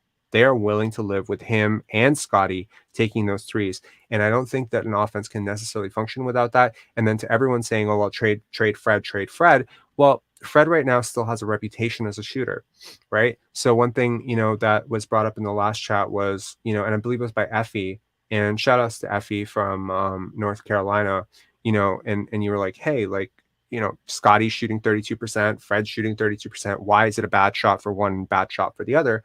Well, I think that it's an important thing to note that defenses react very differently to a Scottie Barnes 3 and a Fred VanVleet 3. Fred VanVleet is not getting the threes that Scottie Barnes is getting, which is almost wide open, because defenses want Fred to drive because he can't, and defenses want Scottie Barnes to shoot threes because they think he can't, which is why, to Jack Armstrong out there saying, why is Scottie Barnes shooting threes? Because unless he takes and makes those, he basically cannot help his teammates. He becomes part of the problem. And I think he knows that. He's smart enough to know that. His trainer, shout outs Brian, they know that together. And Nick Nurse knows that if Scottie Barnes does not evolve drastically as a shooter, this experiment between he and Pascal probably can't work. And ditto for Pascal. They both need to evolve as shooters. And for Fred to go out, you need to get shooting back, because you don't want to see this offense without even him, right? So anyways, that was my little rant. Yeah. So Raptor Eyes says cap on him being generational. I'll say this. I feel like if Fred would have just dumped it off to Scottie, this would have led to another pass, right? So this is when you and I talk about the hockey assist, and Fred is reluctant to give up the ball. He could have easily just passed it back out, swing the ball. As what's his name from earlier, Coach? What was his name? Mo. As Coach Mo says, the ball has energy, and when you pound the ball and you go in circles, and your name isn't Steve Nash, I have issues with this. Yes, he makes his shot, but for the most part, this isn't a quality shot because Sabonis is actually one of the better. It's funny as hell to say this. He's actually one of the best at the rim defenders in the game right now. That is scary, but true. No, it is, and he's done a great job in just staying vertical the whole time. He won't block your shot, but he's gonna stay vertical to where he contests it and he makes it difficult on you. So he's just really smart. He's figured this out. He knew that this was a weakness. This is like the whole reason for the Miles Turner Sabonis, pairing, because Sabonis can't guard. Sabonis is a defensive liability, and kudos to him and also to Nikola Jokic, both of whom have really figured it out. That being a big body, simply being a big body that knows where to be, makes you a half decent defender in the NBA. Yes. So shout out to Sabonis. Obviously, great finish. But it's not a high quality shot, and that's why we're doing this, right? I think this is if you're a coach, unless your name is Nick Nurse, it's a no. Oh yes, it's like one of those. But let's move on to the next one. Oh, close up Fred here. Shout out to the cameraman. Here we see a slip by Thad. And another attack. And as Williams likes to say, he's being aggressive. But the reality is, and again, I think Scottie went back here as well, just because he's like, this motherfucker ain't gonna pass me the ball. So let me go back. He also realized that he was trying to take Sabonis with him. So shout out to Scottie for at least trying to, but Sabonis is like, he ain't gonna pass the ball. So let me go. This is the other part of it. When you are so you're so consistently selfish, other teams game plan for you to not be a passer in those situations. Yes. Scottie Barnes is consistently. If I would say Scottie Barnes is a criticism, he is the anti-Fred. He is too passive. And tonight he wasn't. Tonight he took shots that were available. He reacted to defenses favorably. Honestly, we can be. There's 4 things about Scottie tonight: the pass to Kem Birch, the turnover in the front court where he was trying to pass to Fred VanVleet. Honestly, Scottie should know that Fred VanVleet's not beating anyone in a foot race right now too. So maybe that wouldn't have worked out as well. He should have dribbled it. My opinion. He could beat anyone in a foot race on the floor. Scottie Barnes is the fastest player on the floor next to De'Aaron Fox. So here we see on the next play again, Fox did a poor job tonight, and a lot of it too is because of his injury. But this is poor screen navigation here, which then allows Freddie to get to his spot. Which again, this is a quality shot. It's wide open. It's a good for him for knocking down this mid-range shot here. But a lot of it too is just bad defense there. Yeah, just to finish my thought here. What I wanted to say was Scottie played a virtually perfect game today. It was almost perfect. There's again, I'll point out, there's a mid-range shot that I wasn't super happy with, but I understand why he has to take it. There's the 2 turnovers, and there's offensively, defensively, a lot of issues. I have a lot of issues with how he played defensively today. His screen navigation is troubling. At times, got burned. He got burned a few times. By De'Aaron. To be fair, he burns everybody too, though. He does, and I think it's fair to say that in OG's absence, Scottie having to level up. He took that assignment on Domas, and I think he got the better of De'Aaron and Domas. This guy is doing work for you, and let me tell you, no one can stay in front of De'Aaron Fox. Domantas Sabonis scores 20 plus on the regular for a reason. It's not because teams are bad at defending him. That's just because that's how good he is. He's supposed to get 20 every night. Yes. You're supposed to make it a difficult 20. That's what my coach always used to tell me about these guys. Is yes, Jason Tatum's going to get 25 to 30 points. You just want to make it a really hard 30. You want to make him work for it so he'll have less gas on defense. That's pretty much how teams scheme for stars. Yes, 100%. So here we see a switch and a terrible shot. I mean, someone just said, would you say Fred is low-key turning into Isaiah Thomas after he was traded to Cleveland? No, because I actually liked Isaiah Thomas. But Isaiah played no defense. I know. Here we go. But for what he was awesome. I mean, yeah, that year he was an MVP candidate right before he got effed up. So on this switch, I have so many problems with this, and here we see Siakam who's like, "Give me the ball." I have Keegan Murray on me. You're spoiling my low light, because my low light is basically going to be Siakam standing at the logo demanding the ball for the whole game. It's going to be like 10 minutes of Siakam standing at the logo, and maybe on the season I can do a beautiful like 10-hour montage of Siakam standing at a place where defenses don't care about him. Like, guys, like straight up, this is selfish. I know that people don't talk about this enough. You are not helping anybody by doing this. You are not spacing. Nobody cares about you. All you're doing is you're allowing, if you don't move, you're just standing there like, give me the ball. My turn, my turn. This is the worst offense I've ever seen. Okay, so, and he literally looks him off, and look at his face. He's like, oh, no. He sees that. And he shoots a contested shot over Sabonis. My boy Freddie, what happened? What happened to you? You were hitting those. You were hitting those last year. Here we go. Daryl says it's even funnier because he knows there's no chance Fred passes on the ball. Yo, bro, I feel like this.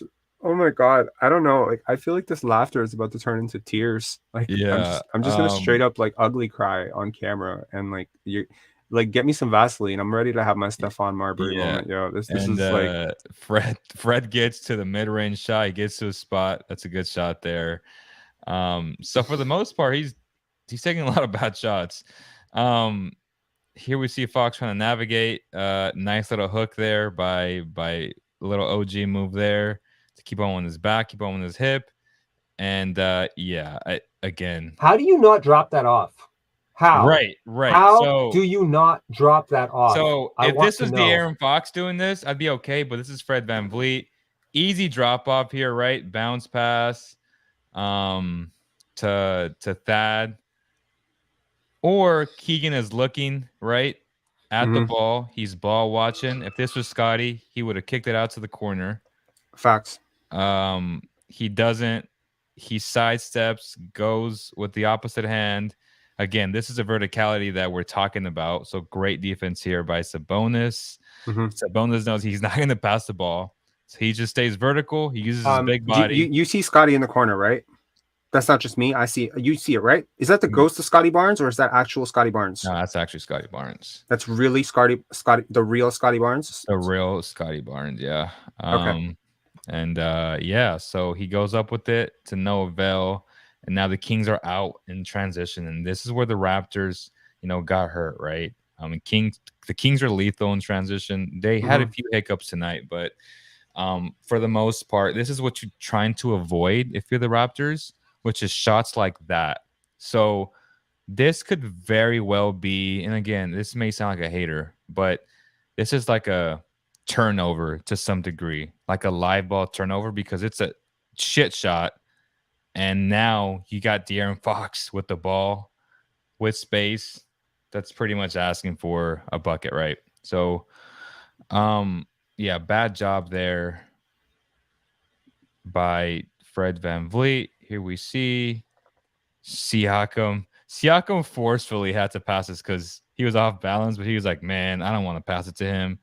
So he throws it back out for the God. This guy was chucking everything. Like he had no remorse of nothing tonight. It's infuriating me just watching this back. Contested, right? 6'8" Keegan Murray with the plus wingspan. Not a good shot. He should have just pump faked him, gone to the rim. or at least to the mid-range shot for a better shot, and he didn't. So that's tough. Let's move on to the next one. You see Davion Mitchell. Jeez Louise. So this shot here cost me a lot of money. Because I had the Kings plus 1.5. Obviously, they're down by 1 at this point, so I'm up. But with this 3, kind of effed me up. Terrible shot. I would take this every single time if I'm the Kings. I like my odds. He just made the shot at this point. How far is that per synergy? That would be like 32 feet, right? It's about 32 feet, 33 feet, 34 feet. So this right here is just like a damn. This is the type of shot you take when you are really hot. That's a heat check. It's just not a good shot regardless, though. Like, he's not that type of a shooter. I mean, distance threes are his thing, but they were his thing. They haven't been this year. Not when he's shooting left, right, and past tense, struggling. Yes. Right. Again, just a tough make. He just had it going tonight. Honestly, bet on yourself, bro. Bet on yourself. Bet on somebody else. I'm coining that phrase. All right. Oh my God, he's complaining about a foul. Here we go. LA Fitness with the dribble, and I mean, he has a point. He did go right into the guy. I think he made contact with his wrist. He has a point. But I will tell you, as an objective analyst, whether Domantas Sabonis passed him or Domantas Sabonis went and took the break off and got himself some popcorn, he ain't making that. I don't care. He's not making that. I didn't see no foul there. I saw. Hold on. Do you see Siakam right now? Do you see Juancho? Poor Bo Cruz. Fred VanVleet, did you not watch Hustle? I mean, Europeans can shoot. This apparently is an easy pass. I can't believe you don't pass to your boy. Like Siakam and him. Like Siakam is one of the dudes he still follows on IG. Like, why don't you pass it to him? He's your friend. He bets on himself too. Oh man, you guys are tough. Like, you guys came up together. Like, why? That's tough. Bet on the ball to drop. That's not Fred's shot. Yeah, no shit. What? So again, very contested here. I don't even look at that to tell you it's not going in. Look at the balance. Look at this is good defense here. Contested. Daryl has made a very good point that Siakam's hands weren't up, so it's on him, and he wasn't at the logo. So Fred doesn't. Scottie. This is gonna make Robert angry. Look at Scottie asking for the ball. He's like, no, please. And Scottie's at the part of the floor that he really shoots hot from. Oh, look at this right here. Left side. Scottie Barnes is lethal from here. And he looks him off. He says, guys, look up the shot chart. Leo's not gassing. I told Leo about this earlier in a different context. Like, Scottie Barnes on one side of the floor from corner three is pretty abysmal, and on the other side of the floor is pretty much like Larry Bird. And like this is some of the stuff that they're working on with him right now, is figuring out how to improve his shot diet to make him most effective, and how to bring Scottie Barnes back to Scottie Barnes. Now, I've waited 3 hours and 57 minutes into the stream to say this, but if you go back, I think about I want to say about 15 days ago, somebody, it was me, said right around mid-December, look for Scottie Barnes to turn his season around. It's December 14th, guys. It's coming. I promise. It's coming. So obviously we see the Kings bench kind of laughing like, yeah, take that shot, bud. They didn't care for that. They're up by 4. And again, context matters, right? Mm-hmm. Time and context. This is just a terrible shot. Down by 4 with 5 minutes left. You got to kick this out, brother. And he doesn't. So here we go there. Raptor Eyes says, I don't think Leo believes you about Scottie. No, Leo is just really, really, really interested in the game film right now. I think he believes me about Scottie, and he knows why he should believe me about Scottie.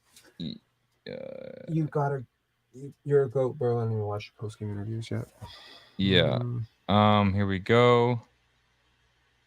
Another contest. 2:46 left. Okay, so let's break this one down here. We see his best friend Siakam set him a pick and roll, which gets Harrison Barnes, which again, I don't know if that's the smartest thing to do. Like, you got the wrong switch there, Look buddy. at this comment. Siakam open, Hernan Gomez open, Yeah, Scottie open, Fred with the ball. Oh, look, the rim is open. Oh, no. No. Can I nominate this for comment of the night? Yeah. Kyle, comment of the night. This is my favorite comment. I don't mean to, maybe this is hyperbole, but this might be my favorite comment in YouTube history.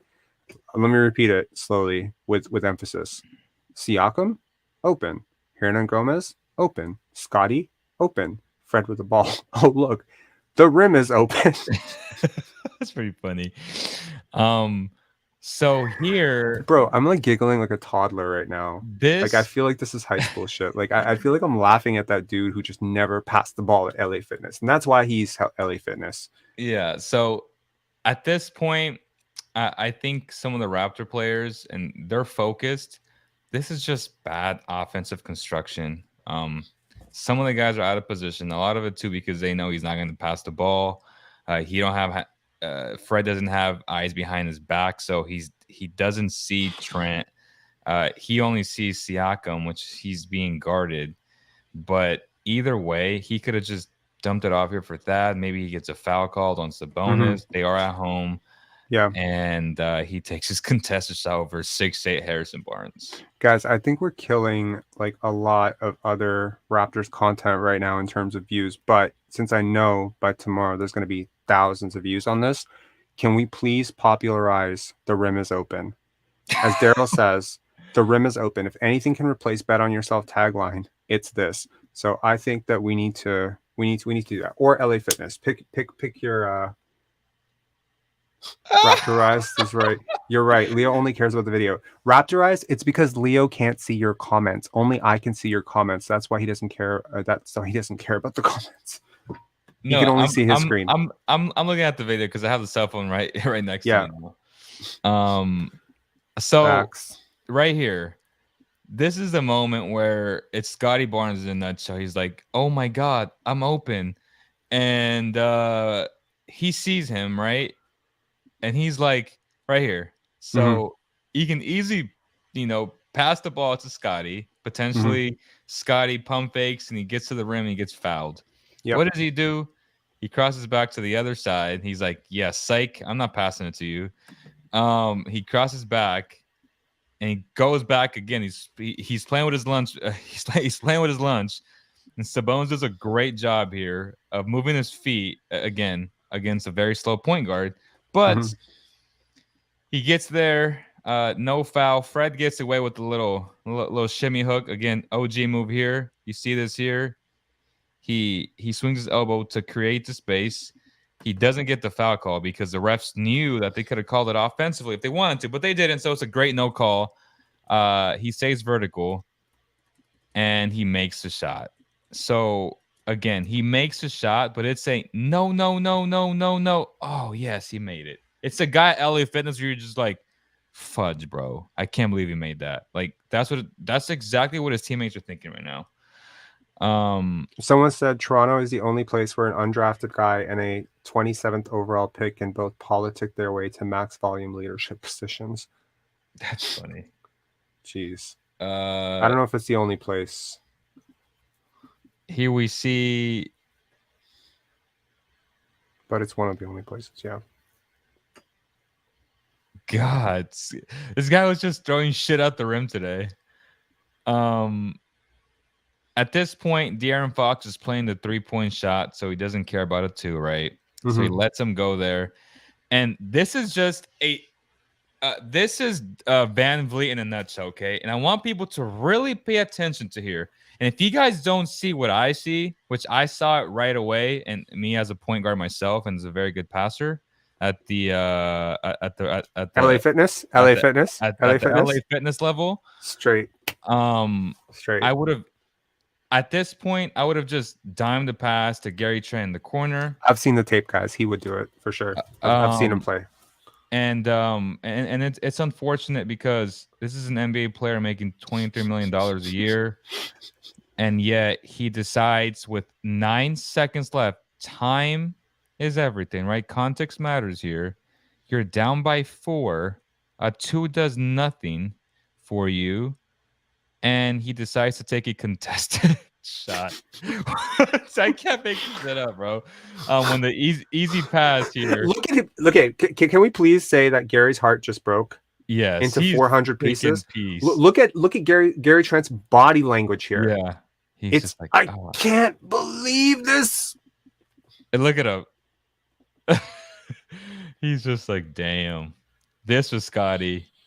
This was gone already.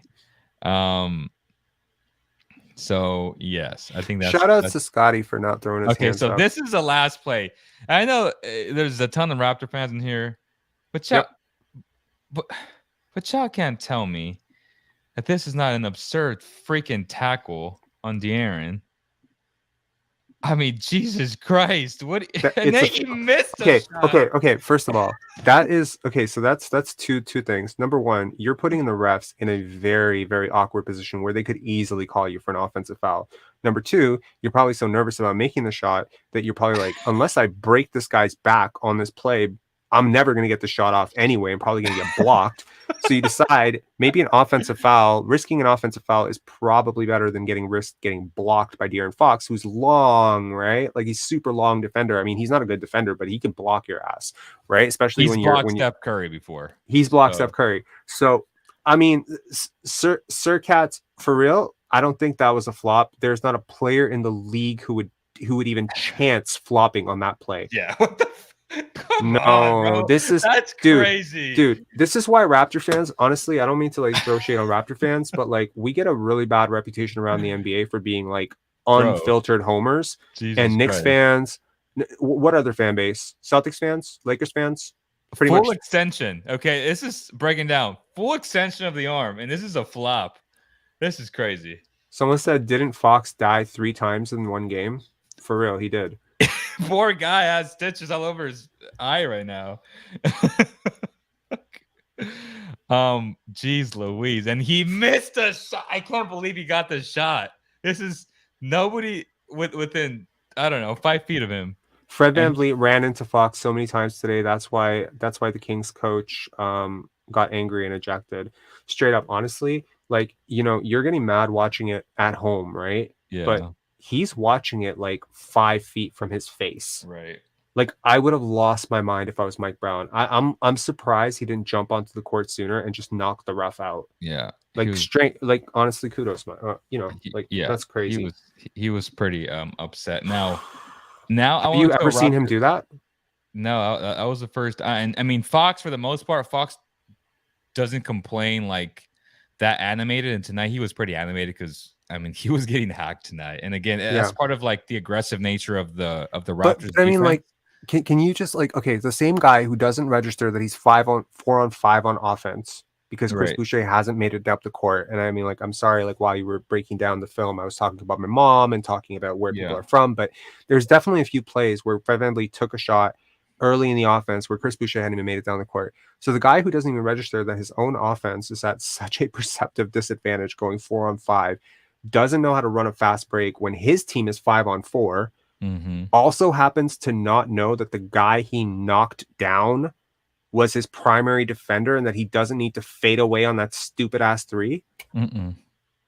Like, this is just a lack of vision. Anyone who look, a lot of guys have this perception that point guards need to be short. I cannot tell you how many times a day I encounter a comment from somebody that says, Scottie's not a point guard. Fred's a real point guard. Even, you know, Vince, shout outs to Vince, who was on. He even said, like, you know, the Raptors would be much worse with Scottie Barnes. I understand that Fred VanVleet takes care of the ball. As I said, it's very easy to take care of the ball if all you do is dribble and you shoot everything. But as far as I'm concerned, some of these shots should count as turnovers. Every single time he misses a corner shooter open, that should count as a turnover. Missing an open cutter, turnover. Missing a guy diving to the basket, turnover. Alley-oop pass that he doesn't make to Christian Koloko, turnover. All of those are turnovers. Okay, so let me show Raptor fans what a playmaking 96 percentile point guard does in the league when you have burst, athleticism, and vision. This is the type of pressure that he puts on him. You got 3 Raptors, right? Fairly on him because they understand how explosive he is. And this is the accurate precision. Hold on. Before you go forward, Raptor fans in the comments section, go forward like 1 frame. Forward 1 frame? Yeah. What do you think he should do? Let me know in the comments. What do you think De'Aaron Fox should do right now? I'm very curious. Okay, so here we go. So at this, again, I feel like Fred would have just popped a mid-range shot right now. And he doesn't. So here we go. Some people might say pass that out to HB. Obviously, he doesn't. Raptorized said pass to Barnes. I'm not surprised Raptorized said that. Silent said pass to Sabonis. Let's play it out. Oh, we have another pass to man behind him.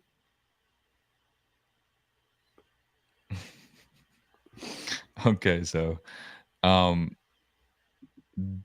some people might think after watching, oh well, that's the easy pass. But how many times did we say that about Fred? And Daryl says, look at Sabonis. Right. So this is a precise bounce pass in a congested lane with 3 plus length defenders, and it's the right pass. 100%. And you get again like Fox has taken slack because he doesn't put up box score assist, but he does this every single game, and we'll see it right now. So here we go again. He turns Scottie, and again, and people are going to shit on Scottie for this. To be fair, shout outs to everyone still in the chat. It's blowing my mind. I keep expecting the numbers to go down, but every time it goes down a little bit, it jumps right back up. Respect. We're going to keep blabbing. If there's still 250, 300 people in here, we're not just closing the door on you guys. Who cares if tomorrow it's like a 4.5 hour stream and no one wants to watch it? It's cool. This is for the people who are here. Thank you for being with us. I really do appreciate it. This is amazing. We really appreciate it, guys. And Leo and I love basketball. This doesn't bother us at all going 4 hours. This is cool. Yeah, I'm like, my wife might beat my ass after this. I'm joking. Oh, you wish you didn't say that live. And also, guys, let me just throw a shout out because it might not be obvious to the people who are watching this over on Pensari Basketball. Give Leo a like on his stream too after this. It really does help his stream get out to his followers. Leo has way more followers than Pensari Basketball, and they drop Toronto Raptors content all the time. I suggest you give him a sub up too. Okay, appreciate that. So it's live on both channels. But to be fair, people are gonna shit on Scottie Barnes here. But as I said, De'Aaron Fox does this to everybody. Like this, and honestly, like I will be the person to be critical of Scottie here. He needs to get lower. He needs to get much lower because there aren't a lot of 6'9" guys who can actually stay in front of Fox. But if he wants to, he's one of the guys who can try and do really well with it. Scottie Barnes, for all the people saying he's not athletic, guys, honestly, being 21, growing, having super long legs, it's very difficult to guard pesky little point guards. Yeah. It's really difficult. That's one of the things that article really taught me. And by the way, after I read the article, I went on a deep dive for 6 hours and read everything I could about biomechanics, like how the body works, long-legged athletes. I looked at other long-legged athletes. This is one of the things. He needs to get his feet further apart. When his legs are close together, it's actually going to make it really difficult for him to stay in front of anybody, much less De'Aaron Fox. But yeah, that's why his isolation defense is so great, but that's also why his screen navigation is kind of bad. Yes. But FYI, his team is aware of this. They're working on it. Don't worry about it. It's going to be fixed. So great. Again, this is a point guard who has elite handles, elite speed. So he blows by him, which then the other guys. I don't want to cut you off, but here's sorry. I'm so sorry. There's a comment here. Scottie plays too high. He needs to take a step back and use his length. I just want to say, guys, there is a massive, massive impact of ball pressure. Ball pressure. First of all, there are very few guys who can do it. well. Scottie Barnes is okay at it. He will get better at it. I promise. He has been good at it in the past. Ball pressure does what ball pressure does is it makes ball handlers uncomfortable. It shuts down passing lanes. It cleans up a lot of mistakes. It allows your defense to actually set up. It allows your defense to actually get a read on what the defense is doing. It sometimes forces turnovers. There are a lot of advantages. Yes, it's very easy to say, okay, just don't guard De'Aaron Fox 35 feet from the basket. But you actually have a much worse shot of actually guarding him if you're stationary. If you're like, okay, I'm just going to guard him 20 feet. Well, he's not a bad shooter. It's not like he can't make a three. So you do have to guard him. He's a 38% shooter from three. Exactly. So you do have to guard him high, but also he's a really good passer. So putting that ball pressure that Scottie's doing right now, some guys might say, oh my God, he's getting blown by. Yeah, he's guarding the fastest or second or third fastest player, maybe first fastest. Like it's close in the league, 50 feet from the basket. Yeah, he's going to give some blow-bys, guys. Yeah, and sometimes too, when you play that high and you're pressuring people up that high, that exerts a lot of energy, which has to do with, Scottie sometimes looking like that. So I think Raptor fans have to chill down a little bit and just, acknowledge that he does a lot for that defense. And sometimes, as you said, when you pressure somebody that high, you can really speed them up. And then when you're sped up, you make mistakes. So that's what he's hoping for. Obviously, probably not the best guy to speed up because Fox likes to play fast. But he does. So Banton rotates here. And tell me that's not just a gifted pass. I mean, no look pass here. He's looking at his best friend, Malik Monk here. Yep. And Gary sees it. Siakam is there's always three guys around Fox. That's how much attention this guy. That's what I'm saying. That's why I think he gets a bad rap. But it's also our defense. Our defense overhelps, overcrowds. Any sort of paint breakdowns. But this is every defense, though. It's not just the Raptors. No, I agree. He deserves it. He's one of the better players in the league this year. And I think he's fourth in the league in finishing, and this is with big men. So he ranks with like big men at finishing at the rim. He's so elite at finishing at the rim. So So he's looking at Monk here. Can people predict what he does next? So what's the next pass? Should he pass it out to Barnes, to Murray, or to Monk? My personal advice to him is to bet on himself. But yeah. Okay, so I'll let you guys decide in the comments below. Don't cheat just because I showed you guys. All right. So he jumps into the air, he gets everybody up, and the one person that he wanted to move with that vision right here is this guy. He knows he wants to go to Sabonis. He already made up his mind. He just needs Trent to literally fall for it and collapse and try to get close out to Malik Monk and just a gorgeous bounce pass to the big man. Shout outs to Kyle S, who said Sabonis. He called it. Great stuff there. Silent said, I just noticed every Raptor defender is looking at Fox. He can pass it to anyone. I mean, yeah, I don't know. Not to anyone. But by the way, like I keep shouting out this breakdown that Leo and I did during the playoffs with James Harden. It was the exact same thing. James Harden breaks the defender down. Yeah. And then once he gets past the first one, everyone is still help conscious that basically 5 defenders looking at him. And he just shreds you. Like not all passers are like Fred, guys. Like he said the rim is open. Okay. Here we go. In transition again. This, not to pile on Fred, but if this was Fred, he would have just stopped at the free throw line. Wait, not to pile on Fred. That door has closed, my friend. Yeah. we are well past, or we passed that bridge 3 hours ago. We're comfortably riding into the sunset at hour 4, like 4 hours and 17 minutes into this.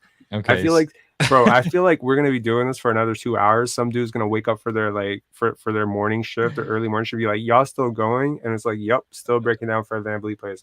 I'm kidding, guys. We're gonna wrap this up really soon. Yeah, so very soon. Yeah, Leo needs to get to bed. I definitely need to get to bed. I have a project later. If there's one final person who wants to come on and share some thoughts with us, we're open to having one final conversation. I'm just gonna write it into the chat right now.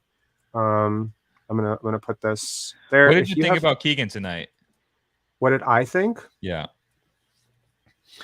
Look, there are very few. I know the stats are eye catching for this rookie class, right? Paolo, etc. Right? There's a lot of guys who are putting up really big numbers. Paolo, Mathurin, etc. I think from watching the games, there are like 3 rookies that are standing out to me that are really impacting winning: Walker Kessler, Jabari Smith, and Dyson Daniels. 2 of whom I was really high on. Walker Kessler, I did not see this coming in a million years. I did not think he had the mobility for this. Keegan's in the slightly not impacting winning, but not to the point where I'm worried about it range. That's where I'm at with him. Yeah. You know, he's good. He doesn't make mistakes. He's not selfish. I like that about him. He seems to be really smart. Plays within the offense. I think you have at worst, you know, a really good starter. Yeah, like someone who can start for you long term. Yeah. I don't see star. I never saw that with him. I think I told you that as well. Like that would be the like a very crazy, you know, upside on him. But shout outs to the Houston Rockets, man. Like in that selfish, you know, non-ball movement offense, they have knocked off some really good teams. And if you are actually watching those games, Jabari Smith guarding Giannis Antetokounmpo about as well as I have ever seen a rookie guard him. And I'm not just hyping it up because I was really high on Jabari Smith and I'm, you know, doubling down on my own draft pick, but like that offense is not doing him justice. I realize like offensively, he's not like been great, but defensively, he and Dyson are like really flashing something. And I think maybe that's rookies almost never help your team win. Last year, the rookies that really impacted winning were Scottie Barnes, Evan Mobley, Herb Jones. Right? There were very few. Bones Highland a little bit. I would assume not really. I mean, there are very few, right? Like when you look at Cade, Jalen Green, Jalen Suggs, Jonathan Kuminga, who is still like for everyone out there who thinks Kuminga and Barnes, like I saw some pretty comical takes, you know, the last few days. Oh, Kuminga and Barnes is pretty comparable. Oh my God. You are literally like if Kuminga is ever as good as Barnes is today, I would consider it a very big win for the Warriors. Like there's a big gap, big gap. Don't let 30 points in one random game fool you. There's a huge gap. I think this is one of the few plays where Fox missed. Again, I'm very objective about this. He should have just bounced past it inside where Fred can't get to it. Yeah. Right. Sabonis is calling for it. Yeah. He doesn't, right? Which again, he also understands that at this juncture of the game, they're down by 9 and 3 are worth more than 2. So he kind of waited just a little bit for the defense to react to Sabonis. Yeah. But I would have went for the sure dunk. That's just me though. But he kind of took a risk. It worked out because he got what he wanted. But at this point, Fred takes a 3-point shot. He doesn't. He kicks it back out to Keegan for 3. And bang. Did you just say Fred? Yeah, like Fred would have shot that shot as opposed to kicking it back out. Yeah. Okay. Any final thoughts, guys? We are finally under 200 in the chat, so that's interesting. Okay, so people are like, "Hey, man, it's like 2 a.m. 2:30 in the morning over here. It's almost midnight over in Sacramento. Is it midnight? It's almost midnight in Sacramento, right? 11:30, yeah. Yep. Okay, for sure, bro. Okay, so yeah, I think Leo, any final thoughts for the night? Just a huge shout out to you for, you know, allowing me to come on with you and you know, talk to amazing people who called into the show, who are super intelligent. I really enjoyed the conversations with them, especially Coach Mo. Again, like he can reach out to you, to me on whatever platform. My DMs are always open. If you want, I talk to hundreds of people every day on the DMs just talking basketball. I love doing that. Cool. And he's one of those people. So people can subscribe to Basketball Zone. Robert and I will be doing a lot more collabs in the future. I think there's a Şengün video that I want to work on because he's having a solid second year. I was very high on him last year. Yep. I love what him and Jabari bring. You seen the comments right now, bro?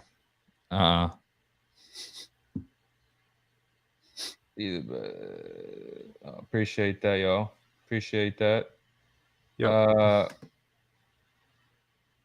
So I appreciate everybody as well. And I think Şengün and Jabari they're a problem. I see Şengün as a baby Sabonis. The guy can push the ball. He can pass the ball. I don't see that. I do. Like he's baby so Dumas Sabonis, not Arvidas. Yeah. Okay. Thank God. Okay. Baby yes. Domas. That I see. Yeah. Baby Never Domas. mind. Like they play so similar. Especially at that age. I feel like obviously he's good. He's really good. Yeah, like he's solid. So I like what the Rockets are doing in terms of accumulating talent. What they ultimately do, we'll see. It's the 4th biggest market in the U.S., so they could attract free agents to go there, obviously, with no state taxes in Texas and it being a huge market. So it makes sense with what they're doing. But yeah, I think that's one of the videos that we should do very, very soon. We just did a Dyson video as well. Dyson Daniels, your favorite rookie of the class. They can check that out. Raptors content. Just trying to Jabari, Christian Coloco. I'm telling Yeah. you, pull this video up in 6 years and tell me that those 3 didn't make it. I really do see it. Like, guys, young players who care about defense, it's such a good indicator of success.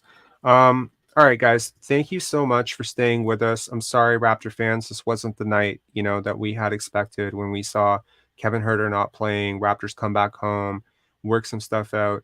I genuinely believe that this team has some serious chemistry issues. I really do. And I'm not trying to start beef or anything, but the body language out there is basically, I play for me, you play for you. And we'll take turns and we'll see who does it best, right? It's almost like there's a competition right now that shouldn't be happening. It's not team basketball. It's not great basketball to watch.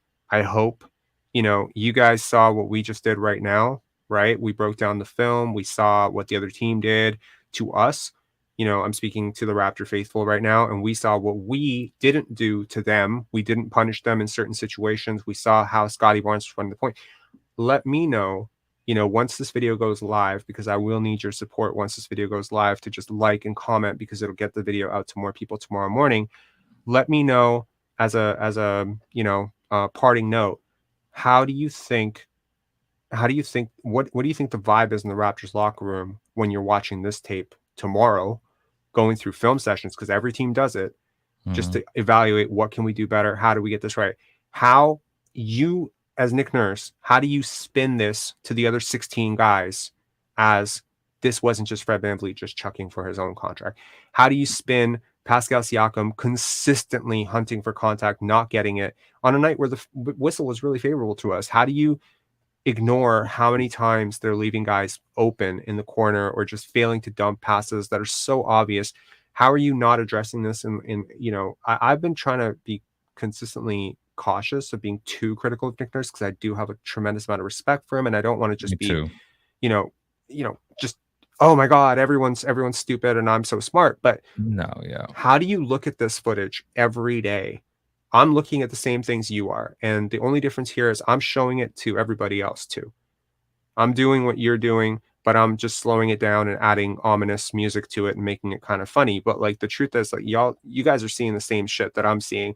You're seeing the same data that I'm seeing. How are we arriving to such different conclusions? So that's all I'll say, is that this offense needs to be about more than chasing bags, putting up numbers, getting contracts. To the media out there, you guys really, the thing that I'm really happy about, that for 4 hours and 30 minutes, I have not had to flick on my phone and look at the thousands and probably thousands of comments about how great a game Fred VanVleet had tonight and how his team needs to step up and help him, because that is exactly what is going to happen when a guy goes over 35 points. But thankfully, thank you, Leo, for breaking down all that tape, so I don't really have to do it. Like, my low light video will be focusing on something else other than Fred VanVleet for the most part.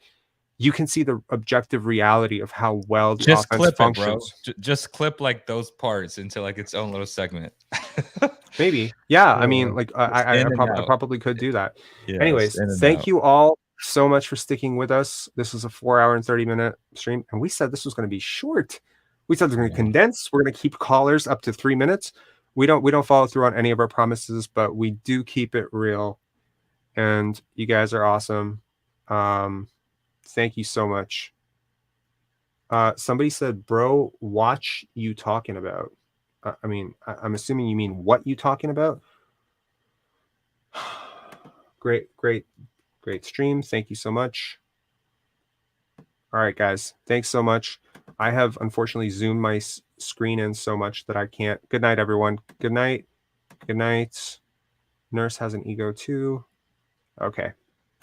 Yeah. Not you, Pensari. What? All right, sorry. I want to understand this. What are you saying here, bro? He's talking to somebody else, I think. No, he said not you, Pensari. Oh, as in not me, Pensari. I was like not you, Pensari, as in like not me, as in like not me too. Like I've gone over to the dark side. Anyways, guys, thank you so much to the 200-ish of you watching. Please, the minute we wrap this, please do me the biggest favor in the world and click like and drop the quickest comment ever. Yeah. It will really boost the algorithms. It's going to help us out a lot. And if you want to listen to my voice on another video that I've posted, and you want to go from this to that helps the algorithm a lot too. Subscribe if you haven't already. Subscribe to Leo's channel if you haven't already. And thanks a lot, guys. You guys are the best. Peace.